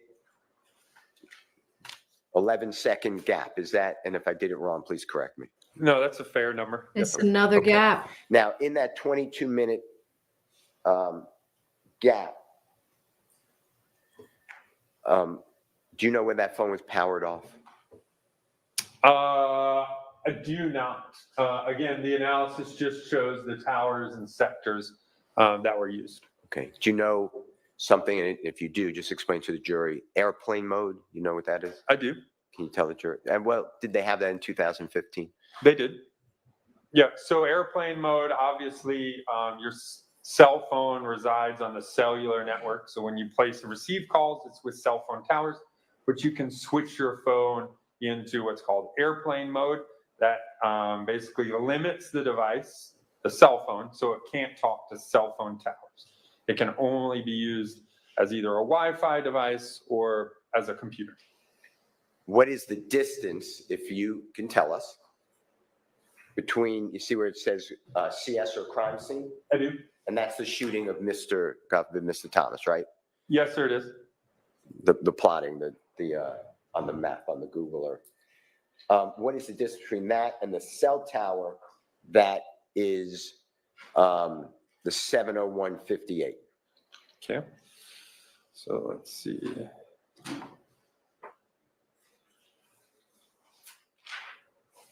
So about 6 kilometers, which would be, I don't know, maybe 3 to 4 miles. Okay. 3.5 to 4 miles. And you don't know traffic conditions or road conditions on January 10th, 2015? I do not.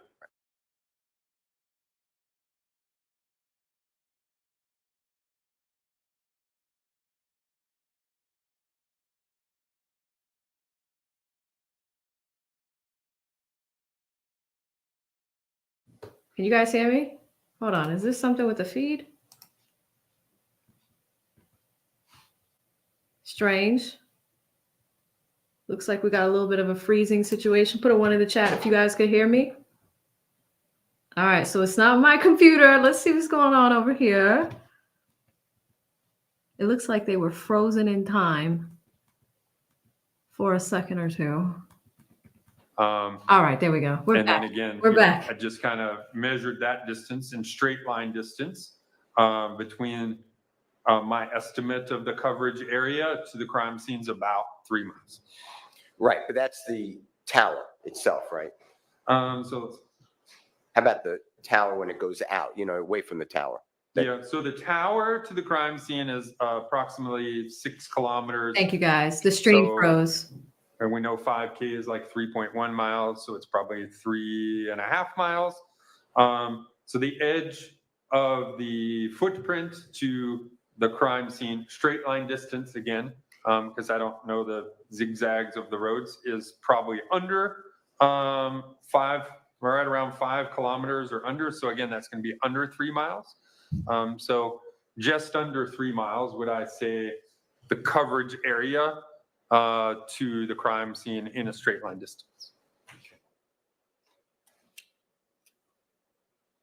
And a car that's already moving, can it go in approximately 2 minutes? And if this is just guesswork, just say, look, this is just too much. I have no idea.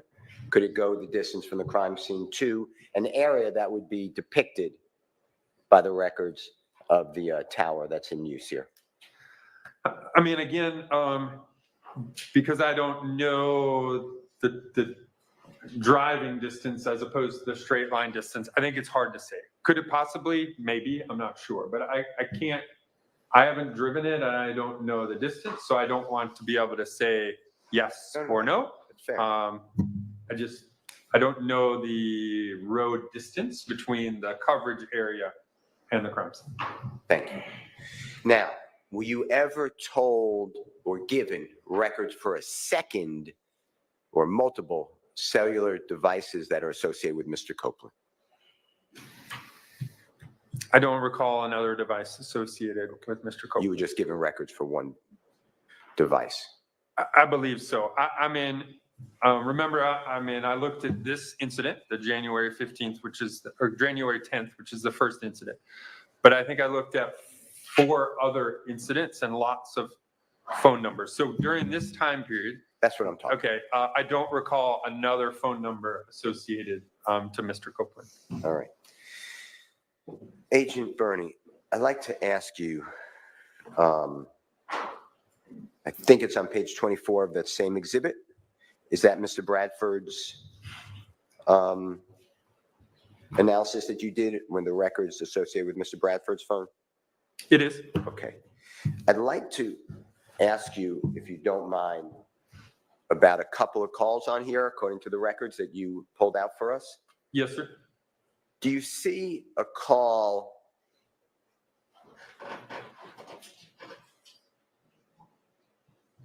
on the left-hand side lower at 8:03:54 p.m.? I do. And then approximately 20 seconds later at 8:04:14 p.m. using the same exact cell tower and sector? Yes, sir. All right. Then the next call I'd like to ask you about is on the right-hand side of your exhibit. And if you need to show anything to jurors with the honorable court's I can. permission? Okay. Yep. So the two calls he's referencing are this 803 and this 804. Again, here's the tower and sector there. And then if you go to, while you're standing, if you don't mind, on the right-hand side, you see 80703 contact? I do. And can you show the jurors which sector and cell tower we're talking about? Point it out. Right here. Yep. Point it out. And then the next call on the left-hand side again is approximately a minute and 23 seconds later. Do you see that at 8:08:26? I do. Can you, and it's again using a different cell tower, fair to say? It is. Yeah. So we start at what is 803 and 804 using this tower, 807, and then back to 808.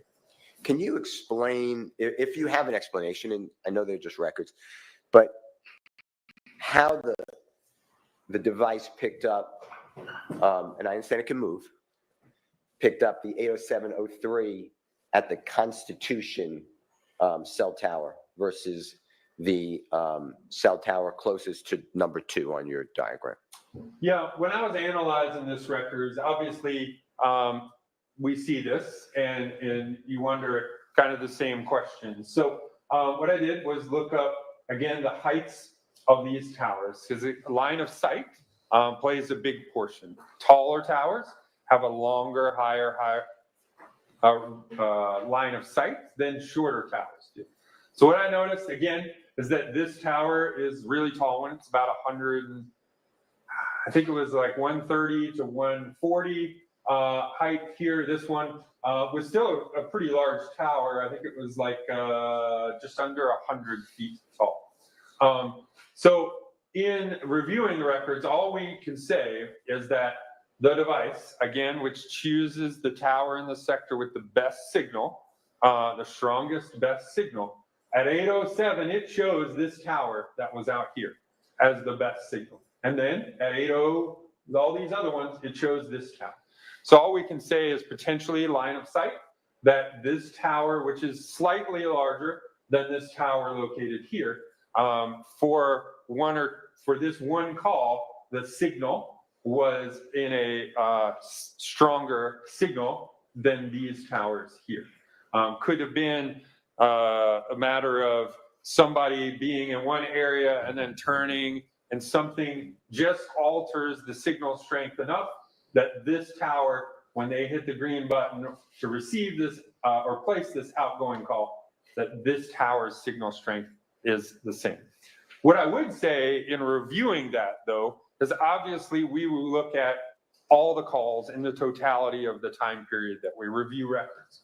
And we can see in the totality, calls placed here, a significantly more number than this number here, which is one call at 807. So it's using this for a significant number of calls, jumps to this one at 807, then jumps back to this one here. Again, I work a lot of Amber Alerts, a lot of those kinds of things. If I am reviewing and these records looking for an individual, I'm concentrating on where the vast majority of calls are, and then trying to figure out why maybe we have this call at 807. Can I ask you, while you're standing, hypothetically, if we didn't have all the calls that you were kind enough to generate and put into the box on the lower left, and we just were left with the one call at 807:03, which is on the middle right, it would make it appear, I'm not saying you would make it appear, but it would make it appear as if that handset was closest to the 807 cellular tower. Is that a correct statement? Yeah, I mean, obviously, if we had no other calls, and this is the only call we had was at 807, and I was looking for an individual using this device, I'd obviously go to an area that was closer to that. But again, I would never do that, right? If I have all of the information, I'm going to use all of the information to formulate opinion. I'm not just going to use some of the information. With regards to Mr. Bradford's device that we're looking at, does he have any calls, according to the records associated with Mr. Bradford, does he have any calls that places him with a cell phone tower where that M is, or that's the McDonald's, correct? Yeah, there's no activity on that side of the cell phone tower. Okay. How about Jeffrey Williams? Cell phone records? If you could look at that and just direct us to the page, I'm going to Yep, ask you the same question. How many times does Jeffrey Williams' records show that he is using a cell phone tower close to the McDonald's? Yeah, I'm referencing the same Exhibit 532 Yankee. Just trying to.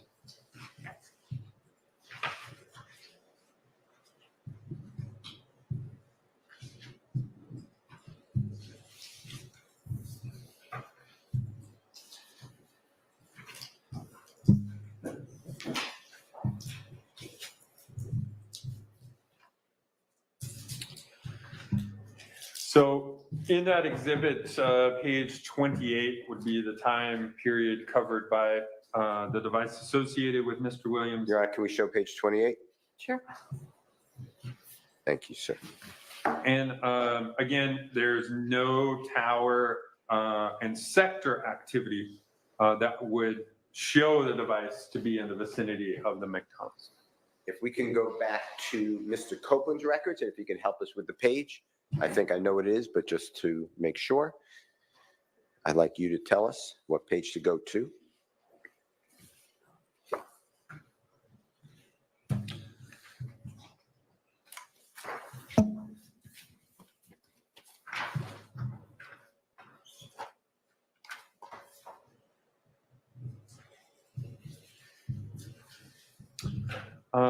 For Mr. Copeland, device associated with him, the 5991, that's going to be page 12.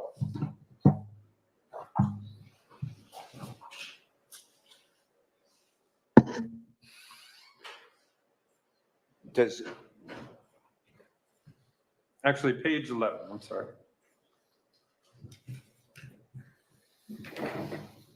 Does Mr. Copeland's device, according to these records, and they vary, obviously. I mean, you're telling us that. It's not GPS coordinate, here I am, it's a range, fair to say? Correct. We know the tower and sector where the device is. So again, a general area of where the device is. And it could be, I guess, miles away. Is that, and if I'm saying something wrong, just please correct me. It could be depending upon the towers in the area. Obviously, more towers, the closer the phones are to those towers. The towers that are farther apart, the more range those towers could be away from each other. On page 11, you asked about the McDonald's. This is the slide where the McDonald's is not on there, but there is a call at 7:51, which is in the vicinity of the McDonald's. And I'm going to ask a different question while it's page 11 of that same exhibit is before the jurors. Do you see where the crime scene is? I do. Does Mr. Copeland's cell phone ever contact a cell phone tower that, in your expert opinion, could encompass that crime scene? Oh, that's a good Yes, question. this 7:28 and 45 seconds, this one here. Shout out to Scooby. Again, we see this device was a Sprint device. We see the towers that are listed here around the crime scene. So this device here, which is used at 7:28 p.m., you can see that here. That coverage could potentially cover the crime scene and the other locations in Green store. That's because those locations are close together. And then Mr. Copeland continues, I believe, on the next page, am I correct? Page 12, and if I'm wrong, Correct. It's It does page- continue on page 12. if you can go there. Is there any time on page 12 that, it's going to be the same question, Mr. Copeland's device is at or around the crime scene? Well, using a tower associated with and encompassing that crime scene. Yeah, we have this call here at 9:52 p.m. You All can- right, guys, there are rumors that something happened to Woody over the weekend. I don't have any verification of that. So for right now, we're going to call that fake news. Allegedly, he was on a live saying that he did not get robbed and that some of these things are rumors. So just be careful where you get your information from. I won't say it unless it is a verifiable source, just because I have a legal and communications background. I just want to make sure that these things are true before, before we call it fact, right? So brief interruption there, but let's get back into it.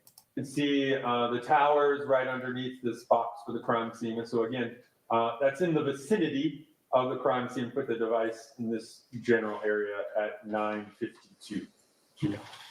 Do you have any records that you were asked to work on and prepare for your testimony by the District Attorney's Office of Fulton County? Do you have any records that show between, let's say, 7:20 and 8:30 that Mr. Copeland's handset that are associated with the records that you targeted go towards and encompasses Jeffrey Williams condominium?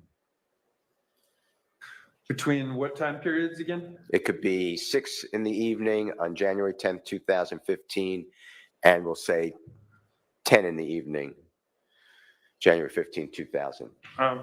January 10th, 2015. Yeah, during that period, we do not. There is a slide in here that covers phones in the vicinity of Williams condo. That extends from 7:31 p.m. to 11:22 p.m. And where did that slide go? And just announce what page it is when you. 44. Thank you, I sir. must have gotten my pages out of order here. I don't see it. And if you could focus on Mr. Copeland and show the jurors the time that, according to these records, that a cell phone tower is employed by Mr. Copeland's phone that are associated with the records that you've been provided at Jeffrey Williams condominium. Yeah, so we see it right here. The phone number associated with 5991 has two events, 11:14 and 11:17, an outgoing and incoming call. And you can see it uses a tower right here, again, in close proximity to the Williams condo. 11:14 and 11:17. And then before you sit down, do you remember the name Mr. Treadwell? Do you remember using that name? I do, yes, sir. Can you tell the ladies and gentlemen jury when Speaking of verifiable news is breaking right now that as of 8 minutes ago, 6 new lawsuits accuse Diddy of SA, including a minor. Actually, that's not even funny. Wrong button. That one. He needs to go down for all this stuff, especially when it comes to kids. It's crazy. It's crazy that this is happening, but the Diddy saga is something that we are continuously following on this channel as well to keep you guys updated and informed. We did a video last week, and now we have a deep dive going into how Tupac, his murder trial, is involved as well. So more content to come on that, but wanted to give y'all that update. Alvin Treadwell's cellular telephone records show that he is using a tower that is in the vicinity of the Jeffrey Williams condominium.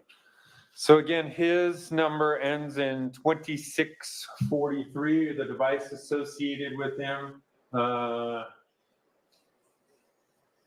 Let's see.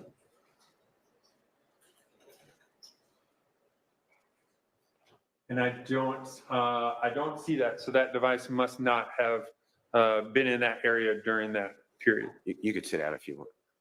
If you want to, you could stand if you want. All right.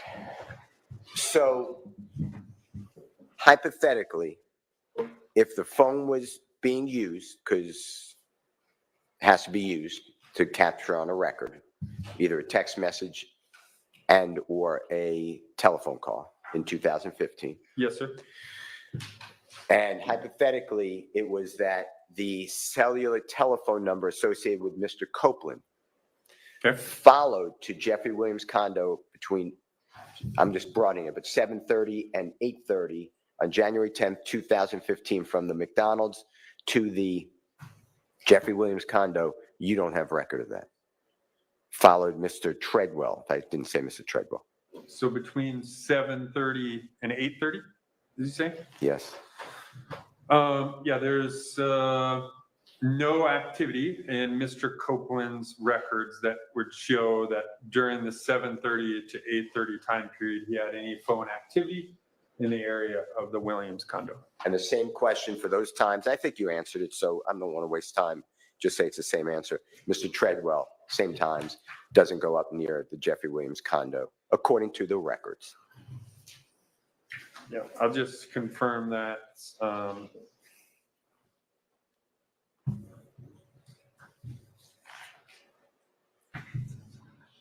my phone's in here. Hold on.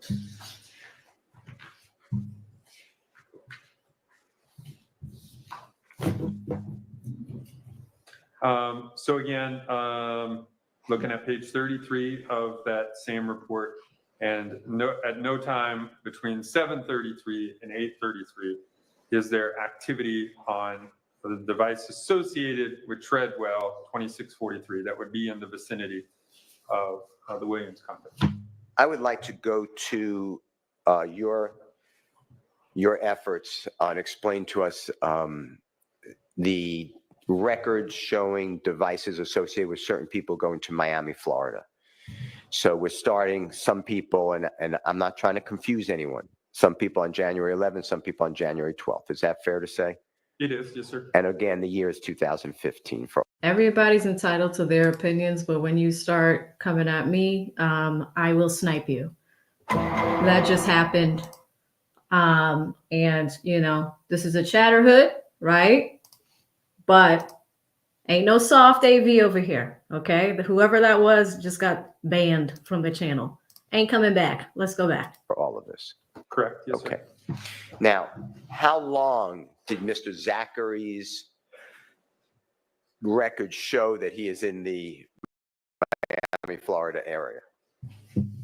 I don't recall how long the device was in there. Again, I was just asked to show, did the device make a trip to Miami? And so that's in my analysis all I did. So I don't recall how long the device stayed in Miami. Okay, and to be fair, you weren't asked, that's easy to figure out, but you weren't asked to do that by the district attorney's office. That's correct.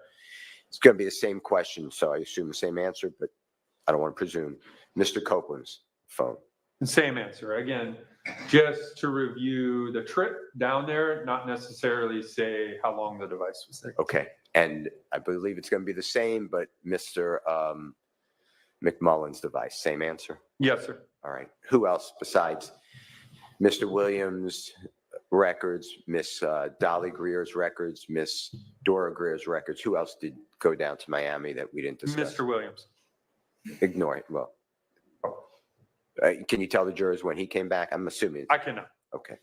Now, how about in Miami? When these records show that certain people actually made it to Miami, whomever they are, all of them, were you ever tasked or asked or requested by the district attorney's office in Fulton County to then figure out how many times did any of those devices contact Jeffrey Williams? I was not asked. I'm going to say Jeffrey Williams. I should be better. Jeffrey Williams' phone records associated with his phone records. You were not asked. I was not asked to do that. Okay. How about, were you ever asked to pinpoint, like you did in your exhibits?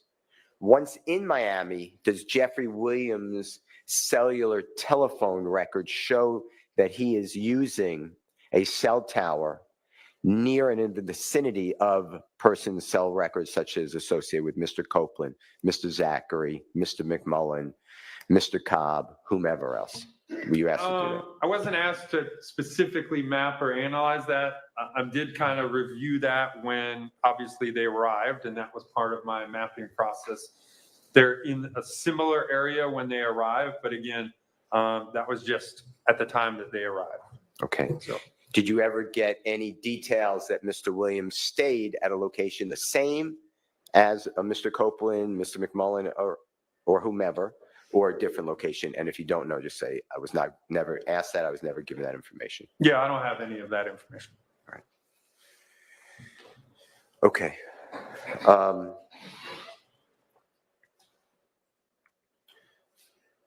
Your Honor, may I have just a moment? Sure. Thank you. Agent, I'll be right back, okay?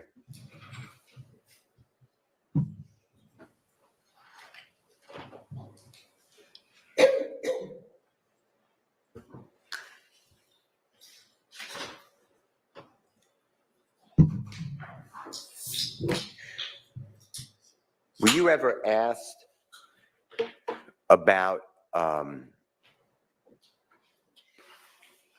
January 12th, 2015, approximately 1:30 in the afternoon, when an Infinity rental car was returned to the airport, the Atlanta airport? Were you ever given that information?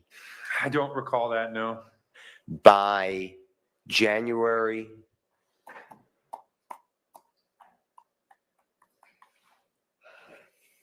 I may have messed up the date, by January 11th, 2015, in the afternoon hours, is Jeffrey Williams' records have him all the way traveling, on the way traveling to Miami, Florida, At what time? 1:30-ish. Yeah, so there's activity around 1:30 a.m. on the 11th in Atlanta. And then the So while Brian's trying to lay the web and get this guy in a trap, it's funny. So here's what happened, right? Somebody was like, I had talked about the Diddy thing. You guys know I have a media background, so I don't report on anything unless I know it is 100% factual. And there was a Diddy sympathizer in here, which, I mean, it's your prerogative. It's your, it's your thing. But when you start saying that I'm spreading fake news,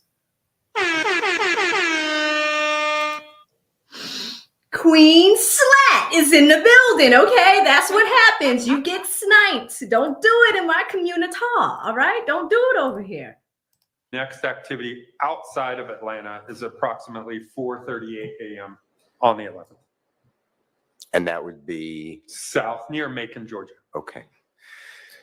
Do you ever know whether Mr. Copeland's, the records that you have, I'm not talking about any other record, just the records that you were given, the Mr. Copeland's phone, was he in the area of Atlanta on January 11th, 2015 at 1:30 in the afternoon? So again, in reviewing, he has phone activity in Atlanta at 7:56 p.m. on the 11th. And then the first time there's activity outside of Atlanta is at 10:12 p.m. on the 11th. And again, that's south of Macon, Georgia. Okay. All right.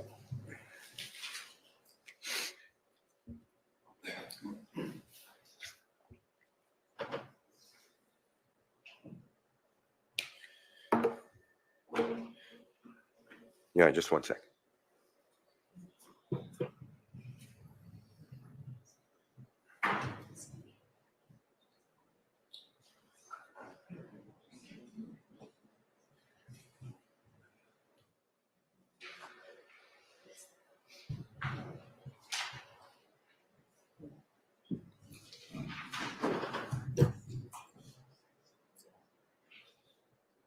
Brian went back to the desk back there. Y'all like that? Queen Slime.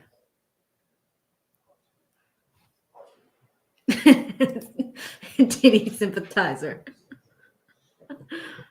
All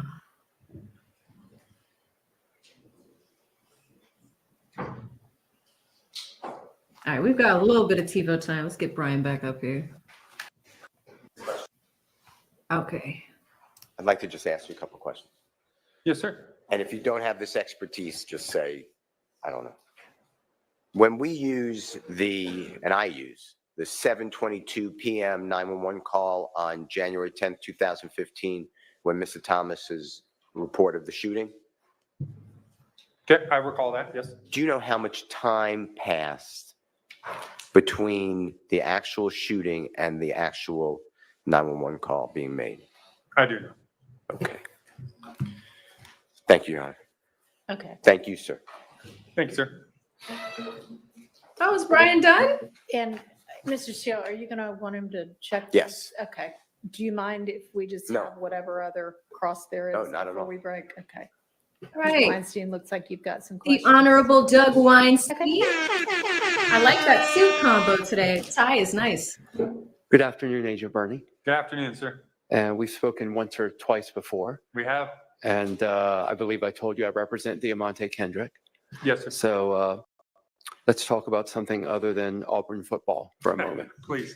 I don't know who's working the machine, but could you all pull up 532Y, page 5?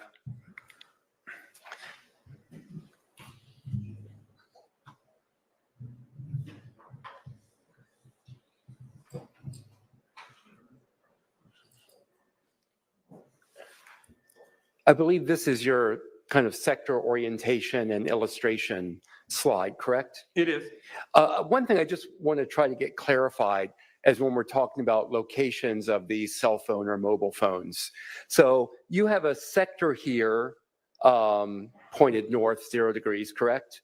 It is in this illustration, yeah. And in that sector, you've got these hard red lines that extend 60 degrees out in either direction to form a 120-degree arc, correct? Yes, sir.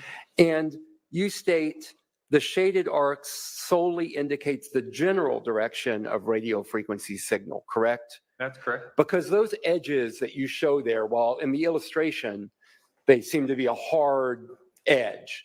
That's kind of theoretical. They're not exactly a hard edge. Is that correct? That's correct. There's no line painted on the concrete that says at this point you're going to switch from this sector to this sector. It's kind of fuzzy at the boundaries. It could be 118 degrees. It could be 123 degrees. It could vary. Right, because the radio, even if you have a directional antenna, the radio signals don't just hard cut off at a certain point or necessarily extend exactly to that point, right? That's correct.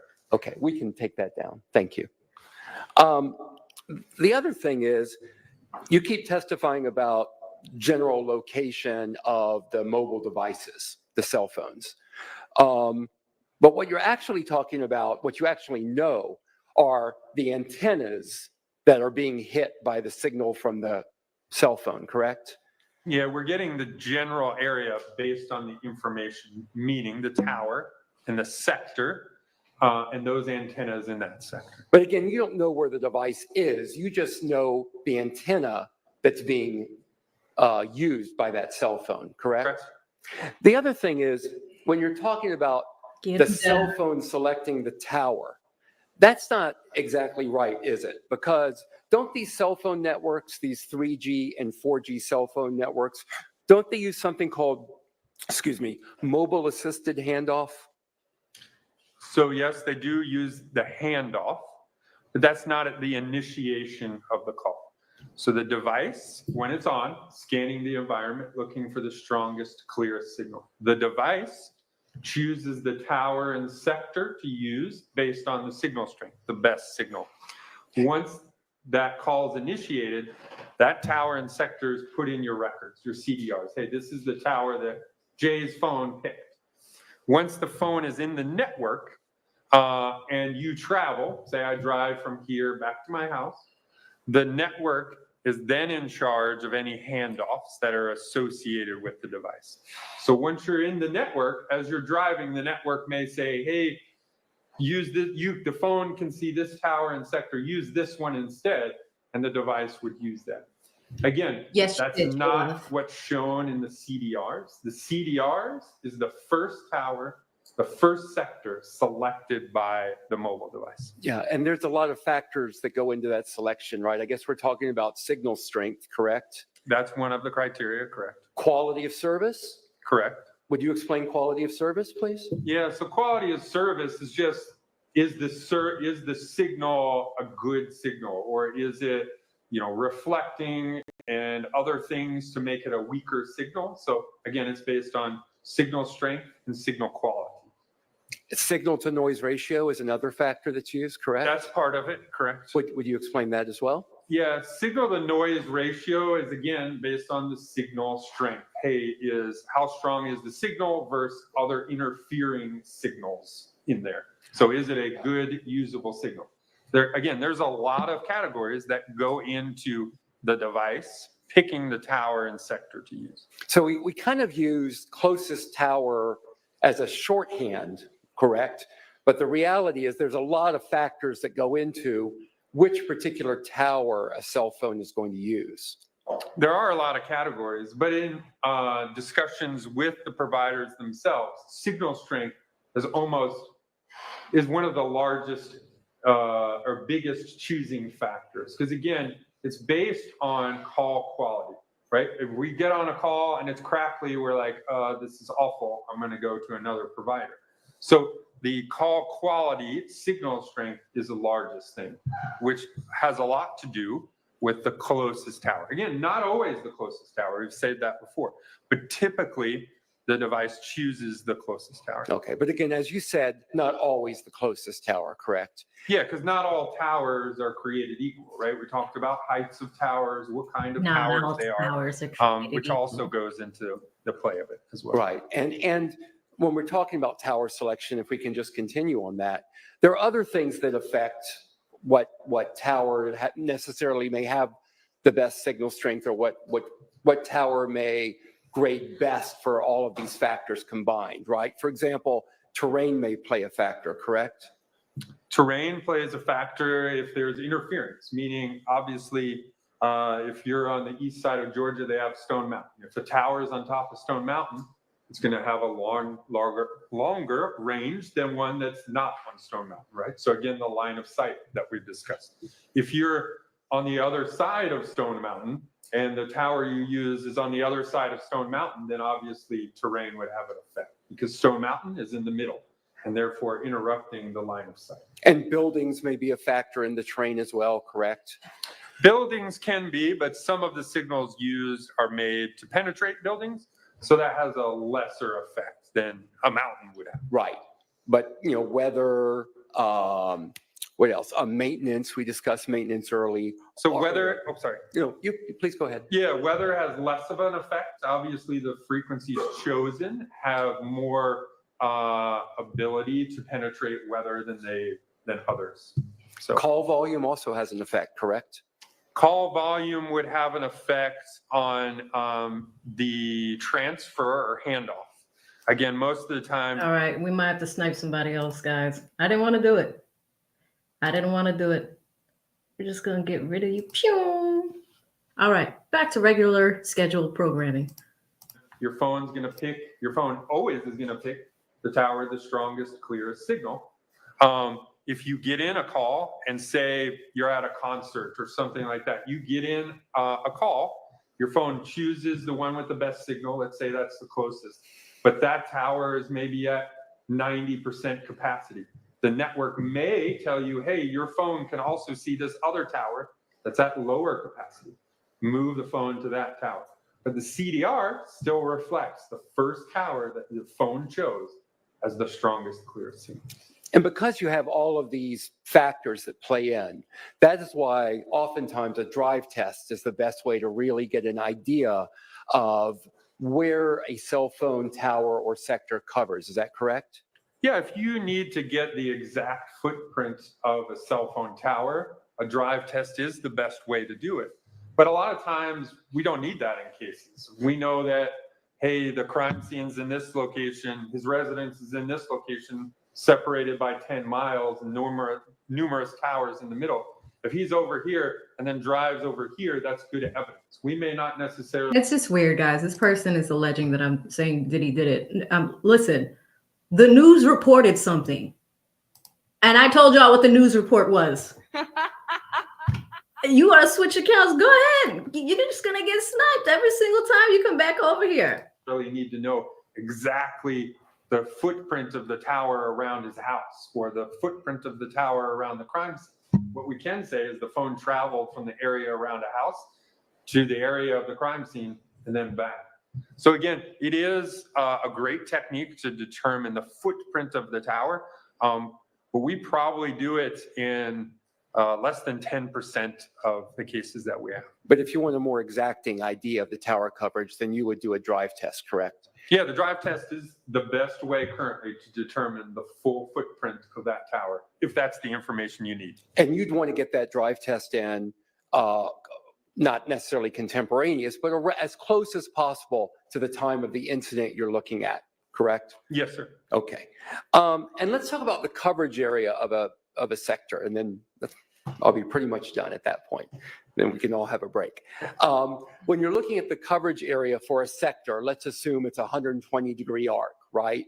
So if you have a cell phone tower and the ranges vary, right? You've testified that the range of a tower may vary, correct? It does, yeah. Okay. So if you're out, in the middle of nowhere, in the middle of the country, you might get a cell phone tower with a range of 25 miles, for example, 22 miles. I mean, I obviously haven't done analysis in like Nebraska, where you would probably have towers farther apart. The most I've seen is about 17 to 18 miles in rural parts of Georgia and Alabama. But yeah, towers can reach significantly farther when there's no other towers competing. And if I get this wrong, just stop me and correct me. But I think you've testified today about a lot of towers having, in a city environment such as Atlanta, maybe a 2 to 3 mile distance that they might cover. Is that correct? I would say if you're talking downtown, some of those would have smaller, depending upon the line of sight. Again, where's the antenna? Is it 15 feet off the ground, or is it 150 feet off the ground? Well, what about like 150 feet antenna? I think you've testified that there's at least one antenna that has a height like that. What kind of a range would you estimate based on your expertise, would that antenna have?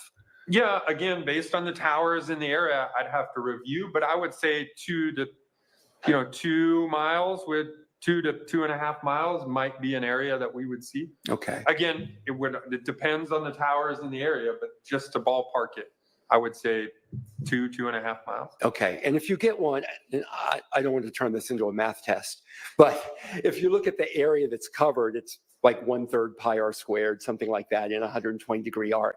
So if you've got about a 3-mile distance, you're talking about roughly a 8, 9, 10 square mile area that's covered by that sector, correct? You're talking about the total area covered? The total area covered by that sector, if you have a 2 or 3 mile radius on that antenna.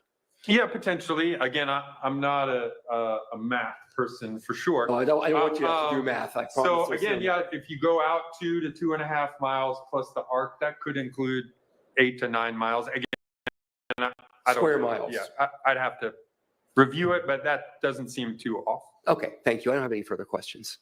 All right, are there other defense attorneys with questions for this witness? Okay, none? Okay, all right. We'll break right here and give this witness time to review whatever records you needed for those Yes, Your Honor. names. Okay, so just 2 defense Hopefully attorneys. only like 10 minutes for the break. Yes, Your Honor.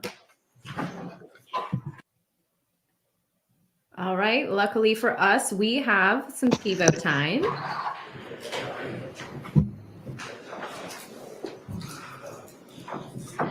And shout out to Swamp Living.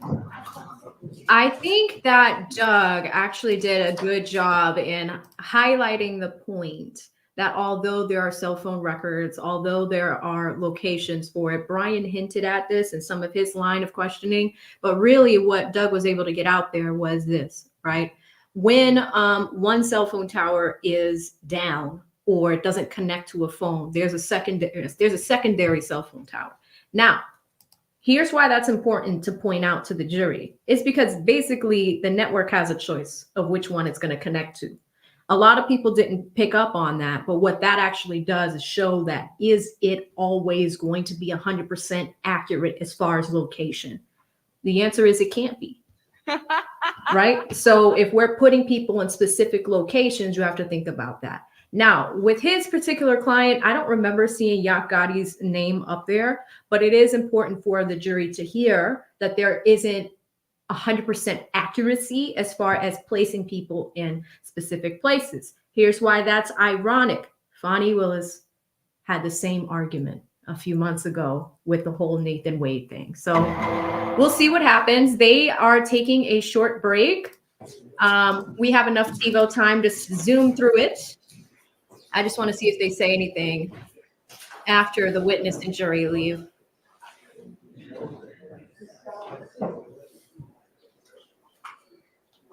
Let's skip ahead here. Restroom and then come this room. All right, so they did take their bathroom break. We are going to skip ahead for when they return, right around here. They're probably going to do. I can show you what I have. No, don't do that yet. Just, Are you, I guess, I can see, I've reviewed, did you review all of I those reviewed the things? calls. Okay. I can tally up. If you give me like just 1 minute, I'll tally them up just in case. I reviewed all the calls, man. All right. Okay. And then will you have redirect? Yes, Your Honor. Okay. And then you'll have your next witness ready. Excuse Yes. me, Your Honor, I'm sorry. I left out just 1 or 2 questions, less than a minute, if I could just do that. Come on. Thank you. All right, so Doug has a few more questions. Is, fair to him. And also, I think I asked this, but just say, who called, who initiated? Well, your question was, did Mr. Williams' cell phone ever initiate any calls to any of those? So, I just wanted to make sure. Mr. Steele? Yes, sir. I want to refuse.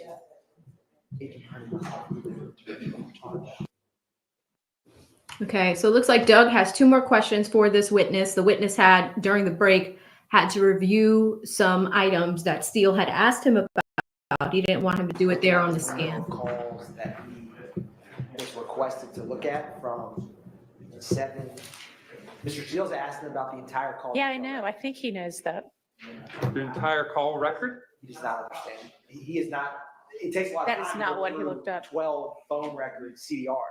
I don't think Agent Bernie has done that in 10 minutes. Okay. What did you look at? So what we have there is the calls from January 10th at 7. Yeah, quiet, please. 7:29 p.m. to 6:30 a.m.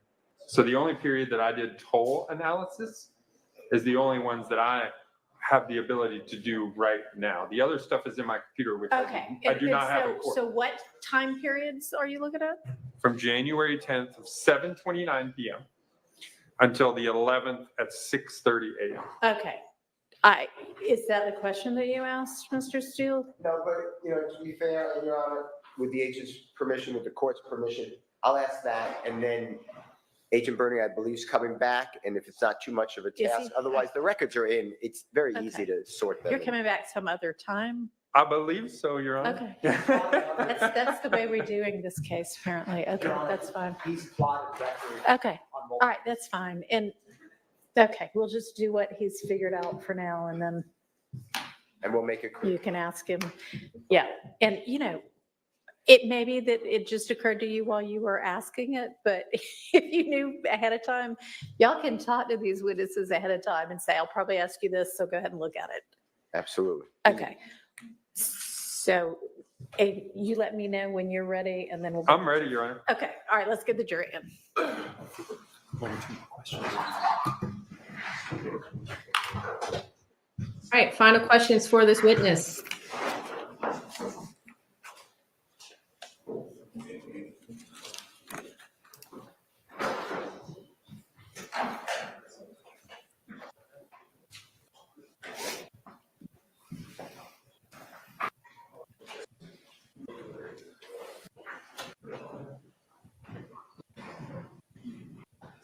You, Ms. Weinstein, turns out you had a couple more questions. Yes, Your Honor. Yeah. Thank you for the court's indulgence. Go ahead. Agent Bernie, I'm sorry. I think my eagerness for recess overcame my need to ask you 2 more questions. No problem, sir. My first question is, we're talking about drive tests. You were not asked to do a drive test in 2016, correct? I was not involved in the case until, again, at the earliest 2022, I think. And you haven't seen any drive tests that may have been performed back at that time, correct? I do not, no. Okay. Also, you were not asked to consider any cell phone records of my client Diamante Kendrick, correct?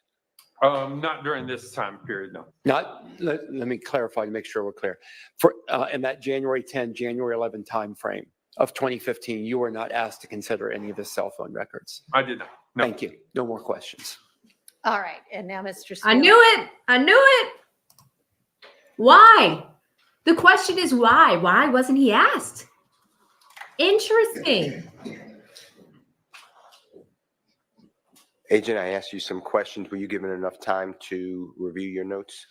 I was. Or the records, I guess. Okay, and tell us what you did, if you don't mind. Tell the jurors.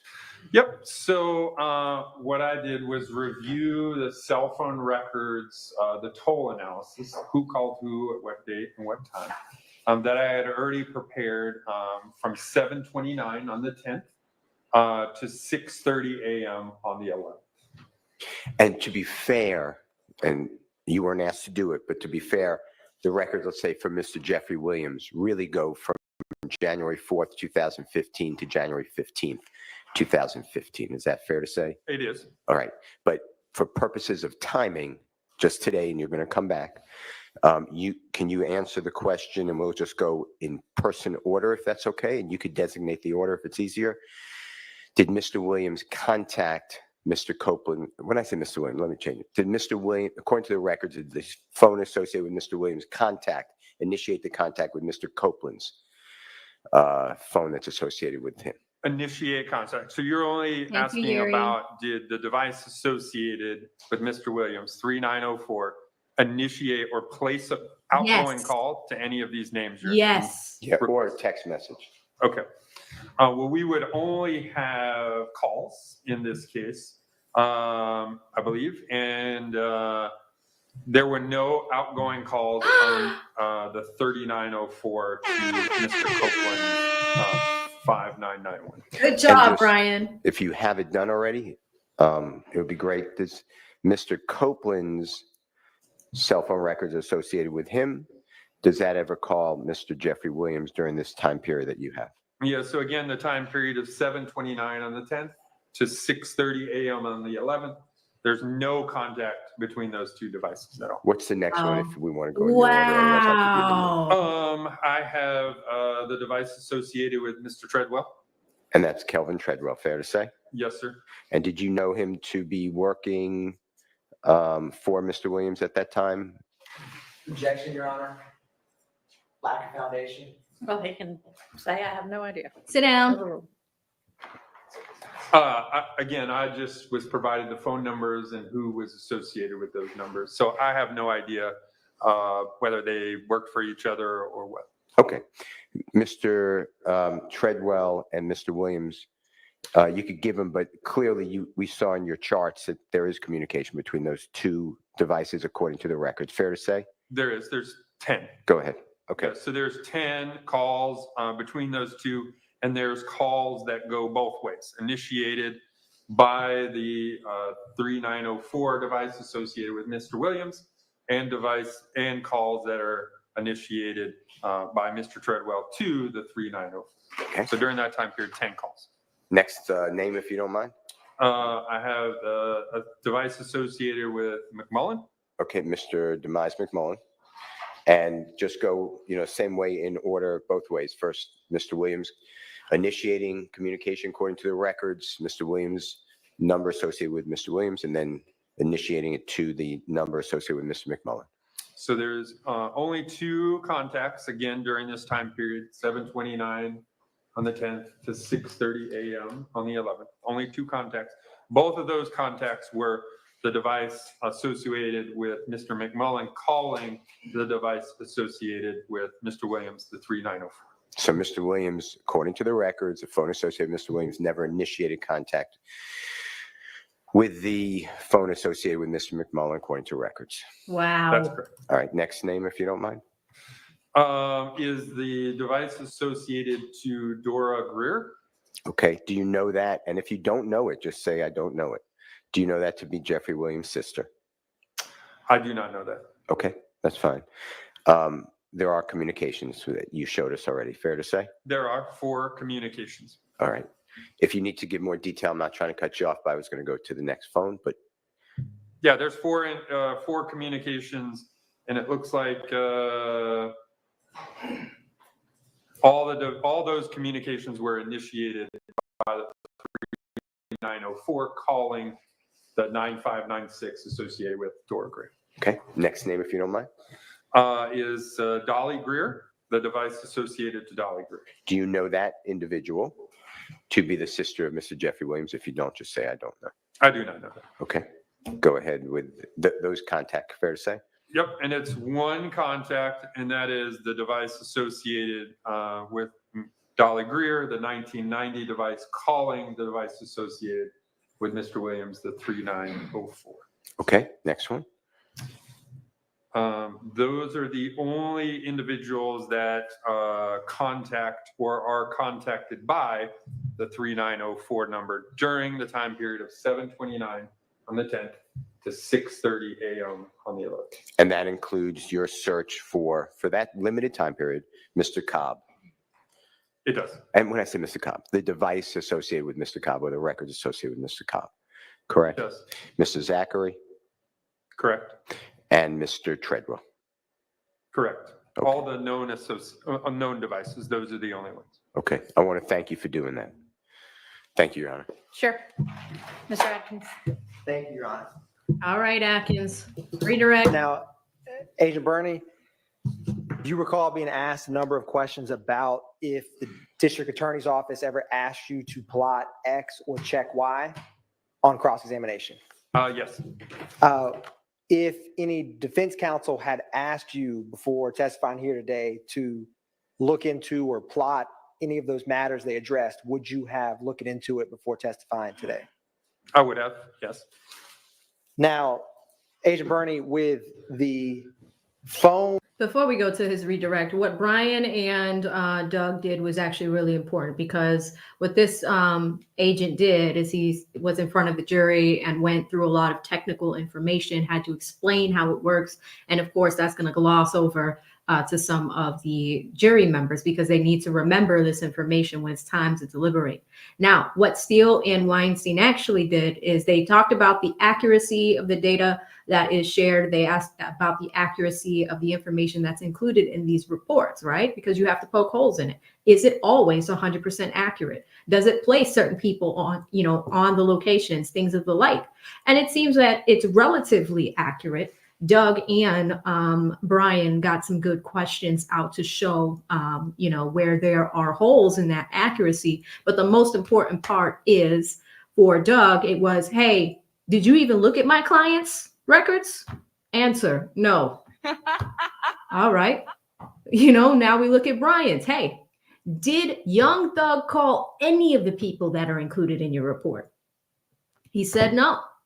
There were some calls, I think, with one person. And then here's the other two. If you guys notice, the two women's names that were mentioned, those are young Thug's sisters. He's going to have records with them. So he needed to clarify that too. But the biggest win that Brian Steele was just able to get is the calls between Little Woody and young Thug himself. Asked if those calls were initiated on either end, and the expert witness said no. So let's go back in, free the Thugger, and we have Atkins standing up here for redirect, and we will probably have time for one or two more witnesses today. So let's see what happens. Toll analysis that you did, if records did not, or let me ask you this, what was the time frame again, or the time window of that toll analysis that you conducted? Yeah, so it's on the 10th from 7:29 p.m. until the 11th at 6:30 a.m. And in the investigations you work, do you typically analyze 12 to 10 phone numbers like you did in this case? No, this is one of the larger number of phones for a specific case. So with toll analysis with these numbers for times or dates other than the January 10th, 2015 murder of Donovan Thomas, would you be familiar or have looked through the entirety of records on dates you were not requested to? No.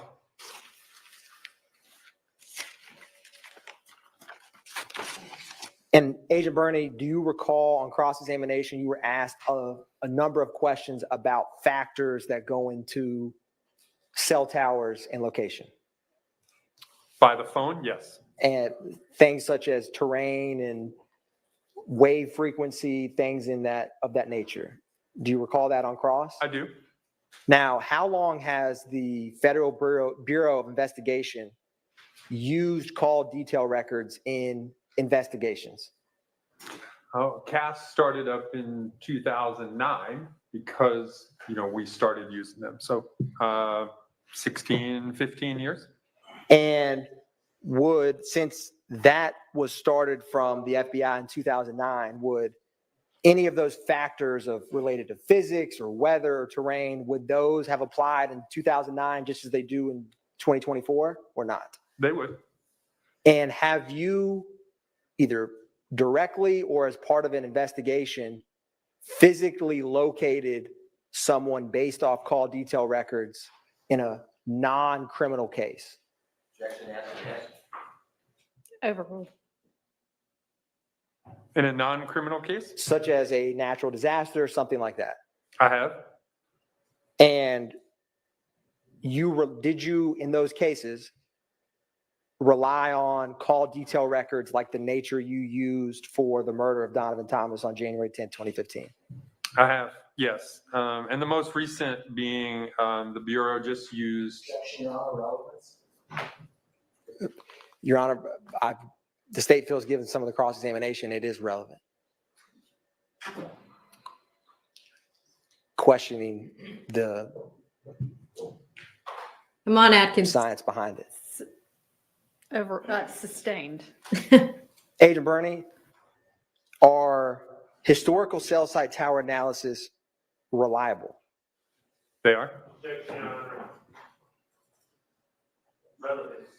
Overruled. Agent Bernie, can you explain to the jury how you're able to state that historical cell site analysis to include tower information is a reliable method to use? Yeah, Objection vague. Overruled. You may answer, Agent Bernie. Yeah, again, these records, you got to remember they're business records associated with the company. So they use them every day to optimize their network, right? Where they're dropped calls, where are lots of people placing calls? Do I need to use more towers? But as far as law enforcement's use, we use them every single day to locate kidnapped kids, missing kids, runaways, both in the criminal context and the non-criminal context. The last time that we used it the last time I used them in a non-criminal context was the hurricane relief through North. Bolstering. What was the other one? Bolstering. Overruled and sustained. Agent Bernie, on cross-examination, do you recall being asked about the cell tower location of the device associated with Kenneth Copeland? I was. I'm going to publish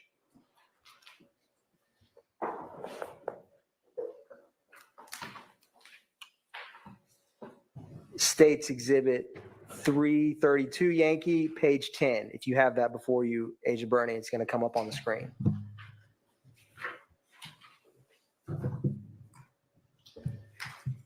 Now, Agent Bernie, do you recall being asked on cross-examination about a gap in time in Mr. Copeland's records? I do. And These do are you Lil recall Woody's being records. asked if the phone was on or off? I do. Do you recall being asked? And for the record, I meant 532 Yankee, Your Honor. I may have accidentally said 332, but I meant 532 Yankee.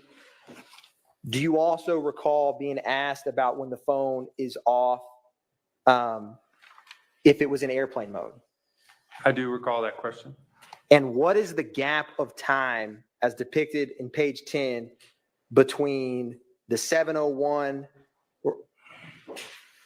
p.m. call and the 7:24:09 call? Approximately 23 minutes, 22 minutes and some change. Now, Agent Bernie, I am going to go to slide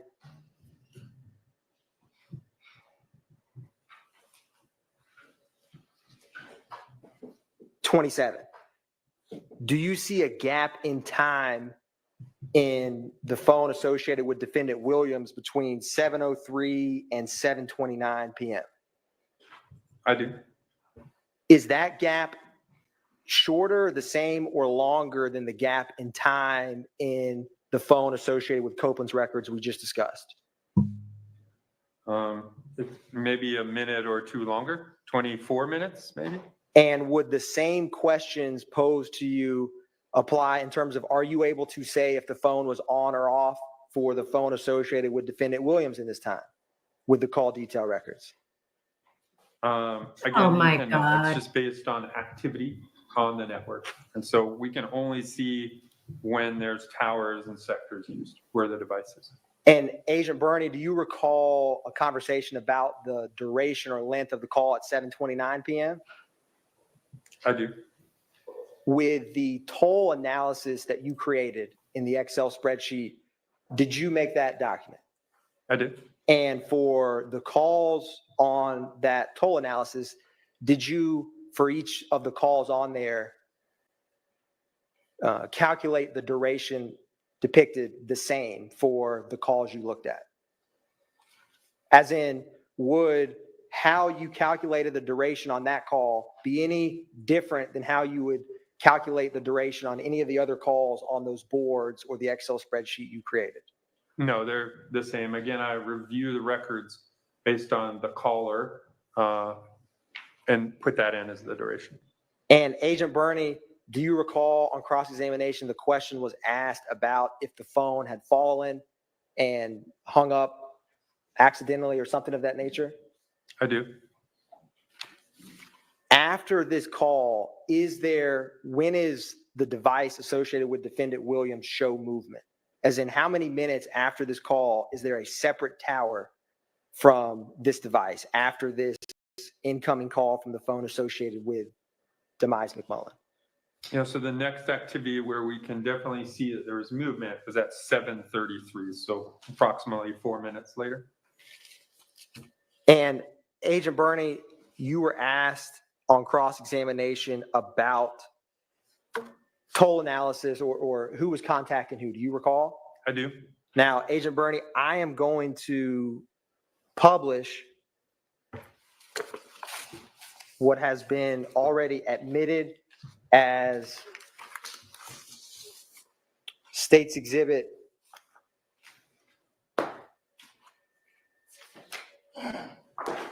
your State's Exhibit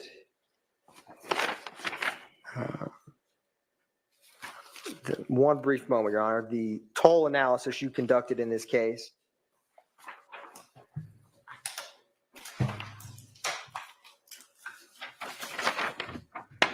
As State's Exactly, Exhibit Ramon. 533, Yankee. Exactly. It will come up on the screen, Agent Burney. Now, when was, in this toll analysis you conducted, when is the first call that the phone number associated with Mr. Copeland interacted with any of these 12 numbers you looked at? I'd have to scroll down. I don't recall. It's not right away for sure. Is the device associated with Mr. Copeland end in 5991? Does. Yes, it does. There it is right there. So the first time it shows in the toll analysis, again, of known numbers, calling known numbers, is at 8:22 p.m. So it shows in here as 2022, which again is 8:22 p.m. How long after the 911 call is this 8:22 p.m. call? Approximately an hour. And Agent Burney, I'm going to Control F 5991. Do you see this on the screen? I do. And I want you to let me know each time the phone associated with Kenneth Copeland speaks with someone new, either outgoing or incoming. Are you following? I am. The first time this appears, what device associated with a person's name that you analyzed does defendant Copeland's phone interact with? 8935 is the device associated with Mr. Sledge. I'm going to keep going, and when you see another number, just let me know. Okay, the 5726 is the one associated with Mr. Zachary. Then the 8935 again. Then the 5726 again. 5726, 5726, 5726, again 5726. Again, the 8935. Taking a quick break from the 5726. Huge shout out to Sammy, who just gifted you guys another 10 memberships. I think she's up to 30 today. She has gifted you guys 30 memberships throughout the day. If you received a gift from Mixed Chick Sammy, super generous of her, growing the community. If you received one, please say thank you to her. Very, very sweet. Often beloved, not even often, she is beloved in this community. Thank you so much, Sammy, for your generosity. And if y'all got one, please say thank you to her. 8935. Again, 8935. Again, the 8935. 5726, again, Zachary. 5726. 5726, Zachary. Zachary again. Zachary again.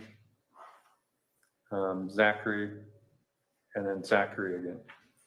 So does the device associated with Kenneth Copeland speak with anyone else in this toll analysis other than the phone associated with Mr. Zachary or Mr. Sledge? No, those are the only two devices. 5726. And do you recall being asked on cross-examination if Mr. Copeland had, or if you had ever been requested to analyze another phone? I do. Now, Agent Bernie, do you recall on direct examination being asked about a phone number that ended in 7604? I'm going to show you something, Agent Bernie. I'm going to publish State's Exhibit 532 Yankee.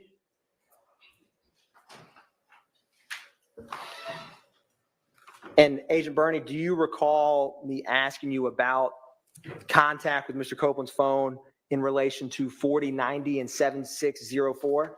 I do. Now, does the phone associated with Kenneth Copeland at 5991 communicate with the 7604 or have calls either incoming or outgoing? Several. You can see them listed both on this side and this side, both incoming and outgoing. And without counting them up, I'm going to publish slide 11 as well and ask you if that number appears, or my apologies, let me go back.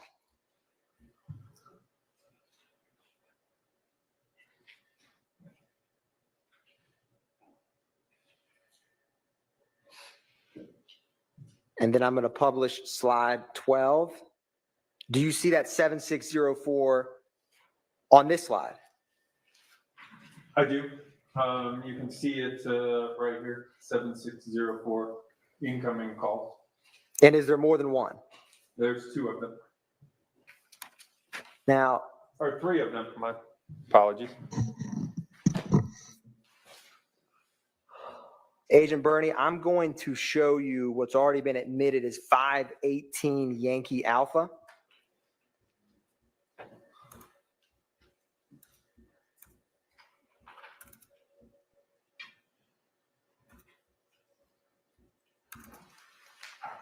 It's going to come up on the screen here in just a minute.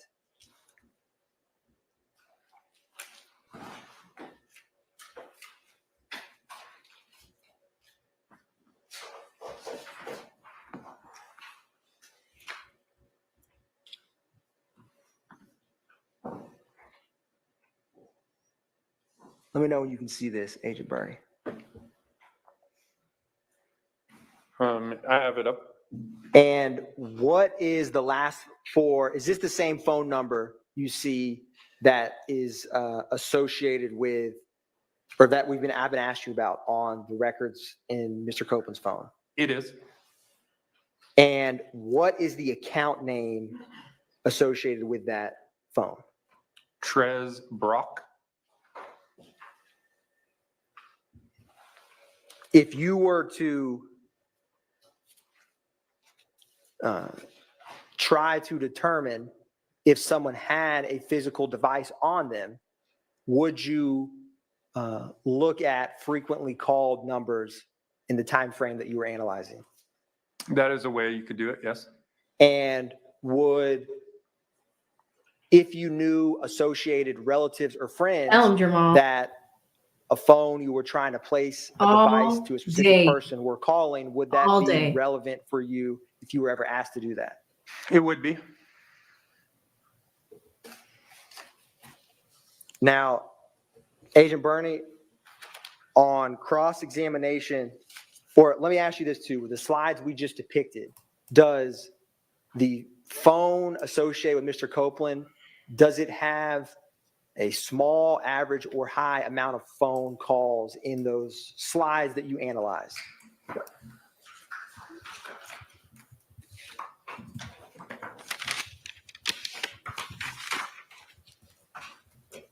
That's objective, I'll object.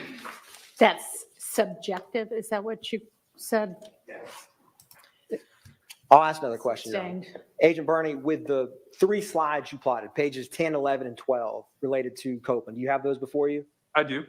Does the phone associated with Mr. Copeland, does it between those three slides have either incoming or outgoing calls from similar numbers, as in the same numbers? It does.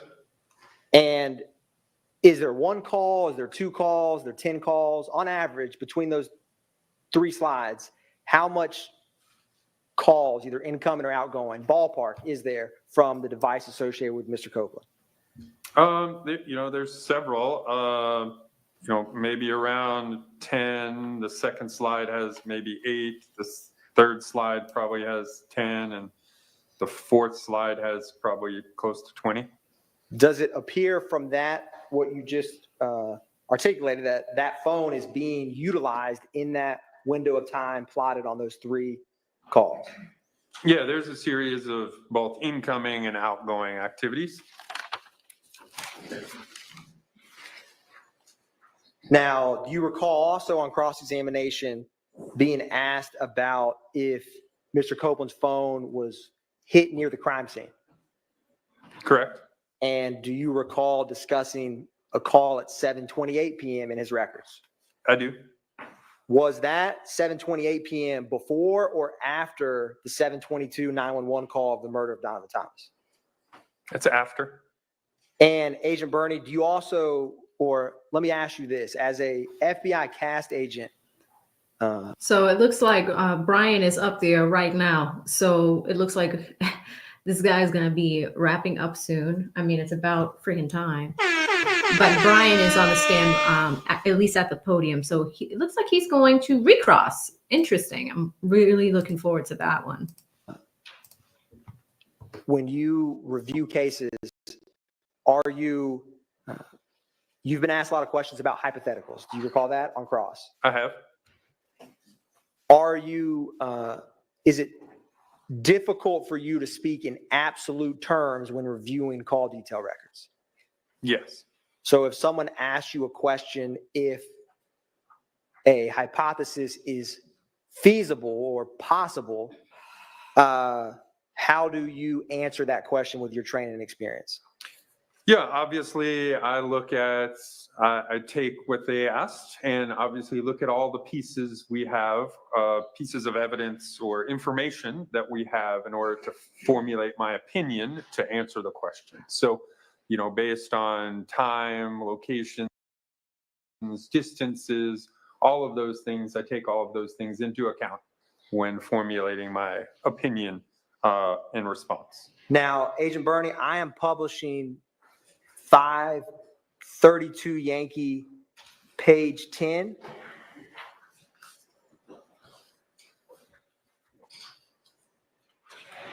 Do you see the slide, Agent Bernie? I do. And do you recall being asked if it is feasible for the device associated with Copeland to be at the crime scene at 7:22 p.m.?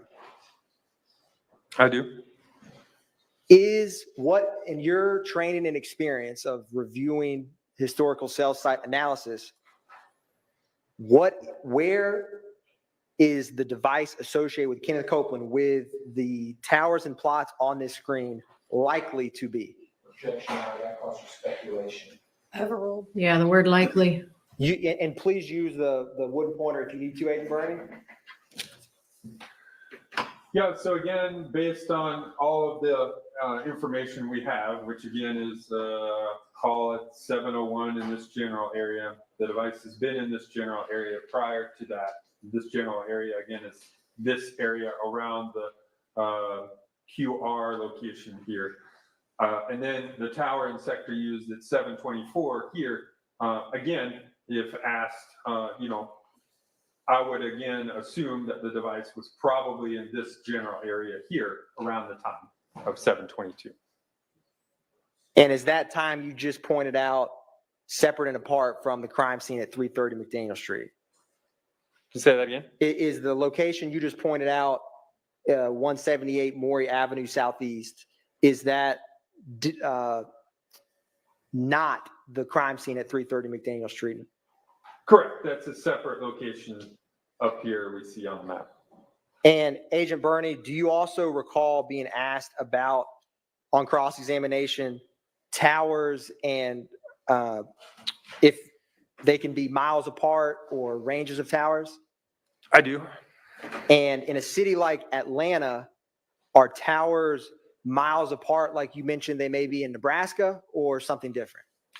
Yeah, I mean, obviously, depending upon the provider and how they want to utilize towers, sometimes they're really close, you know, several towers within a mile downtown.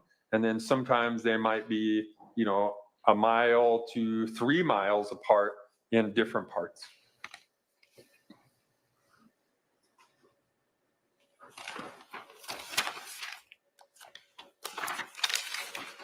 One brief moment, Your Honor. No more brief moments, Atkins. Hurry up. Come on. Agent Bernie, I am going to publish the toll analysis spreadsheet we were just discussing. That is State's Exhibit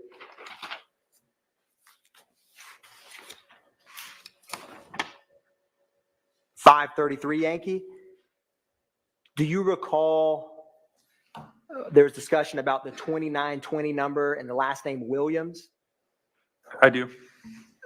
Do you see that 2920 number on the toll analysis you were requested to conduct on this case? I do. And who is the name associated with that? It's Brian Williams. Birdman. Okay, we get it. You said it already. Y'all talked about this already. Atkins, land the plane.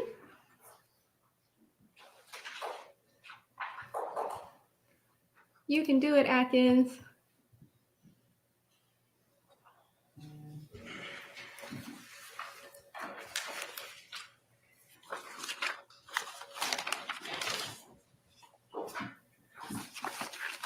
All right, he's collecting his things. Maybe he's done.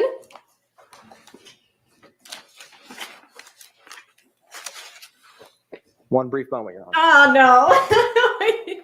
no. We were really excited. Thank you, Agent Birdie. No further redirect from the state. Great cross. Oh, my gosh. That was a long witness the whole day. All right, Brian, quick. Come on, Brian. Agent, when there is somebody missing and you assist successfully in locating them from phone records. Is that true? Yes, sir. How old are those phone records that you're using? Yeah, most of the time, we get phone records as soon as we can. So, obviously we're looking for individuals. If they go missing today, we're getting the records today or tomorrow. Okay. Not 8 years later. Is that fair to say? Ooh, good one, Steve. Again, when we work Amber Alerts and missing kids, no, but we do work cold cases where we assist in locating pieces of evidence using old 8 records, years. unfortunately. Now, today's records, cell phone companies changed. I don't know if it's mandated, you tell the jurors, but now they give a distance from the cell tower where the device made a connection to the tower. Is that true? So there's different records. So the CDRs are the same. The call detail records have, who called who, what date and time, and then the tower and sector used. Those are still all the same for the CDRs. There are now new additional records called timing advance records. And those are records from the phone checking in with the network. And those include the tower, the sector side of the tower, and a distance that device is away. The difference is call detail records kept for a long period of time, the shortest being Verizon at 365 days. Timing advance kept for a much shorter time because there's just so much data. Verizon, the shortest, keeps it for 7 days. And when you say 7 days, does that mean today is the 14th day of October 2024? Verizon keeps today's records until next Monday, the 21st day of October 2024. Fair to say? Yes, sir. And then tomorrow, today's records would fall off, and then it would be kept from the 15th, Tuesday, the 15th of October, until Tuesday, the 22nd of October. Is that how it works? Yes, sir. It's a rolling calendar, just like you explained. Okay. Is that similar to, if you've done this work, surveillance cameras? I have. Is that similar?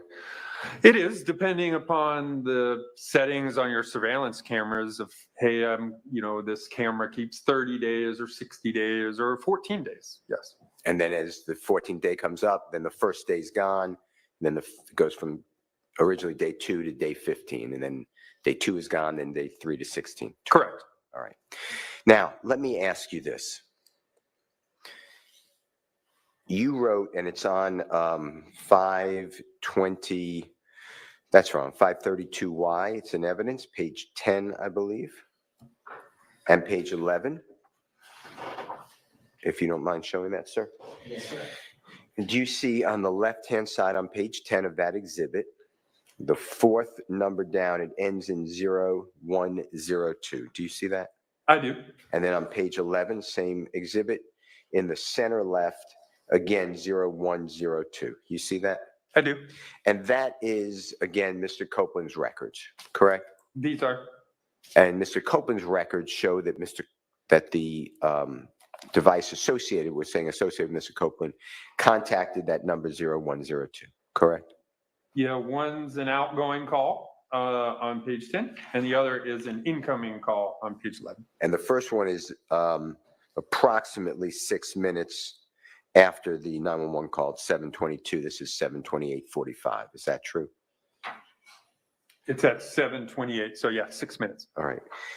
And were you told through the district attorney's office who the 01, it says NA, which means not applicable, I assume. Is that what you write, NA? That's correct. I don't know whose number that is. Were you told a Naisha Williams? Does that sound familiar? I don't know whose number that is. All right. Were you ever given that number associated with Demeke and Garlington? Did the DA's office ever tell you that? I don't recall. All right. Now, just using this as an example, and what's shown is the same exhibit number, page 11.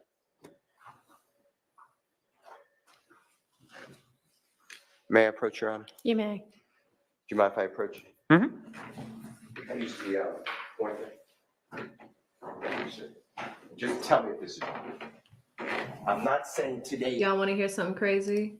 The state had initially planned on having Guess how many witnesses today? 7. They wanted 7 witnesses today, and we're almost done with the first one. It took all day. All day. Record. I'm not using today's record. But in 2015, January, if a call was, this would be the cell tower where the big circle is, correct? The dot is, yes, sir. Or the dot. And then you just were kind enough to give us an estimate of the sector, correct? Correct. In that area. And that call, the handset, the cell phone as we all call it, that could be, according to these records, it could be right here, almost the person touching that cell tower potentially, correct? Yes, sir, good. It could also be You know it's real when Brian's on the board. from that cell tower. Fair to say? It could, it depends on, again, the phone's gonna pick the tower with the best signal. And as it gets closer to other towers, that signal may change. So if it's closer to another dot, which is a tower, it may use that one. Okay. But generally, all you're doing, and I shouldn't say all, you're doing great to assistance everybody. But you're just telling me, you want to make it clear to jurors, if it's using this cell sector and this cell tower, ladies and gentlemen, it could be anywhere within the range that goes out, but that's the best or strongest signal to that handset at that time. Correct. And again, I'm testifying to a general area. I just want to make that clear. Thank you. Your Honor, I have no other questions. All right. Okay. Anybody else? Done with this witness? Questions? No. Okay. All right. Oh. Special Agent Bernie, thank you for your time. It sounds like we may see you again, but for now you are excused. Call your next witness.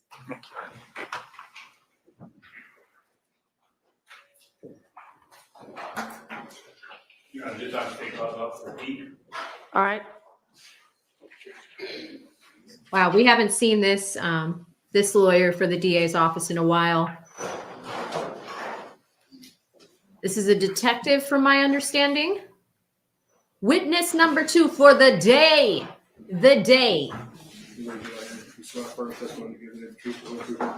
I do.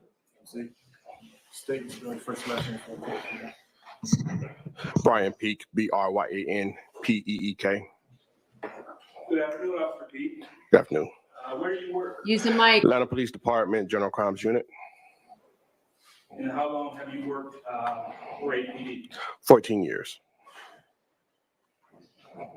In 2015, what unit were you assigned to? 2015, I was Zone 5 Field Investigations Team.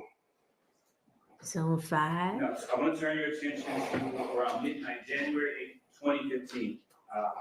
Were you working an extra job at an apartment complex on Confederate Court? Yes. All right. And what was the name of that? We can hear his Trestle briefing, Tree.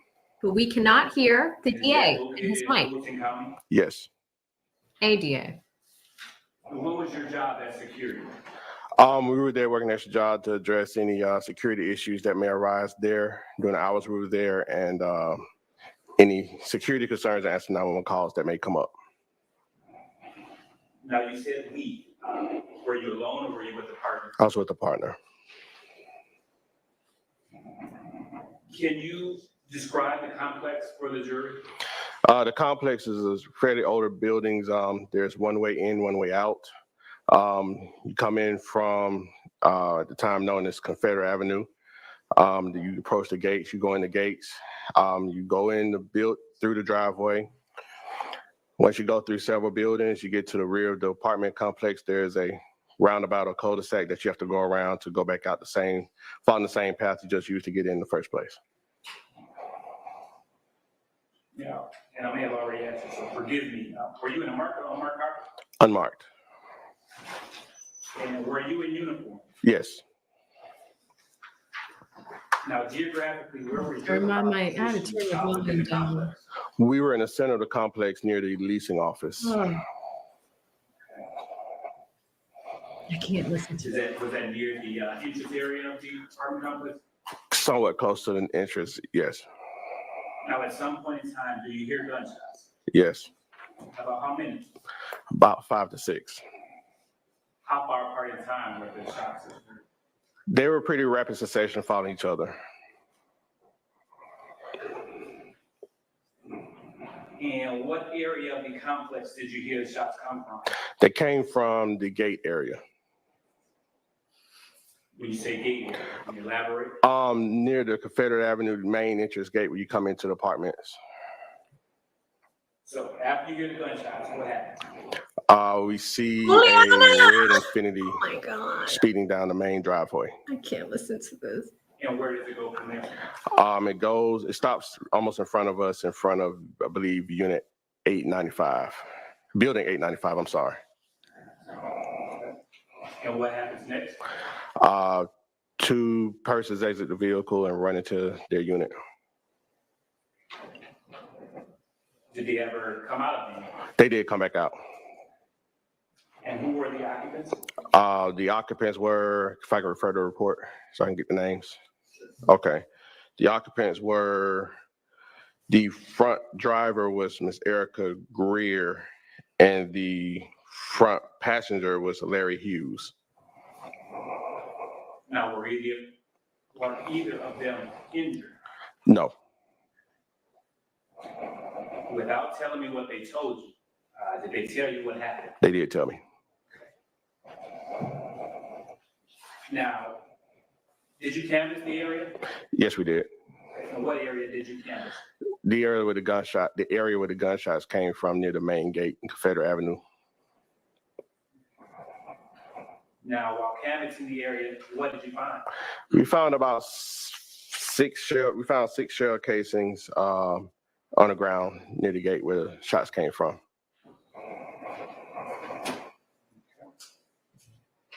Where were they located? Near the front gate. Did you observe any property damage to the red Infinity owned by Stacey Adams? Yes. You currently have in your possession what's been pre-marked as State's Exhibit 1 Delta Hotel through 13 Delta Hotel. Okay. Do you recognize those photos?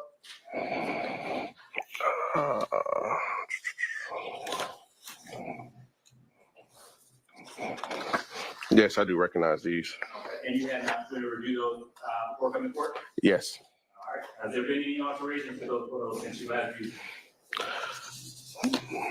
No. Are they a fair and accurate fair and accurate depiction of the scene? Yes.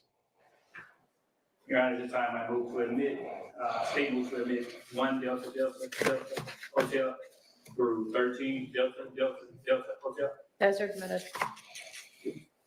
I'm now going to publish 3 through 8 Delta Hotel.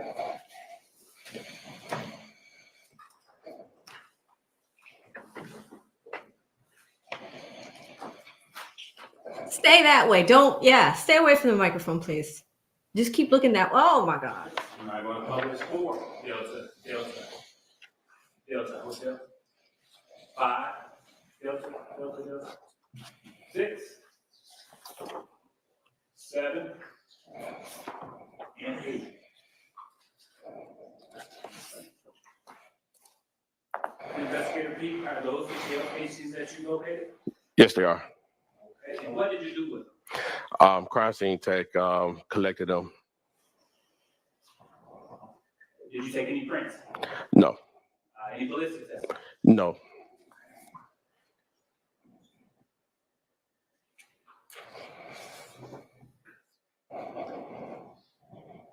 I'm now going to publish 12 Delta Hotel. Officer P, can you tell the jury what is depicted in 12 Delta? This is the red Infinity that was damaged by gunfire with the defect in the lift gate. And 13? Please tell the jury what is depicted in this. Closer image of the same Infinity lift gate with the round defect in the center. Officer Pete, did you prepare a report in this case? Yes, I did. And when did this incident occur? It occurred around 12:30 on January 8th, 2015. All right, and when did you prepare your report? The report was prepared on January 10th of 2015. Why on the 10th? I believe that's my first day back to work where I could get to the report system to complete it. Of course, the report RICO on there?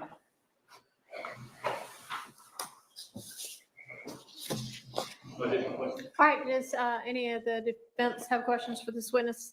Yes, please. All right, go ahead. Oh my God. I can't. Officer Pete, good afternoon, sir. Good afternoon. All right. I've got just a couple questions for you, if you don't mind, about what you observed on that evening, actually morning, because it was about a little bit after 12 midnight when this incident occurred. Is that about right? Correct.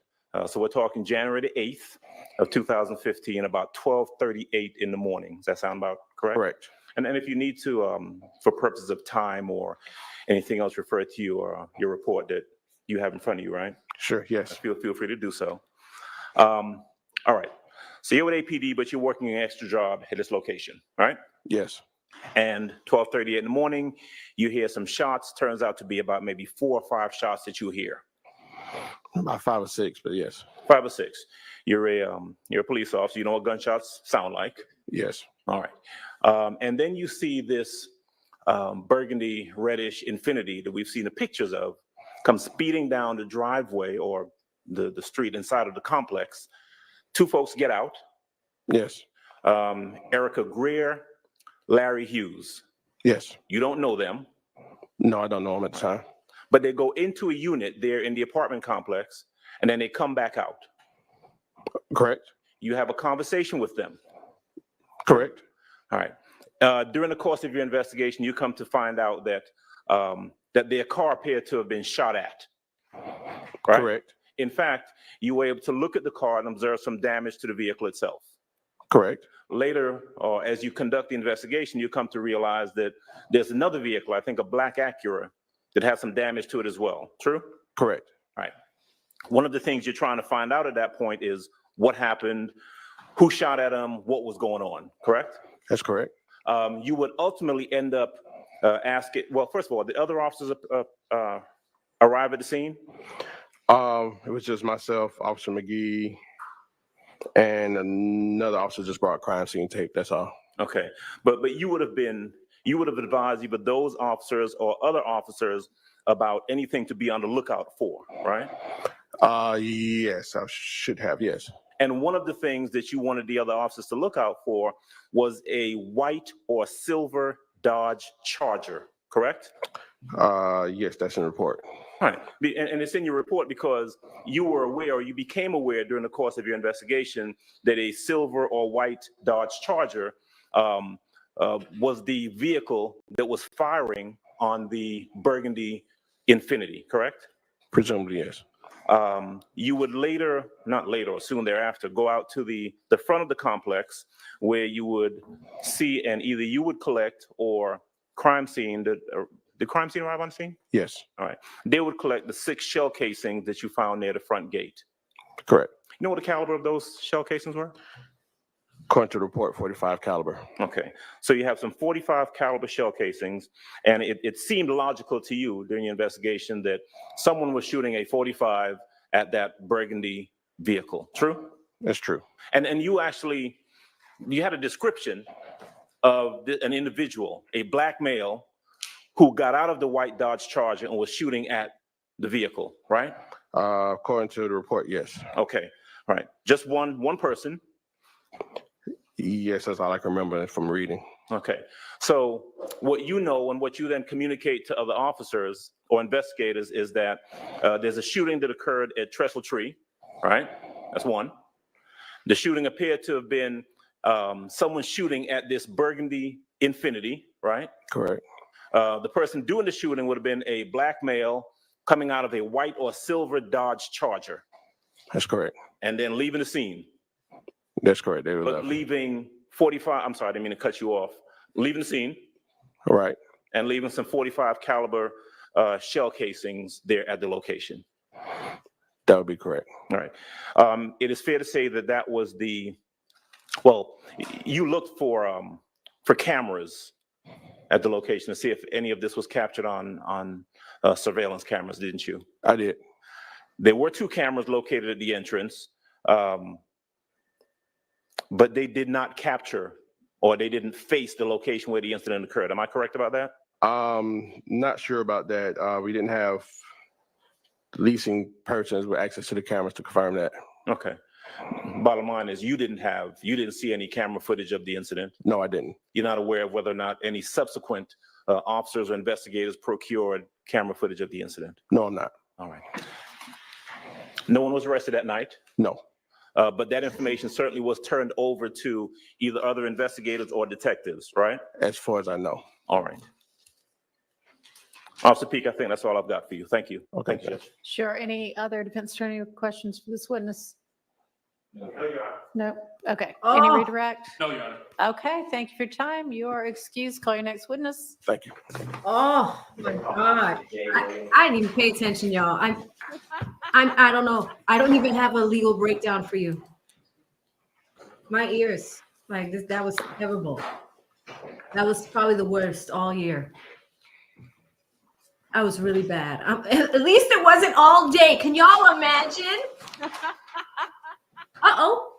Standing in for Miss Love, Adam Abate hasn't shown up in court all year in 143 days. This is his first time questioning somebody on direct examination. We have another detective, I believe, or another cop.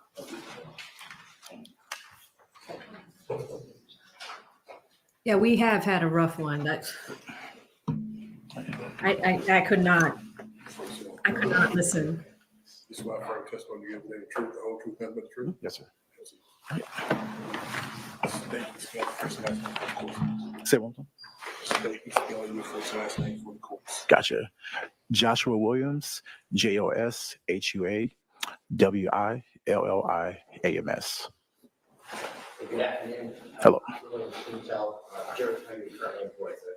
Say one more time, sir. How are you currently employed? I'm a police officer with the City of Atlanta Police Department. Excuse me, Mr. Abate, would you use the microphone, please? Thank you. And how long have you been employed by the City of Atlanta Police Department? 11 years and 4 months. Okay. And can you tell the jurors, I guess, where within the City of Atlanta Police Department are you assigned, or what unit are you assigned to? Zone 3. Okay. And were you working that same zone, Zone 3, back in 2015? Yes, I was. Yes, sir. And can you briefly tell the jurors where is Zone 3 contained within the bounds of City of Atlanta? Generally, like most of Metropolitan Parkway, Jonesboro Road, Yeah, actually, McDaniel Street, like me University too. Avenue, Okay. Southwest Atlanta. Okay. And have you always worked in Zone 3 since you've been employed? Yes, sir. All right. Can you tell the jurors back on January 8th of 2015 where you dispatched to the area surrounding or near 675 Metropolitan Parkway? Yes, sir, I was. I was dispatched to 565 Wells Street, Southwest initially. Okay. And can you tell the jurors, are both of those addresses here within the City of Atlanta, Fulton County? Yes, they are. Yes, sir. And how close is the Wells Street address that you were initially dispatched to and the 675 Metropolitan address? Wrong that you to get a went to, uniform. eventually, or second? Less than 1 mile. Okay. And when you arrived at the Wells Street address, can you tell the jurors what you observed or what you first encountered? Yeah, so when I arrived on scene, I spoke with the security guard at the location. She advised that she heard. Don't tell me what the security guard told you. Okay, But sorry. after speaking with the security guard, can you tell the jurors what you did next? So after speaking with the security guard, one of my coworkers pulled over a vehicle on Metropolitan Parkway and advised the vehicle had been shot at, like had damage to it. I went to that location and we related the calls at that point. Okay. And I want to show you what's already been entered into evidence as State's Exhibit II-7, 10, 12, 13, 14, and 15. So II-7 and II-10. Boom Toom through, stayed off the streets. 15. Yes, sir. It should be pulled up on the screen in front of you here in a second. Okay. I mean, Mook has like 10 kids. Now, in State's Exhibit II-7, is that the vehicle that you went to? You said an officer that you worked with called over the radio? Yes, sir. Okay, and is that the vehicle that you encountered? Yes, sir. And can you tell the jurors, did you speak to? Seen things like this before, that someone had appeared to have been shooting at the music studio. It's like, was that in Yes, sir. or music? You worked in that area for some period of time. Is that accurate? Yes, sir, I have. You know about the music studio? Well, yes, I do. And you know various artists. The report was prepared on January 10th. Both is the Wells Street address that you were initially dispatched to and the 675 Metropolitan address that you went to eventually or second. Less than 1 mile. Okay. And Sorry, guys. when you It's- arrived I don't know what happened. at the Wells Street address, can you I just brought tell it back, though. the jurors what you observed or what you first encountered? Yeah, so when I arrived on scene, I spoke with the security guard at the location. She advised that she heard. Don't tell me what the security guard told you. Okay, But sorry. after speaking with the security guard, can you tell the jurors what you did next? So after speaking with the security guard, one of my coworkers pulled over a vehicle on Metropolitan Parkway and advised the vehicle had been shot at, like had damage to it. I went to that location and we related the calls at that point. Okay, and I want to show you what's already been entered into evidence as State's Exhibit II-7, 10, 12, 13, 14, and 15. So II-7 and II-10 through 15. Yes, sir. It should be pulled up on the screen in front of you here in a second. Okay.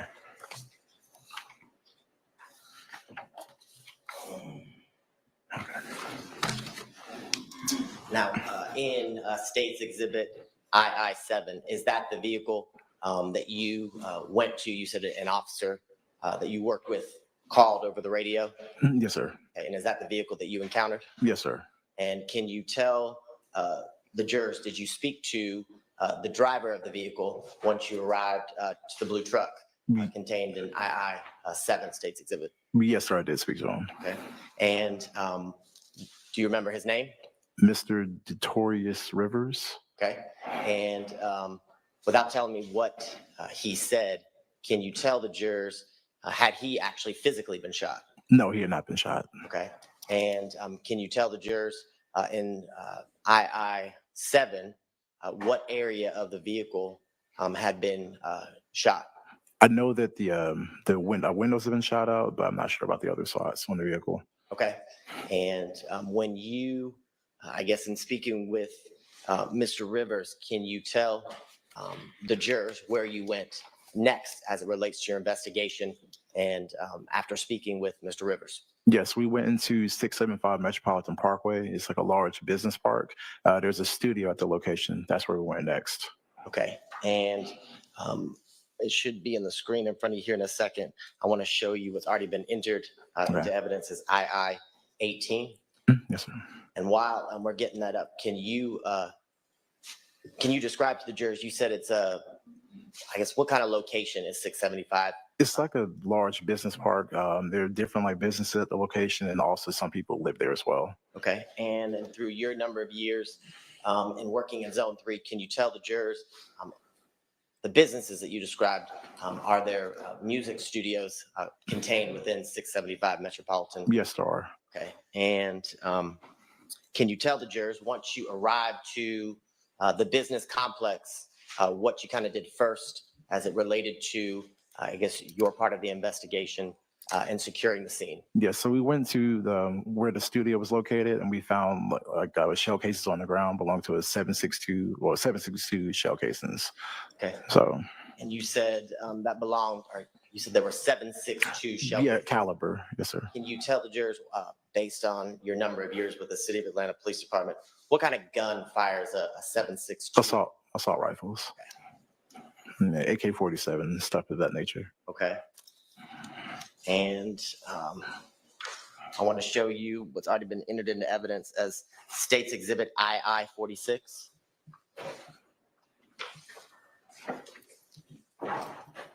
And while we're pulling that up, can you tell the jurors, while you were on scene, did members of the City of Atlanta Police Department's kind of crime scene tech division show up? Yes, they did. They showed up to process the scene, take photos, and collect the shell casings.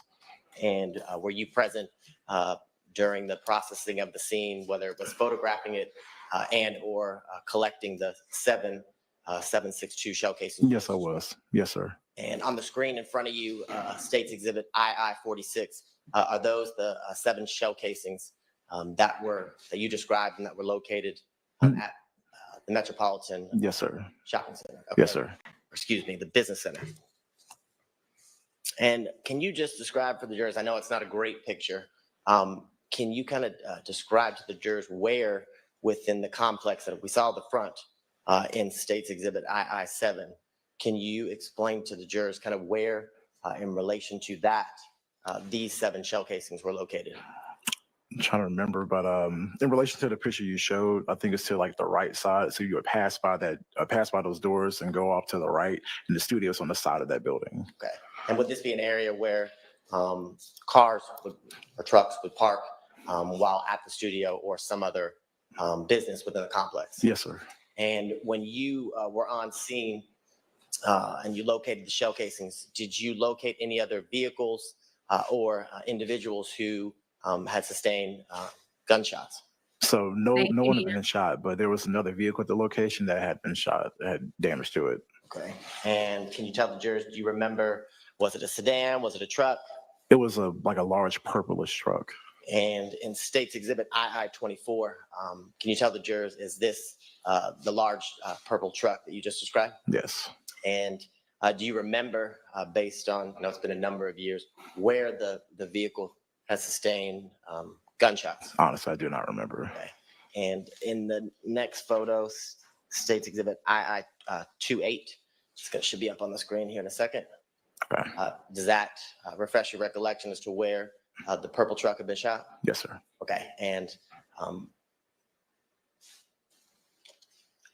while on scene, did you ever have an opportunity to speak with or find out who owned the purple truck? No, I did not. The owner refused to come outside.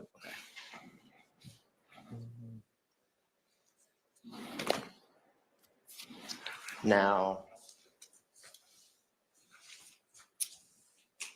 a few days later, on January 11th of 2015, can you tell the jurors, were you dispatched to the area of 215 Hendricks Avenue? Yes, it was. It was 213 Hendricks Avenue. That was the initial location. Okay.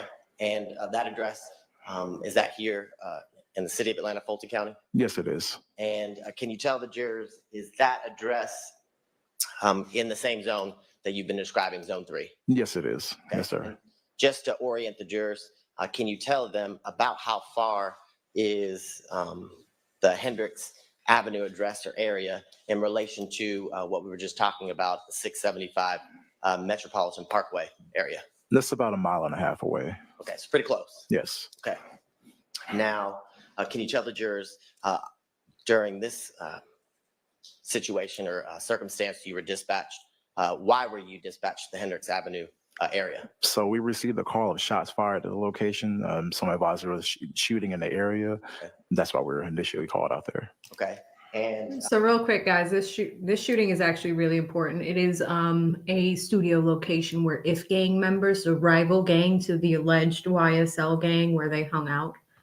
So they're trying to pin this shooting on someone from the alleged YSL camp. That's what's happening. And that's what this Muntung looking Officer Williams is responding to. So let's jump back in. In a second, we are going to pull up State's Exhibit. I believe it's 1DDD.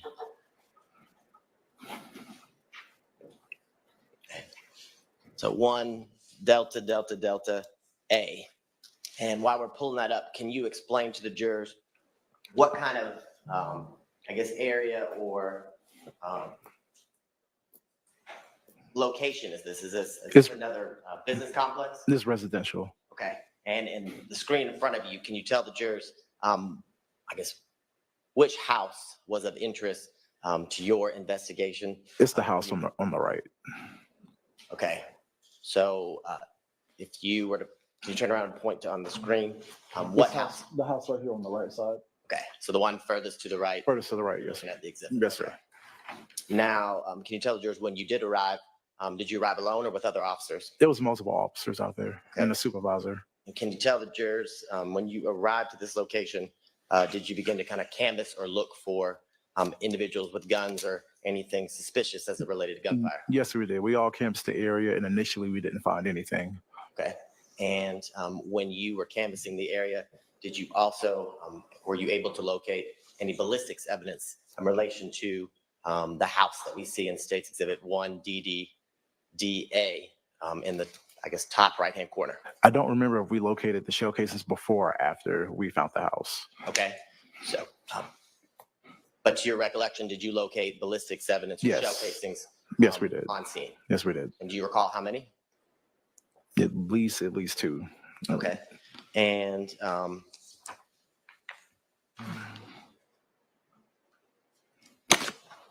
now, while on scene, were you able to interact to or speak with any residents of the house that we've been describing in 1DDDA or anybody who lived in the area? Yes. So one of my coworkers, Officer Pena, he was stopped by two people that were inside of this home here, and they told him that the house had been shot at multiple times.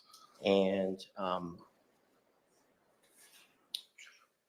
while you were on scene, did members of the crime scene tech division within the Atlanta Police Department arrive to kind of photograph and process the scene like you described earlier? Yes, they did.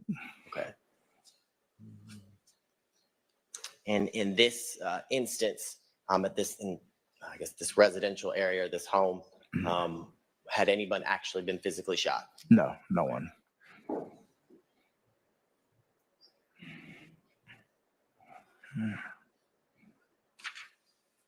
And after the ballistics evidence was located by you and your fellow officers who responded, and then photographed and collected by City of Atlanta Crime Scene Texas, kind of complete your part of the investigation as related to this shooting? Yes. You got not anything further pending redirect? All right, are there questions for this witness? Yes, Okay, go ahead.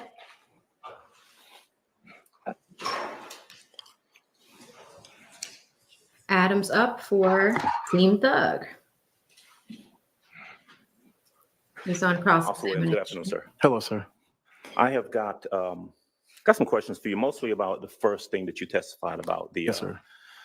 the shooting of the music studio. Yes, sir. All right, so we're going back now to January the 8th of 2015, is that right? Yes, sir. And it is about 11:14 p.m. at night when you respond to this location. First, you went to Wells Street. Yes, Is that right? 565 Wells Street. Okay, so 565 Wells Street is where you go to, and you're going there to investigate a shots fired call. Yes, sir. All right. You get there and you have a conversation with the security guard. Yes. You are conducting an investigation about these shots that have been fired. Yes, sir. Not you, but another officer pulls over a car that's driving down the street not far from that location. Yes, sir. The car is driving with no lights on, and that is why it's pulled over, as far as you know. True? Yes, sir. True. You go to that location. Yes. You interact with that individual. Yes, sir. And we've seen the photos that were put up a little while ago. So this person was in a vehicle that was, I won't say the recipient of, but it received gunshots to the vehicle. Yes, sir. And you come to find out, because you're trying to find out where everything happened, that this vehicle that this guy was in that was shot up was actually in front of the music studio, right? Yes, sir. Which brings you back to the music studio. Yes, sir. So you go back there, and I want to ask you about everything that you observed when you got there. Now, you go to the music studio. It's at 675 Metropolitan Parkway. Yes, sir. It is a location that has numerous businesses, but specifically a music studio. Yes, sir. You worked in that area for some period of time. Is that accurate? Yes, sir, I have. You know about the music studio? Well, yes, I do. And you know various artists, local artists and so forth, go to that music studio often. I mean, yeah, I know now. Yes, sir. Sure. Yeah. All right. Rich Homie Quan, you familiar with who that gentleman was? Yes, I am. Okay. Were you aware at the time that you were there that night that was a studio that he often recorded at? I did not. Okay. I didn't know. All right. What you came to find out, though, was that there were shell casings in front of that location at the Metropolitan Parkway location. Yes, sir. It was obvious to you during your investigation as an officer, having seen things like this before, that someone had appeared to have been shooting at the music studio. Yes, sir. And apparently this gentleman in the pickup truck was either in the way or was just unlucky enough to have his car shot up while shots are being fired at this music studio. That's possible. That's Okay. possible. Assault rifle. There were assault rifle shell casings. Yes, sir. 7.62. All right. And you would, of course, have been looking for, to the extent that you could find out, who had been shooting at the studio. Yes, sir. Description of individuals, that sort of thing. Yes, sir. You were looking for what was described as a gray Honda sedan, isn't that right? Yes, 2 males jumped inside of it and left the location. 2 males? Yes. All right. So at this point, you know, what you know and what you're trying to relay either to other officers or trying to find yourself are 2 males who are in a gray, what was described, what you believe to be a gray Honda sedan doing the shooting at the music studio. Yes, sir. At any time then or any time thereafter, did any investigators ever discuss with you anyone who had been arrested or charged with that shooting? No, no, sir. All right. Now, one of the things that you discovered, though, was that there was a purple vehicle, that purple truck, pickup truck, I guess it was. Yes, sir. That we saw. That vehicle had some bullet defects to it as well. All right. You guys are spamming me. I'm getting it everywhere. I'm getting it on Instagram. I'm getting it on Twitter. I'm getting it on my comments. Comments not even on this video. I still need to do the footwork to verify it, but people are saying that love has been replaced. I mean, again, I need to verify that, fact check it with sources to make sure it's true before I say it on this platform.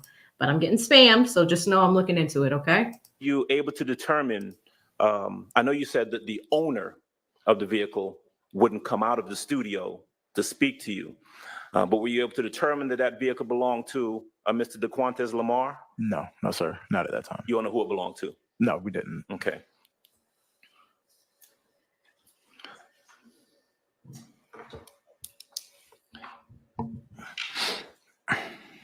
Did you receive or were you able to convey any sort of description of these 2 individuals in the gray Honda, gray what was thought to be a Honda vehicle? No, it's not. Not from what I remember. Just 2 guys? Yes, sir. Okay. Did you have any further involvement with any investigation related to the shooting of that music studio? After that, no, I did not. Okay. Let me just ask you 1 or 2 questions about the January 11th, maybe more than 2 questions about the January 11th incident that you investigated. That was the incident on Hendricks Avenue, is that right? Yes, sir. Shots fired? Yes, sir. You go to the location?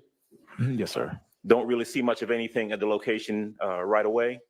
Yes, sir, we didn't. But later on, you come to determine through your investigation that apparently there was a shooting that had taken place at that location. Yes, at 197. Okay. Were you able to, was there a Kenneth Copeland anywhere around that location on that night? Not that I remember. It's been a while. Were you able to determine whether or not Kenneth Copeland or any family members of Kenneth Copeland lived at that location?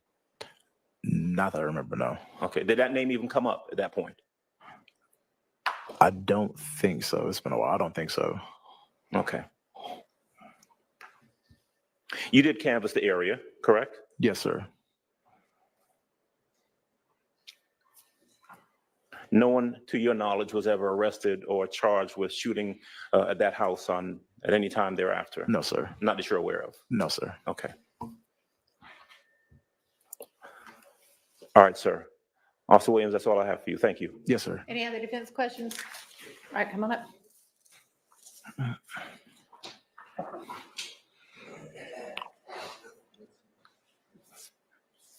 We might have another witness to sneak on in.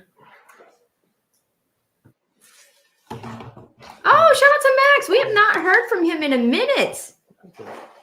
Max standing up for the day. The Shark Shard.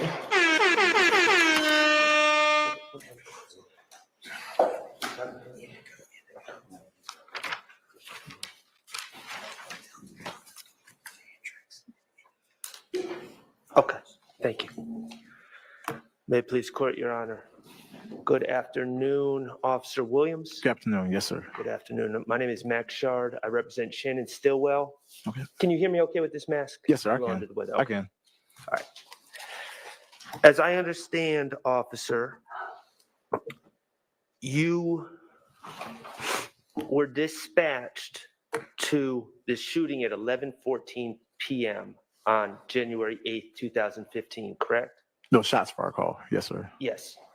Shots fired call.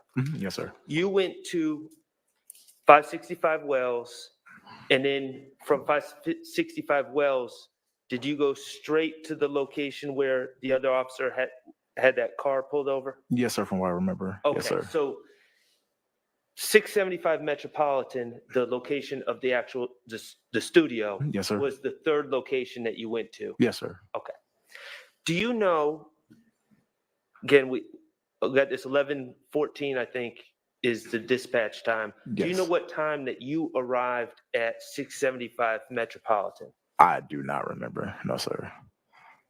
From your recollection of that night, do you have a estimate of the time that passed, or the estimate of the time that you arrived at 675 Metropolitan? I do not know. I mean, it didn't take long, but I'm not sure.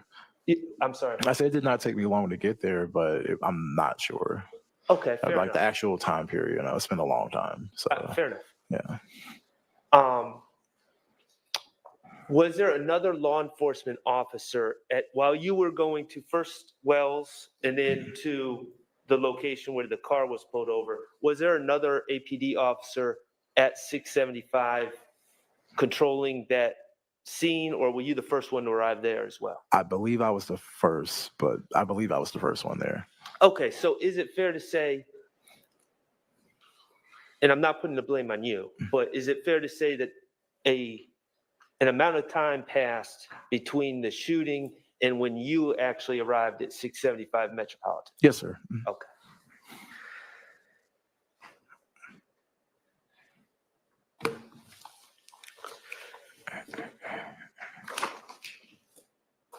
Ms. Hilton, could you do me a big favor and publish Indigo 18?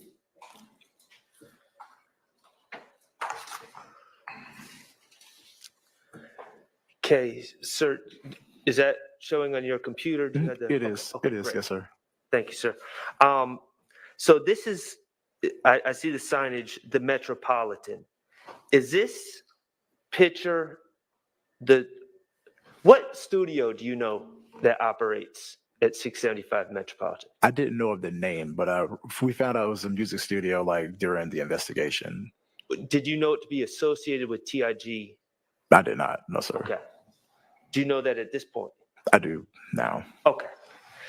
Is this picture where it says the Metropolitan, this red building or orangish building, is that the actual studio, or is the studio part of this? No, that's not the actual studio. That's just the front of the building. The studio, I think, was on the right side of the building, like on the side. Okay, so is it fair to say that this is kind of like an office park with several different businesses Yes. operating? There are a ton of businesses. Yes, sir. Okay.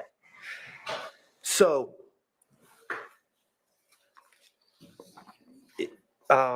Ms. Hilton, if you could do me another favor and publish Indigo 46. This is Officer, this is obviously, this is where you found shell casings, correct? Yes, sir. 7 of them? Yes, sir. Okay. Now, is this on the grounds of the overall business park? From what I remember, yes. Okay, Looks is like this, the ramp?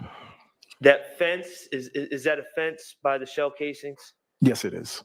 Okay, from your recollection, are the shell casings on the side of the fence of the business? Well, does that fence separate the business park property from adjoining property? I believe it separates it from another property. Okay, and those shell casings, are they on the property of the business park or the adjoining property? I actually believe the adjoining property, but like I said, it's been years. I don't remember exactly. Understood. The actual studio itself, Yes, sir. the outside of the structure, did you observe any defects in the studio? Not that I remember, just the vehicles, from what I remember. Okay, just the vehicles. And when you say the vehicles, you're referring to the vehicle that was pulled over? Yes. And also that purple vehicle? Yes. Ms. Hilton, if you could do me a favor, Indigo 28. Thank you. And this is, of course, the purple vehicle. Yes, sir. Okay, and that night, of course, you've identified the 2 defects to the windshield, rear Yes, sir. windshield? Yes, sir. Okay. Did you ever find the projectiles associated with those? The shell casings or the projectiles themselves? Projectiles. The projectiles, not that I remember, no. Okay. And as part of your investigation, you were, at that time, not able, am I correct that you were not able to determine the owner of this vehicle, or were you? Not at that time, no. Okay, were you in subsequent investigation, or did it remain unclear to you? It remained unclear. I did not know. Okay. So. Now, you said that you, the owner of you wanted to further your investigation upon arriving at the scene and seeing this vehicle, correct? Yes, sir. And at that time, you had not been able to speak to the owner of the vehicle, and you, other than the person that was pulled over, you weren't able to speak to anyone on the scene, correct? Yes, sir. No one else. Okay. So is it fair to say that you wanted to speak to the people on the scene? Say it again? You desired to speak to the people on the scene? Yes. Further your investigation? Yes. Okay. And your testimony was that the owner of the studio did not want to come out. Okay, so I want to talk about that a little bit. Okay. How did you attempt to make contact with the owner of the studio? I honestly don't remember. I don't remember, but I know we did attempt to see if the owner would come outside. I think we may have spoken to Mr. Rivers, but that was it. Okay. Would it have been through phone? Did you see anyone in the studio? Didn't see anybody, no. Okay. And through phone, I don't think so. Do you know who the owner of the studio is? No. Or who refused to come out? No, I did not. Have you testified you know of someone named Rich Homie Kwan? Do you know him to have been on scene at that time? I didn't, no. Okay. No, you don't know, or no, he wasn't? No, I don't know. Okay. I didn't know at all. How about Donovan Thomas, who goes by nickname Peanut? Do you know if he was on the scene that night? What you doing, Not Matt? at all, no. What you doing, Matt? You don't know? No, I do not know. I do not know. But according to your investigation, there were people within the studio that were refusing to come out. Yes. All right, thank you. Yes, sir. Anybody else from the defense with questions? Interesting. All right, redirect. Very briefly. Officer Williams, the shell casings that we've seen and you described, were they found in the area which was described as to where Mr. Rivers had been parked previously? Say it one more time. I'm sorry. Shell casings that you found, were those in the area where Mr. Rivers had been parked previously before you encountered him traveling down Metropolitan? They were close by. Yes, sir. And Mr. Schardt asked you if you knew if Donovan Thomas or a person named was known as Rich Homie Kwan, if you knew if they were there. Do you remember that? you remember him asking you that? I remember, yes. And to your recollection and your review of your reports and the materials before testifying, did you ever speak to either a Donovan Thomas or a Rich Homie Quan? No, neither.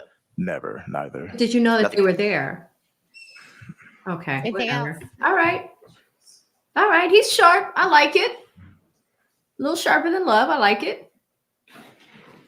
So just one quick question. The people that were there, they refused to speak to you, right? The people that were there, from what I remember, we just didn't speak to anyone else there, but I don't know if anyone else refused to come outside. All right, thank you. Yes, sir. Thanks for cleaning that up, Max. All right, thank you for your time. Yes, ma'am. Step down, call your next witness. They can call Officer A. All right. Third witness of the day done. Okay. Fourth witness of the day coming in. A few more minutes of court time.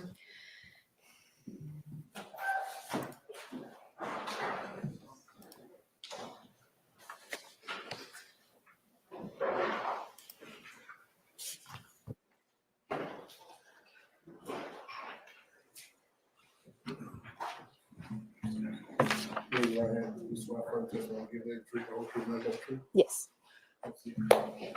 We have a female officer. Officer Smith-Holt, Smith-Holt.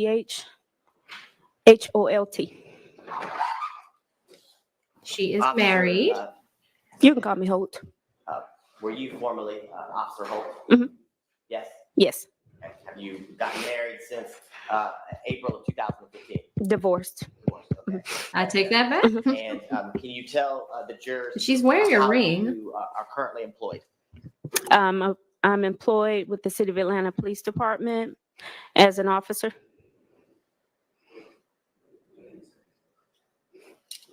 And how long have you been employed with the City of Atlanta Police Department? 13 years.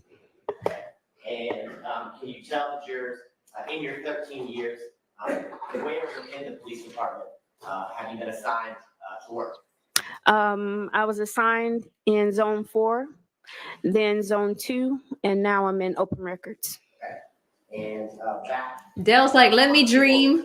Let me dream, please. Can you tell the jurors what zone were you assigned to? Zone 4. Okay. And can you briefly kind of heard about Zone 3 and where it is within the City of Atlanta? Where is Zone 4 contained? Southwest Atlanta. Okay. Can you help kind of orient the jurors and kind of explain them, give them a landmark or common place that helps you recognize? If you're familiar with the Cascade area, Campbellton Road area,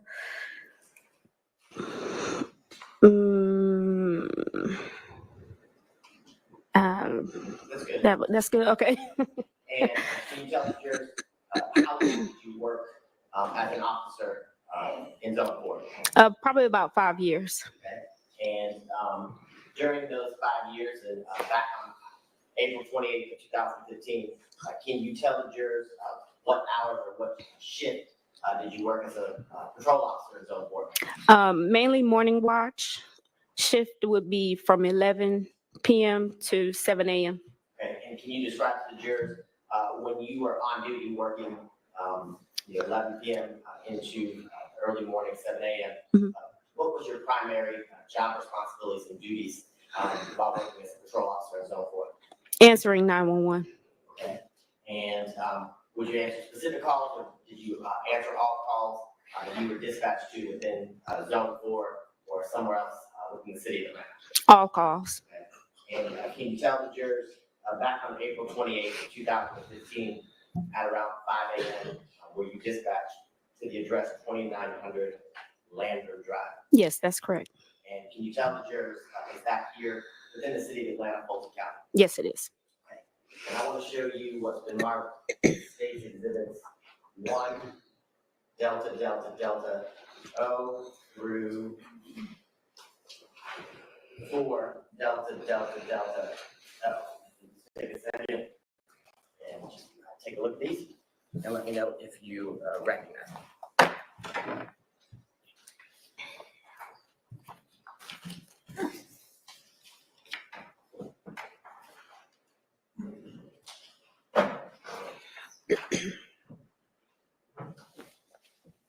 Yes, I do.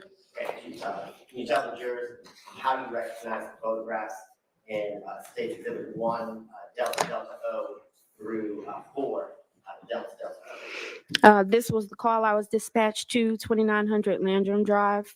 I was dispatched to a person shot call. Right, and you said that this was around 5 a.m. that morning? Yes. And do the photographs in 1, Delta Delta Delta O through 4, Delta Delta O, do they fairly and accurately depict how the address, the apartment complex at 2100 Landrum Drive looked back on April 28th, 2015, roughly around 5 a.m.? Yes.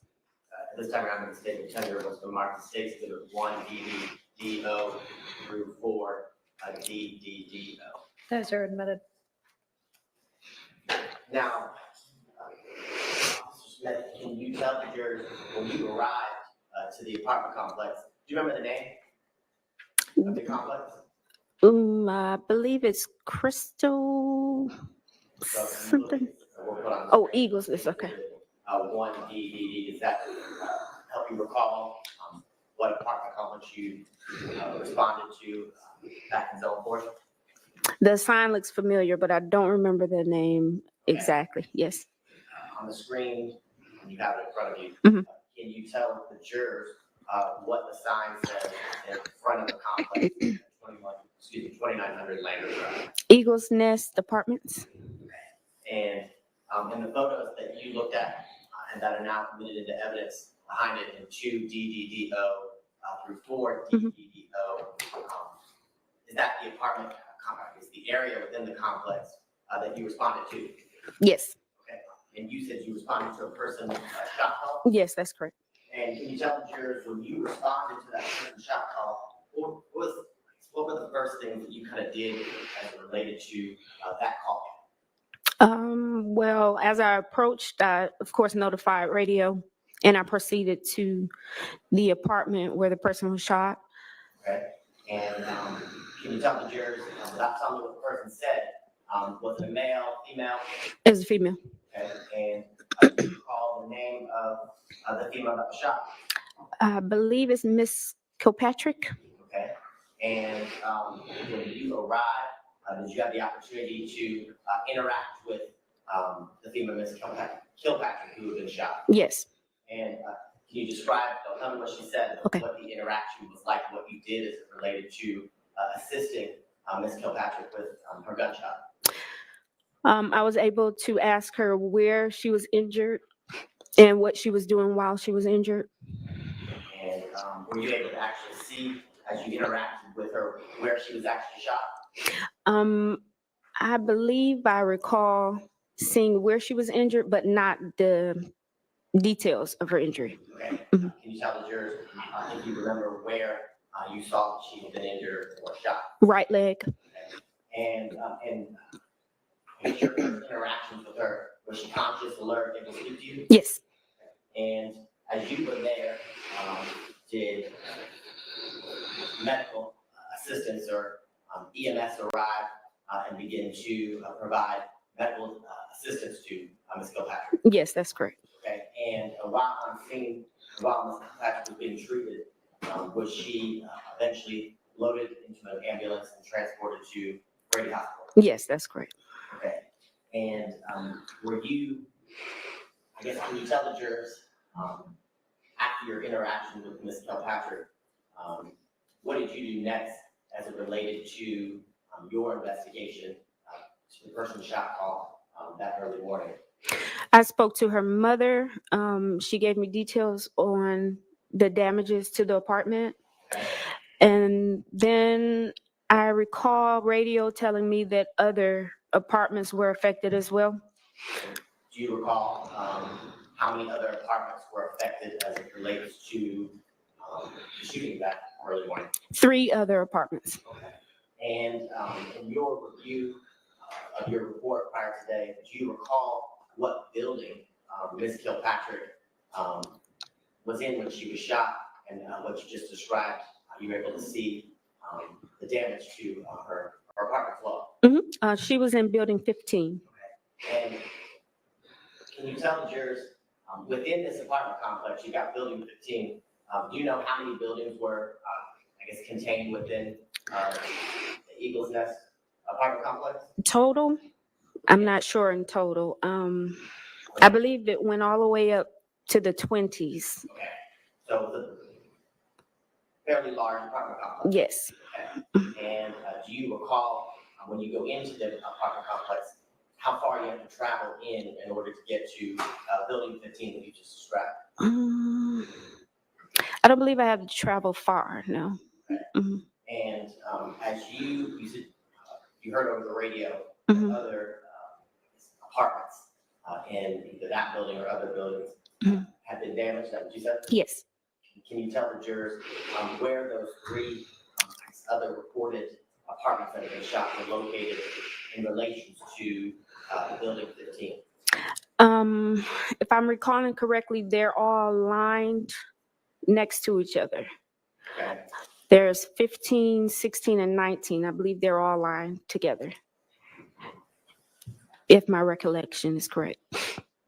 And because we seem to be having a little technical difficulties, I'm going to go old school and for the record as well for defense counsel, I'm showing 4 DDDO to the jurors.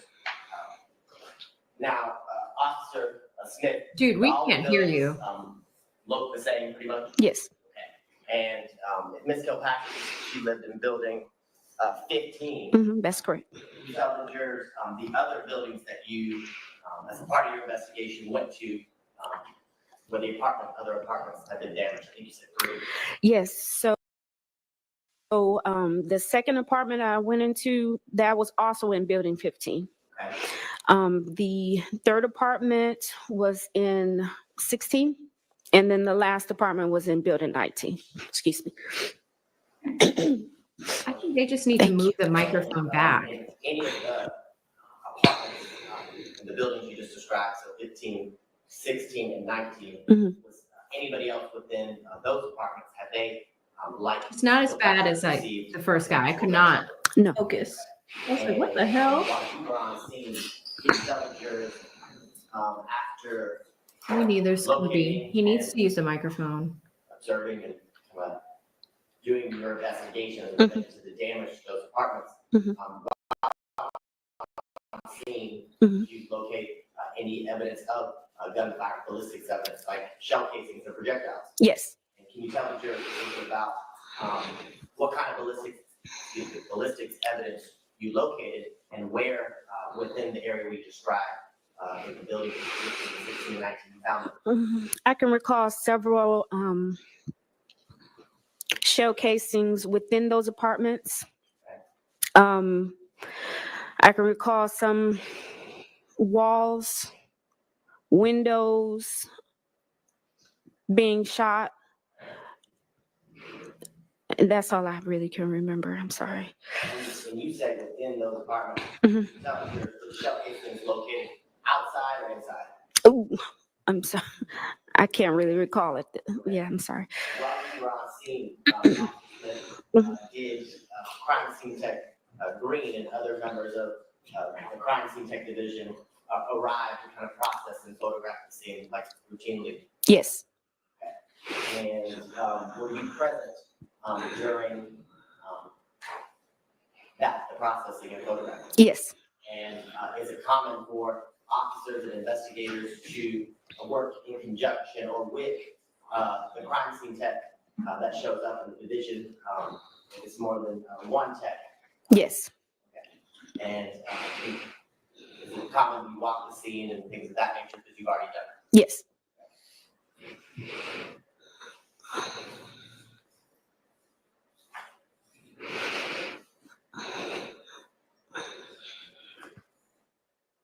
They gotta move this mic. And It's gonna be a long week, y'all. after you arrived to the apartment complex at 2900 Langwood Drive and did your investigation you described here before the jurors today, did you take part in any other roles within the investigation?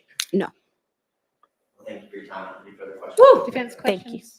you. Another one done. All right, anybody else? All right, gentlemen, I know you want to see it. Okay. All right, thank you for your time. You are excused. Call your next witness. Here's the walk. Green. All right. Okay. She's pretty. She's thick. All right. What? I'm helping. I'm a good wing woman. All right, so we do have time for one more witness, it looks like.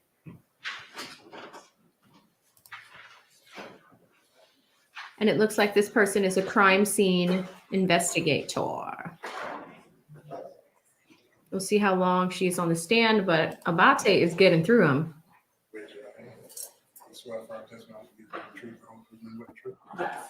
Thank you. I'm just saying, we let our men be men in the chat. Antoinette Green, ANTON Oh, Miss Green. GREEN.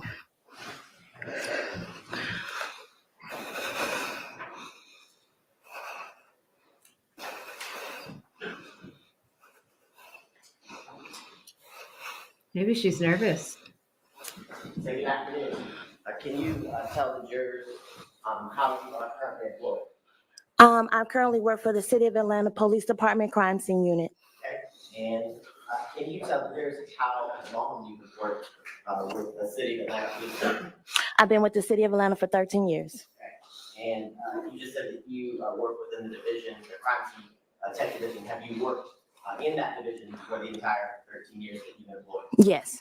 And can you briefly describe to the jurors, very briefly, when you arrive to a scene, what are, I guess, your roles and duties as you arrive and begin your part of the investigation? Okay, when we arrive on the scene, we meet with the lead investigator or officer, and then we do a walkthrough of the crime scene. And then after that, we'll start the process of taking photographs and collecting evidence at that time. Okay. Were you employed with the City of Atlanta Police Department within the crime scene tech division back on April 28th of 2015? Yes. 13. Yes.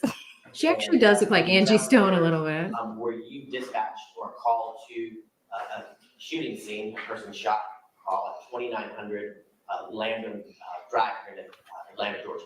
Yes, I was. And I want to show you State's Exhibits 5 DDDO through 70 DDDO. And tell me if you recognize those photos.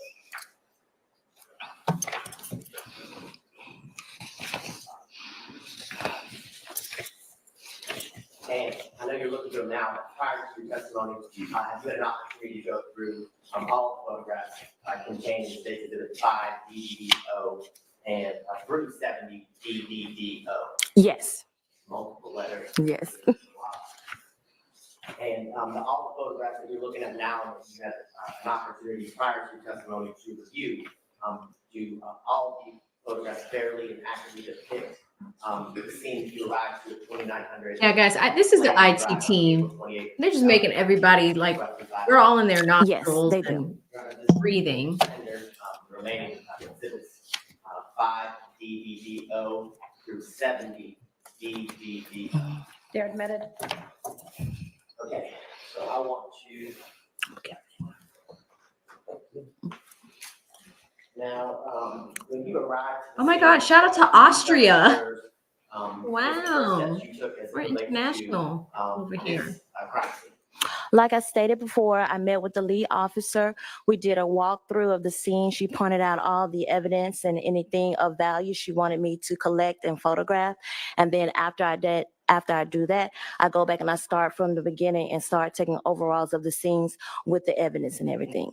And can you tell me what do you mean by overalls as it relates to the photographs that you take when you arrive at the crime scene? Okay, overall is general, like a general area of the whole scene depicted in the photograph. Okay. And after you take overall photographs, do you take additional photos of the area, I guess, which you just photographed, but kind of closer up? Yes, after I do an overall, I do a mid-range, which is a little closer into the scene, and then I do a close-up of any evidence or anything they want me to be a close-up of. Okay. And when you arrive and begin photographing the scene, do you photograph the scene like as you just described, the overall, the mid-range and the close-up of potential evidence? Do you do that, I guess, as you find it or as it is first? Yes, I do it with and without placards. And you just referenced placards.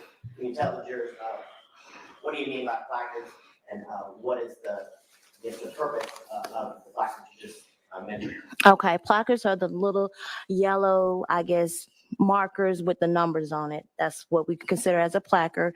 And what the numbers represent is like where we start first and goes up to a series of number of evidence that we have. And I want to show you, I'll have it on the screen here in a second, 7 DDD. 7 DDD. What? Yes. Prior to your arrival, has the scene been secured by first responding officers and investigators before you get on scene? Yes, it's already secure with evidence tape. Mhm. Okay, and is that what we see here in State Exhibit 7 DDDO? Yes, this is marked off with evidence, the crime scene tape, and also with the markers. Okay, and in this instance, when you arrived on scene and took your overall mid-range and close-up of the scene as is, can you describe to the jurors? We can see some of the yellow placards in 7 DDDO. Describe to the jurors what type of evidence you found in the area of the apartment complex here in State Exhibit 7 DDO. Right. The evidence that is on the ground and sidewalk are called shell casings. Okay, and can you tell the jurors, see if we can get closer up photo, and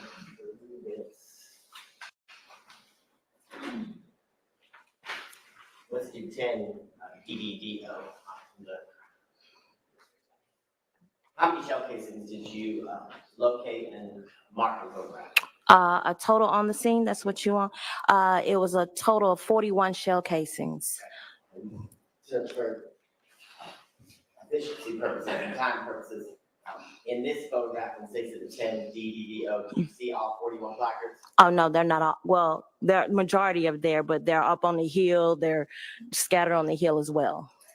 And can you describe to the jury, you said up on the hill, are we talking to, I guess, yeah. You're looking at it, there we go. Yeah. State Exhibit 11 DDD? Yes, yes.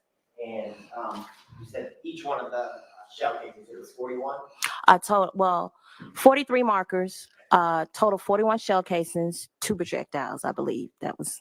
Okay. Mhm. And were they all of the ballistics evidence you just described contained within the area which we're seeing here at 11 DDDO, which is building 15, 16 through area 19? Yes.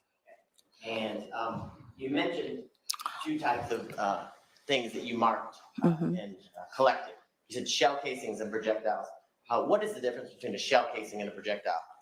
Okay, the shell casing is the actual casing that is ejected out from the firearm. It's a little silver shell.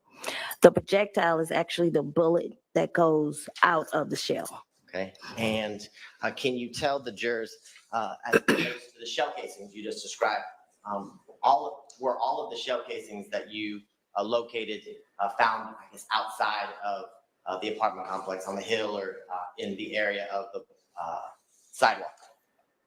Yes. Okay. Now, can you tell the jurors a projectile?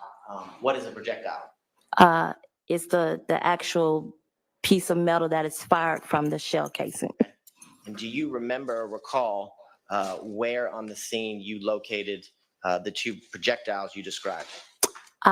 Yes, I remember. I think one was near a patio or near the apartment itself, and one was in an apartment. Okay, so those 2 projectiles, I'll call it the bullet for layman's terms, were those fired from a gun, I guess? Yes. Okay, and you said those were found in one of the buildings, whether it be 15, 16, or 19, either on the patio or within a damaged apartment? That is correct. Now, after photographing all of the placards and the evidence that the placards represent. Mhm. Can you tell the jurors kind of what you do next as it relates to your processing and collection of the evidence? Yes, after they're marked, photographed, they are collected, which they go into each individual would be like a bullet bag. They're all marked separately in their own bag. Then we take it back to the lab, depending on what the investigator wants. I believe these are sent to our crime lab for ballistics. I just want to ask you a couple more questions about the packaging of each one of the pieces of evidence. So here are the shell casings and projectile. You said you put them in a bullet bag. Does each projectile or shell casing go in its own individual little envelope or bullet bag as you described? Yes. And after you collect the evidence and put it within the bullet bag or the envelope and seal it, do you label it with a specific case number? Yes. And is it a case number that's uniquely assigned to the scene in which you have been dispatched to and do what you just described as it relates to photographing and processing it? Yes. Okay. And on that bag, we described the unique case numbers on there. Mhm. After you've sealed it, do you sign it, put your name? Yes, I initialed it on the back. And as it relates to what we've seen in the photographs here today of the scene that you processed and photographed, do you put the placard number outside, I guess, on the envelope as it relates to what we've seen in the photographs? Yes, that's how we determine which one depicts with, number 1, number 2, yes. Okay. Seems silly, right? No. Silly question. Yeah. Now, can you tell the jurors, do you also put a description of where the specific projectile is found also on that envelope or bag? Yes, we do. Okay. And is that something you do for all evidence that you collect in any scene here at 2900 Landham Drive during the early morning hours of April 28th of 2015? Yes. Okay.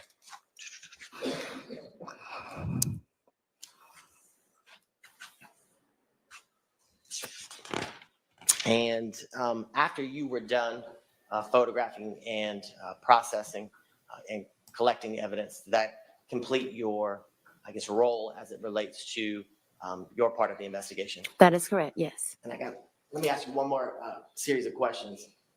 Before you, I guess, bag the evidence like you've described, can you describe to the jurors, do you ever attempt to, I guess, pull fingerprints from either shell casings or projectiles like you described today? Yes. And can you tell the jurors, if you recall, I know it's been some time, did you attempt to do that as it relates to the shell casings and the 2 projectiles that you located and collected back on April 28th of 2015? I cannot recall on that. Would looking at a copy of your report help refresh Yes. your recollection? Yes. And I should probably ask you, did you do a report as it relates to this Ye- case? Yes. And is that something you do as it relates to all scenes when you respond and do what you described today as a crime scene tech? Yes. Your Honor, can I approach the witness with her You may. report?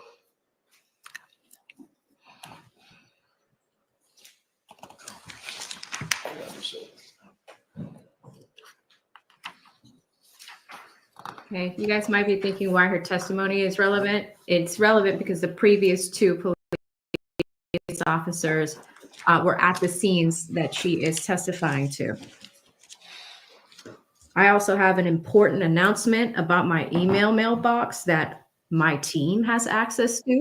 Based on my reports, no, I just did photos and ballistics on the shell casings. Okay, and can you tell the jurors, based on your 13 years of experience as a crime scene tech with APD, can you tell the jurors, is it common or is it uncommon to locate fingerprints on shell casings and projectiles? Objection, that's the foundation. Well, let me ask you this. Overruled. You can answer the question. Okay, so you're asking me, do we usually? Ask a better question. You got- Okay. Poorly worded. Okay. So, in your number of years, I think you said 13, working as a crime scene tech with APD, have you attempted to pull fingerprints off of shell casings or projectiles? Okay, I'm gonna answer. Yes, we process for latent prints, but usually we find no prints. You were able to answer my bad question. Okay. Now, can you tell the jurors what are latent prints? Fingerprints off of the shell cases, basically. Based on your number of years of experience and your training, can you tell the jurors why you aren't typically able to lift latent prints from either shell casings or projectiles that have been fired? Objection as to foundation. With regard to her, whether she That's has correct, Your Honor. She's not- expertise to say that? That is correct. Okay. Do you want to ask a couple more questions? I can. Through your number of years of experience, have you received training as it relates to lifting or processing for latent prints? Yes. And can you tell the jurors briefly a little bit about some of the training that you've received as it in regards to latent prints and lifting them from different types of objects? Okay, so when we lift latent prints, we use a black powder. Sometimes, depending on the surface, a black powder is all we use. Sometimes, depending on the surface, we would super glue, basically put it in the chamber, let the super glue heat up. It adhere to the prints on the object. Then we'll go in with a powder to see if it raised, if we have a lift, a print, and then we'll use a tape to lift the print off.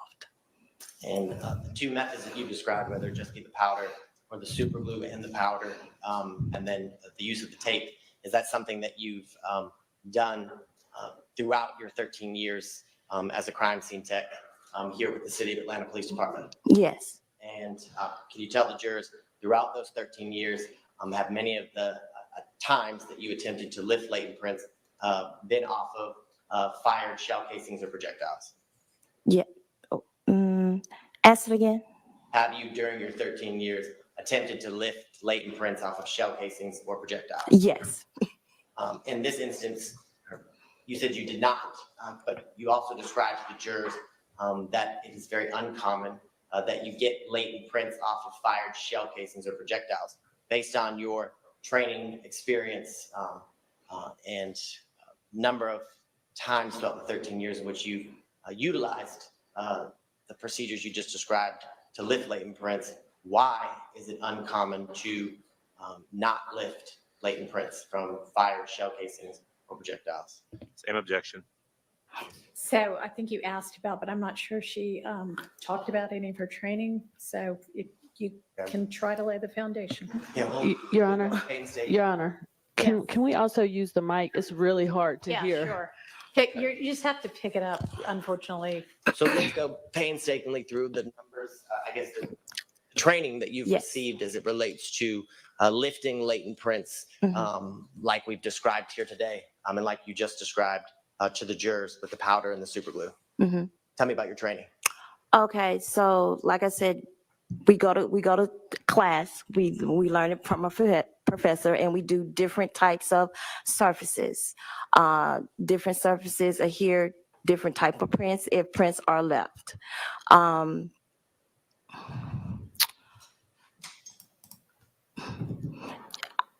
I guess for shell casings, you want to talk about the training for shell casings, or? You can specifically talk about the training you've received as it relates to latent prints being lifted off The of shell shell case. So with latent prints off of shell casings, what we do, we would put those in the super glue chamber because those objects are small. So their prints are usually, if any, which they're so small, we have to have something to help lift it. So they go into the chamber. And then after the time is off, we'll take them out and we would powder each one of them. And then we will look at them to see if prints are on there. Most of the time they're not because the shell casings is so small. And the training you just described, is that the same training you received as, I guess, a crime scene tech employed with the City of Atlanta Police Department? Yes. Okay. And we're going to try it one more time. Now, can you tell the jurors why it's uncommon to lift prints off of fired shell casings or projectiles? Because of usually when the shell case is fired, when it's fired out the gun, it's heated up. So any prints usually are not, they're resolved within the shooting. Thank you. We finally got there. I don't think I have any further questions. All right, is Attorney there any Redirect. defense questioning for this witness? There we go. Has no questions. Nope, nope. All right. Okay, thank you for your time. Do you have another short witness? Another witness done. All right, call him. And real quick, guys, we have one more before we run out of court time for the day. I just want to make a quick announcement. I really hope to not have to repeatedly say this. My email mailbox is monitored by several people. I now have a team of 5. A lot of people don't know that we've expanded. I now have a team of 5.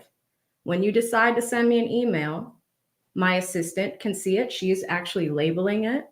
She is she's processing emails throughout the day. We get a lot of stuff that comes through our email. Business inquiries, clips that we can use for the editors, actual brand deals. It is a very popular place that we process throughout the day. Not only that, if I were to give you guys a studio tour, I have 3 monitors here, one there, one there, one there. I've got an iPad, the phone. So if my team needs to get to me, we actually have instant messaging. This is what happens behind the scenes. Now, I understand that sometimes people do not like things that are said in the chat, particularly when it comes to some of the jokes. We have put in place many moderators, so if anybody gets out of hand, our moderators know what to do. That's why they're there, okay? Now, the other thing is we have guidelines. We have these things. Now, some people feel uncomfortable with the jokes. That is something that we have been working on for weeks. This trial is being live streamed by many people. And if this chat makes you feel uncomfortable, respectfully, you can go somewhere else. That's all right. I'm not going to censor people by not allowing them to have fun. Okay? We're a lighthearted group here. We try to keep it lighthearted. But, you know, I'm going to say this, like, I do not want people to feel uncomfortable when they come to this space. So again, one warning. It's not even a warning. It's a reminder. It's a friendly reminder, respectful reminder. We get about 300 emails a day, and we need to be on it to process them because some of them are very important. My email box is not a complaint box. It is a space for business. So I'm going to say that. Also, I don't want anybody ever to feel uncomfortable in my chat. There are many choices of places where you can go and test out, and that's fine. But I'm not going to stop anybody from having a good time when they come here. Again, guys, we get these emails here and there. I don't want to have to keep saying it, but I'm going to say it. I run this like an organization. Watching an 8-hour stream with no jokes in a day. I mean, you could go to law and crime. We work hard to pull documents, this and that. Shout out to Danielle. Danielle's not even on the team. Danielle sends me legal documents throughout the day that I can quickly use and we can quickly flag. And when I need to go in the mailbox and get it, it's there, it's flagged, it's ready. So, you know, no harm, no foul. You know, I'm not going to really get into the details of what happened here, but just another announcement. I shouldn't have to keep saying it, but I'm going to say it one last time. You know, it's in the description box. It's in the disclaimer. It is what it is. Let's move on to our last witness of the day. This should be a quick one.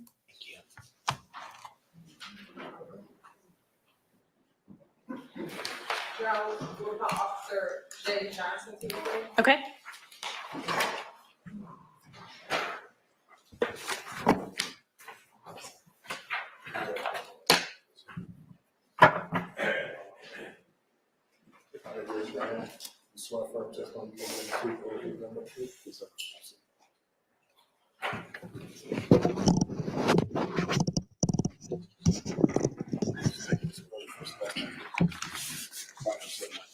JERAMIEJOHNSON. You gotta speak up for me, Mr. Johnson. Speak to the mic. Yes, sir. Where do you work? Atlanta Police Department. And what unit are you assigned to? Atlanta SWAT. All right, next witness from the SWAT team. Officer Johnson, can you speak your name into the mic?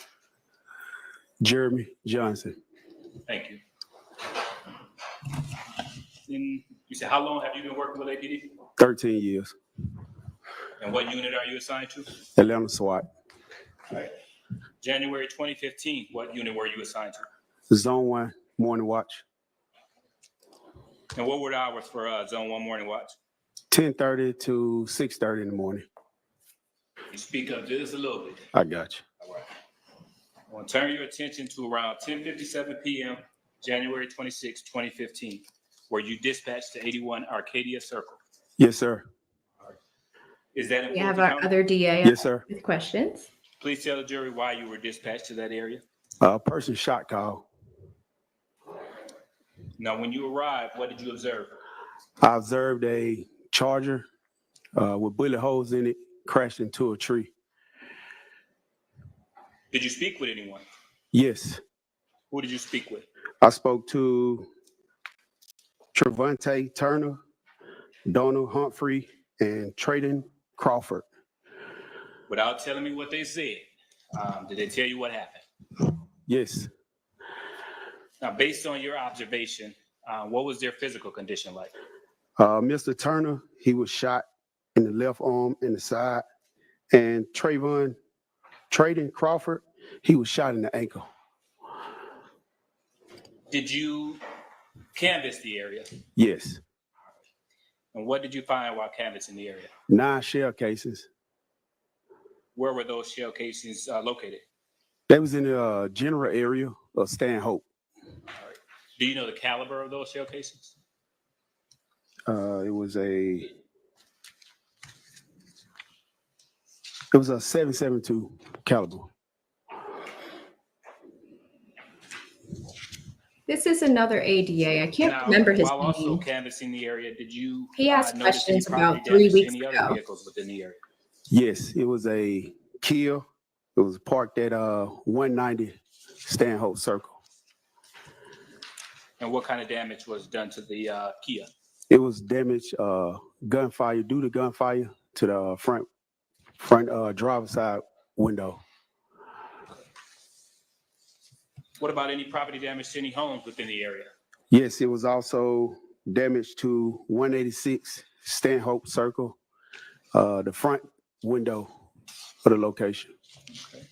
I'm now going to go ahead and publish for you what's already been admitted states DDD Charlie 3.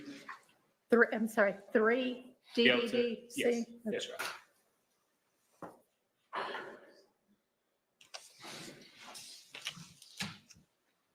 Officer Johnson, please tell the jury what's depicted in states 3 DDD Charlie. It's the Dodge Charger with bullet holes in it backed into the tree.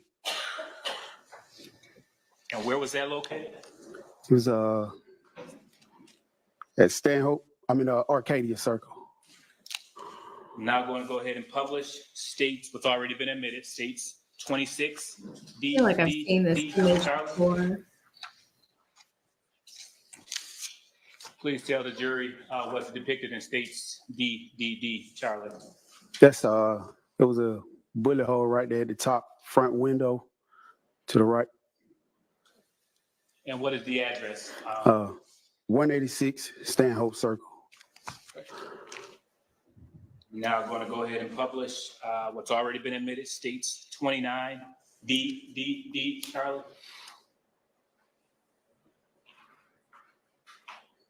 Please tell the jury what's depicted in states exhibit. The gun, the bullet hole in the window due to gunfire. All right. Investigator Johnson, do you know what happened with the Charger? Yes, it was impounded. Did you impound it? No, What happened with the shell casings? the shell casing was collected by ID Tech and taken in for evidence. Now I'm going to go ahead and publish 5 DDD Charlie. And please tell the jury what's depicted in 5 DDD Charlie. Those were the shell cases were located. What street is that they're located on? What that was Stanhope. Officer Johnson, the crime scenes techs come out and process this thing? Yes. Did you make any arrests? No. Did you prepare a report in this case? Yes. Did that complete your involvement with this case? Yes, sir. Court's indulgence, Your Honor? Nothing further at this time? All right, are there any defense questions for this witness? Thank you, no question. Wow, that was quick. All right, thank you for your time. You may step down. All Jeff, done. you're SWAT shortly. man. No, okay, all right. What's our How game? long will your next witness be? Probably an hour and a half. Oh, okay. All right. We're going to break for the night. All right. Ladies and gentlemen, thank you for your time and your patience and your attention. And I am going to give you a couple of different reminders today. Your usual one, to not discuss this case with anyone or allow them to discuss it with you, and not to in any way observe or absorb any accounts of this trial or anybody involved in it. And I'm also going to remind y'all that for anybody who might want to vote in the upcoming election, because we are not going to be taking election day off. Early voting starts tomorrow and runs all the way through November 1st. And y'all should have the information about where you can vote. It doesn't have to be your precinct. It's basically anywhere that's open in Fulton County, and the hours, including weekend hours and before and after work times. So anybody that wants to get that done, go ahead and get that done. See y'all tomorrow at 9. So we got quite a bit done today. I mean, one testimony took pretty much the entirety of the day. But we got 4 done in the last hour.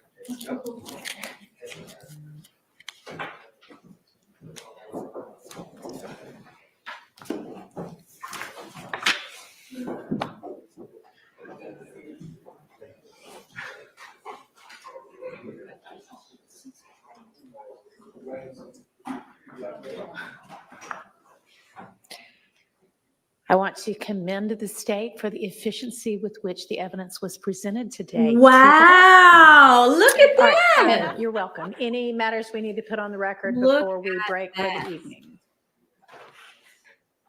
We'll try to come to more agreements. That would also make things easier. All right, I'll see everybody. I mean, I would say 9, but every time I say 9, there's a bunch of stuff we need to deal with. So shall I give it one more try? See y'all. Okay, see y'all at 9 in the morning. Okay. Wow, Thanks. that was some shade. Okay, it looks like court is over for the day. We are back tomorrow at 9 o'clock, 9 a.m. Real quick, I do want to show you guys something that came in. So some changes that you can see tomorrow. Huge shout out to Danielle for getting us this information. She is amazing at sending us stuff throughout the day. First thing you're going to see, this was filed at about 2:30 p.m. And this is in regards to Diamante Kendrick. It looks like Doug is going to be out of the office tomorrow. So he has submitted a limited entry of appearance. So it looks like Alexa Ross, who is likely a part of his law firm, or she could be a part of a different law firm, but this is someone that Doug has entrusted to take over just for tomorrow for Diamante Kendrick. And it's a limited manner, October 15th of 2024. And it's just going to be for that time frame. And it looks like it's Alexa Ross. We have her Georgia bar number and her information there. This is a certificate of service. So Doug not only put this attorney on notice, he put the court on notice, and he's just letting the court know, hey, tomorrow I'm not going to be available, but somebody's going to be standing in for me. So we did see that. And then there's a few other things that are happening. You guys know that Ashley Merchant is coming on the channel. She is, hopefully I can get to her later today, because that's also some of the things that my email is used for is coordination. But we are going to be coordinating that. Now, there was a plea document. Danielle, you sent us something a little while ago. I think it was Martinez Arnold is Ashley Merchant's client, and he's going to be coming in as a witness. We still need to see Little D's ex-girlfriend. I thought she was going to come up today. It looks like she's going to be on the stand either tomorrow or the day after. But the other important client that's coming in is Martinez Arnold, right? So it looks like there is a plea agreement. We have the original. Is this the original? Yeah, we have his original plea agreement, and it's kind of like, it looks very similar to Munk Tunk's, but not as crazy. So we do have that. I'm super excited to talk to Ashley about her client, his involvement in the case. Super excited to talk to Ashley also about Brian Steele's contempt issue that was happening as well and what happened there. And also just a few questions about her open records requests and the Fonnie Willis case as well. So that's going to be a super interesting guest appearance. Really excited for that one. As far as tomorrow, we're likely going to stream on lead side. That's why I wanted to get this in today. And then I think Wednesday, we're kind of trying to figure out the coordination and the calendar for that one. Real quick, let's go to our super chats and finish off for the day. Shout out to E. Capone for the first one for the day, $4.99. He says, no need to ask, AV is a smooth operator. Thank you so much. Shout out to a girl from Texas. She's been sprinkling these throughout the day. She gifted a membership early this morning. Thank you so much, a girl from Texas, for doing that. She hits me with the 2, says hazelnut coffee with a splash of Bailey's this morning. Okay, girl. All right. Do it. You're doing it.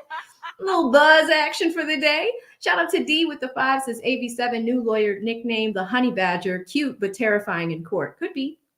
Could be. You know, definitely could be. Thank you so much, Deonra. Shout out to Nurse Janice, who's been a member for 6 months. Thank you for your time with me, Janice. She says, I have been quiet. My daughter's wedding went well, and then I was looking after the granddaughter so they could honeymoon. I need time off again. Well, Nurse Janice, I saw some of the pictures you sent. Beautiful family. Thank you so much for all your support, and looking forward to you getting some well-deserved time off as well. Thank you so much.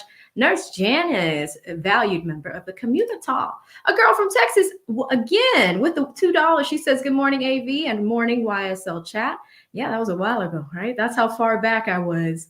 Shout out to Wante, who became a Wante. I think I'm saying that right. Wante became a new member. Welcome to the squad, Wante. Mixed Chicks gifted out some memberships throughout the day, so I believe I called this one out. Thank you again, Sammy. Shout out to a girl from Texas who hit us with another one. Super generous.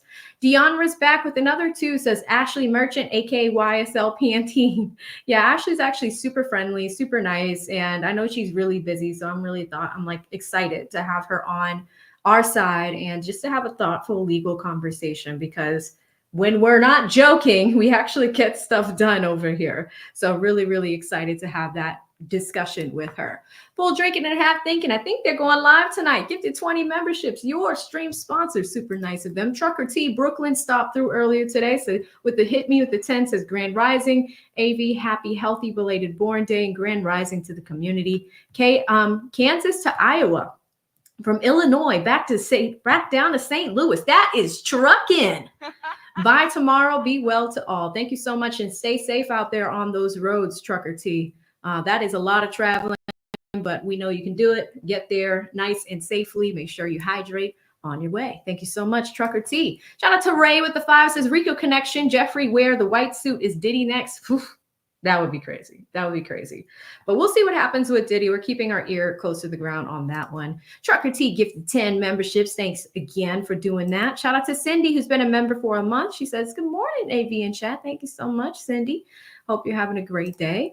Shout out to Carl with the 5, says rules for thee, but not for me. A la Madame Fonnie Willis. Yes, we did see how the triangulation and the cell phone towers did not necessarily apply to her situation, but a majority of the testimony today, it just really all applied to, these gentlemen that are being tried for RICO. So interesting observation, Carl. Thank you. Shout out to Chi-Town with the 10, says all this waste of time to find out friends call each other. I mean, Shy, that's pretty much it. Too funny, too funny. Shout out to Hollywood, who is gifted 1 membership. I think you gave out a few today. Thank you again for doing that, Hollywood. Deonra with another 2 says, where is tons of products and trucks of guns? I mean, that's what we want to see. Where's the real racketeering? We want to see the criminal enterprise. Deonra has been he also gifted a membership. Thank you for doing that, Deonra. Very nice of you. Shout out to Michelle, one of the faves. She gifted a membership too. Love you for that, Michelle. Thank you so much. Full drinking and half thinking. Hit us with the 5. Says AV confirmed, please. Love is gone / replace. I'm still fact checking that. I have not seen anything concrete yet, because here's the thing, guys. Even if anybody is removed, you will see court documents like we just saw with Doug's filed in the courtroom. I believe she's just off. She took the day off on Friday, and you had 2 stand-ins today. You had Abate and you had the other younger gentleman. I can't remember his name off the top of my head, but he usually sits at that second table, and he is there when someone takes some time off. So he'll sub in from time to time, but we did see 2 people stand in today. So unconfirmed for now, but I will let you guys know as soon as I hear something. Shout out to Chris, who's been a member for 2 months. As any motions from attorneys over the weekend? There are a few. There was one for Brian Steele, but they were planning on arguing it. Shout out to Danielle. She sent that to us this morning, but it became a moot issue. It was about the detective, the investigator, Sprinkle, who had his laptop open, and Brian's team had an issue with that. So they filed a motion over the weekend, but that motion is now null and void. They talked about it as soon as court started this morning. Thank you, Chris. Shout out to Hollywood, who gifted another membership. Thank you again. Full drinking and half thinking gifted y'all another 5. Look at Anointed One, who became a member. Welcome, Anointed One. Paint and Sound with the 5 says, looking for RICO. Why didn't they put Liam Neeson on this case? I will find you. That's actually a great idea for a thumbnail. That would be funny. Shout out to Seamus with the 2. Says, AV question, what's your tattoo of? It is a rose growing out of concrete. My teenagers were a little rough, right? They were a little rough, but I think through adversity, you can always push through some things, right? And have a better outcome. So that poem is actually written by Tupac, and it's one of my favorite poems. So it's my first tattoo that I got. So I'm not going to show you the whole thing, but it is a rose growing out of concrete. Thank you, Seamus, for the curiosity. Shout out to Full Drinking and Half Thinking with the 5 says, y'all better stop talking about my damn woman. She full drinking and half thinking. She can drink and work at the same damn time. Yes, I think this is around the time where Judge Whitaker had a can of something, a soda or something along those lines. Sorry for that noise. Luna's trying to ram her way into this den. Y'all know how that is. Shout out to the YSL dog. Chi-Town with the 10 says Cross is going to be 5 minutes to show all this data means nothing. No evidence, no RICO, no murder, no money trail.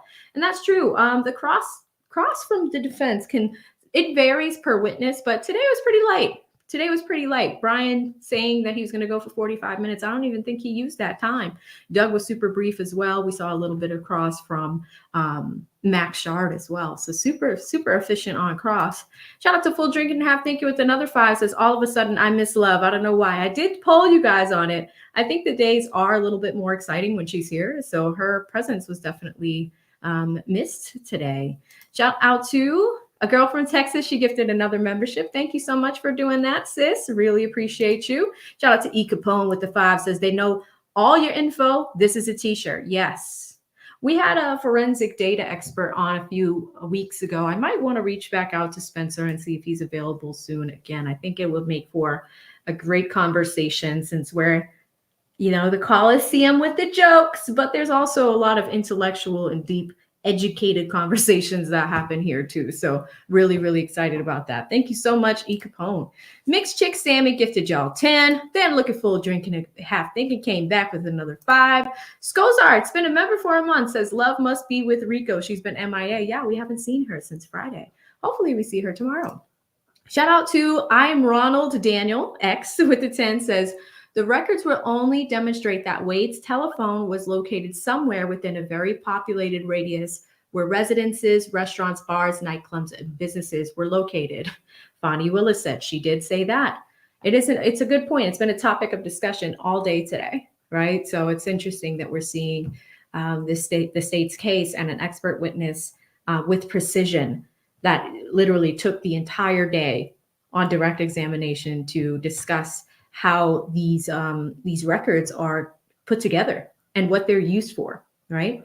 So thank you so much. I am Ronald Daniel. A girl from Texas with the 20s. She says, in these crazy times we're in, it's a blessing to see so many good humans in the chat. AV, you made this possible. I'm on Bidenomics times like most of us, but the love shown in here must be paid for. Thank you so much, a girl from Texas. Honestly, thank you. I needed to read that. After this whole email debacle, I'm like, I just, I can't understand why people decide to do what they do. I understand that everybody's point, their points of view matter. But, when we're running a production and there's 4,000 people watching and there's a lot going on, you really have to limit the feedback and the complaint box. I mean, we just cannot get to all of it. Me and these 5 people, we cannot get to all of it. We're working. So feedback is welcome, but just know it's not going to just come to me. This is not a one-person show. It is a team of 5, right? So thank you so much, a girl from Texas. I really appreciate that. That was an upper, not a downer. Thank you. Dion Rowe with the 2 says, YSL Pantene is a G. That letter was gangster. That was a really good letter. Shout out to Pretty Black Girl who became a new member. Welcome, welcome. Unique Main with the 5 says, absolutely zero is private in this country. Jesus, I shake my head. Yeah, your cell phone location, all of those things. And guess what? This is a perfect time. At the start of this video, I talked to you guys about Aura. We work with them as a company, and I have been using Aura myself. It's like $14.99. You can protect all your private information. I actually used it last week, not only for credit, not only for all that stuff, but you have a VPN on your phone. Using my code, you could try it for 14 days for free. See if you like it. You want to keep it, protect your cyber information. It's important to do. Check out the link in the description box. Thank you so much, Unique Main. Shout out to Ayla Expose with the 5 says, someone call the DA's office and say you're returning Love's call. See if she answers. Say, I found RICO. Check the cell tower maps at the mall. I mean, pretty much. Thank you so much, Ayla.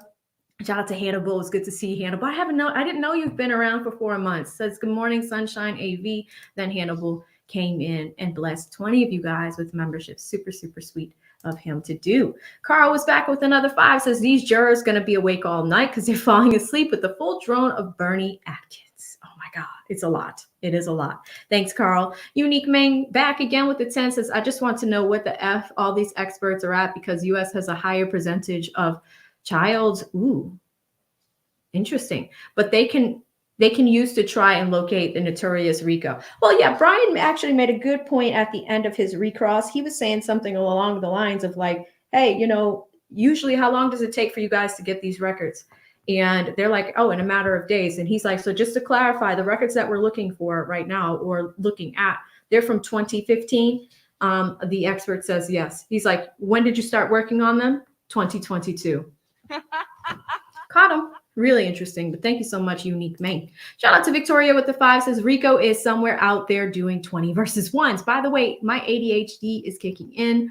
All I heard from this is keep your location off. Yeah, your location is always on. Even if you have a newer car, like your location is on with your vehicle too. It's so crazy. It's so crazy how that works.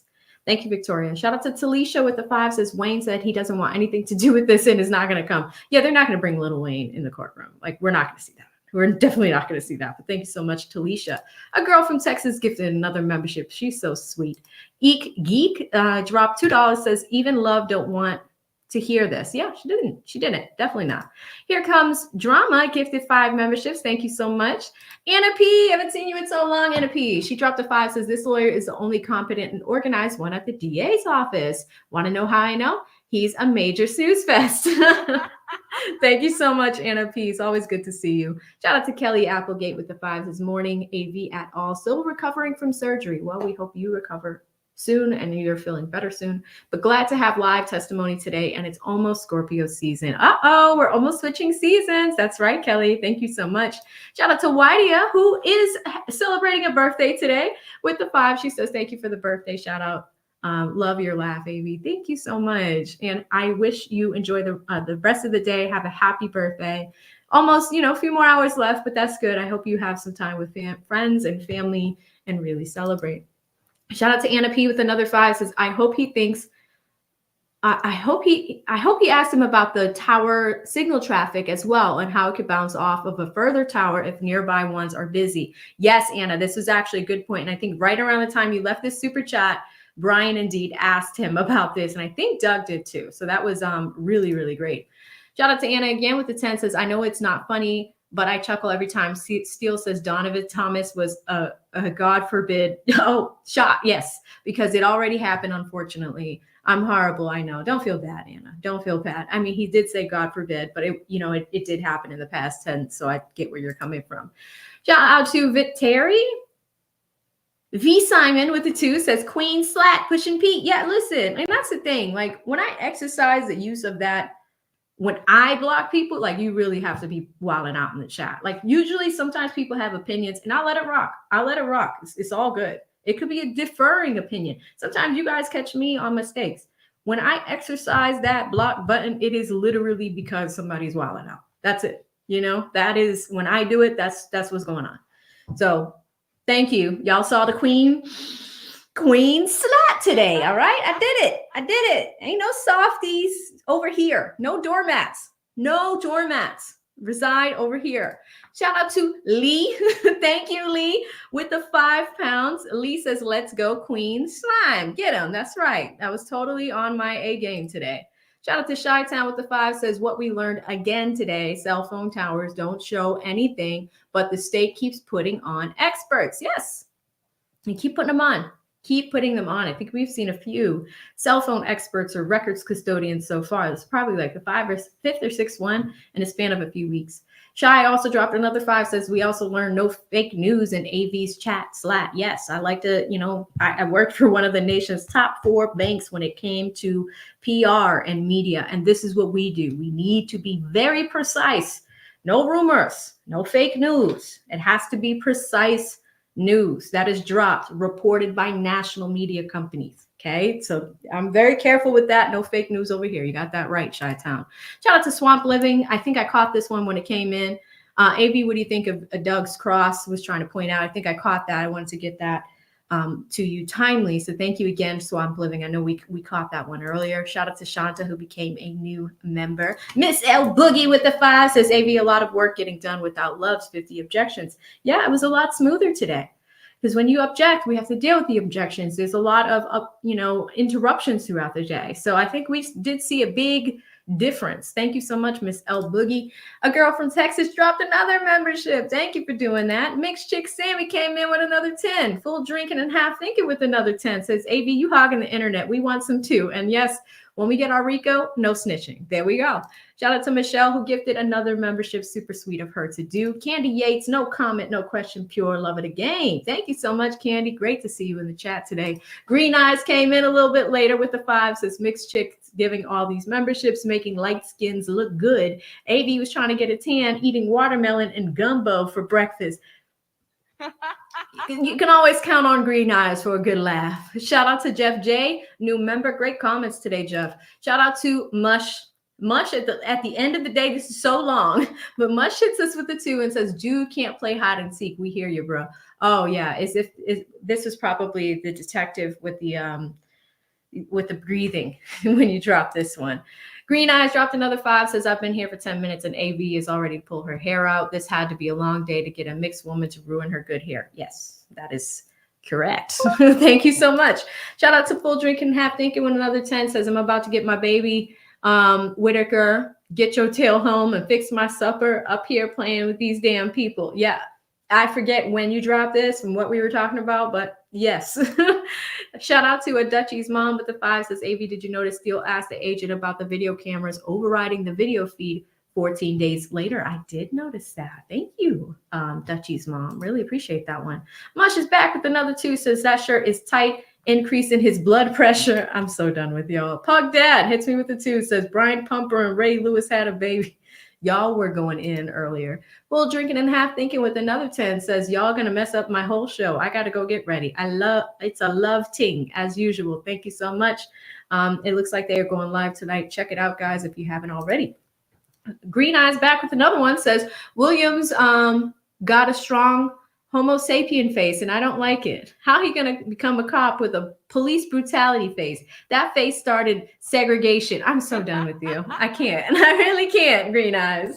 Shout out to Super Pete with the super sticker. Thank you so much, Super Pete, with the super sticker. I appreciate that. Shout out to GA Powerade with the 5 says, my man got his police uniform at Party City. I remember that one. Green Eyes with the next 3 says, he up here hella big like he eats baby backs for steroids for breakfast. I just know he skips leg day. Up there shaped like a black Dr. Robotnik. Oh my God, I can't. I really can't. Green Eyes back with another 5 says, why they put a police uniform on Felicia from Friday? They ain't fooling me. I know crack mouth when I see it. All right, Green Eyes, come on. Another one with the 5 says she's sniffling like she forgot the pipe we snort in these rocks. I bet she's married to Tyrone Bigham. Sounds like he's trying to snort the mic. This is why I get emails like this, Green Eyes. This is why I get emails like this. Thank you so much.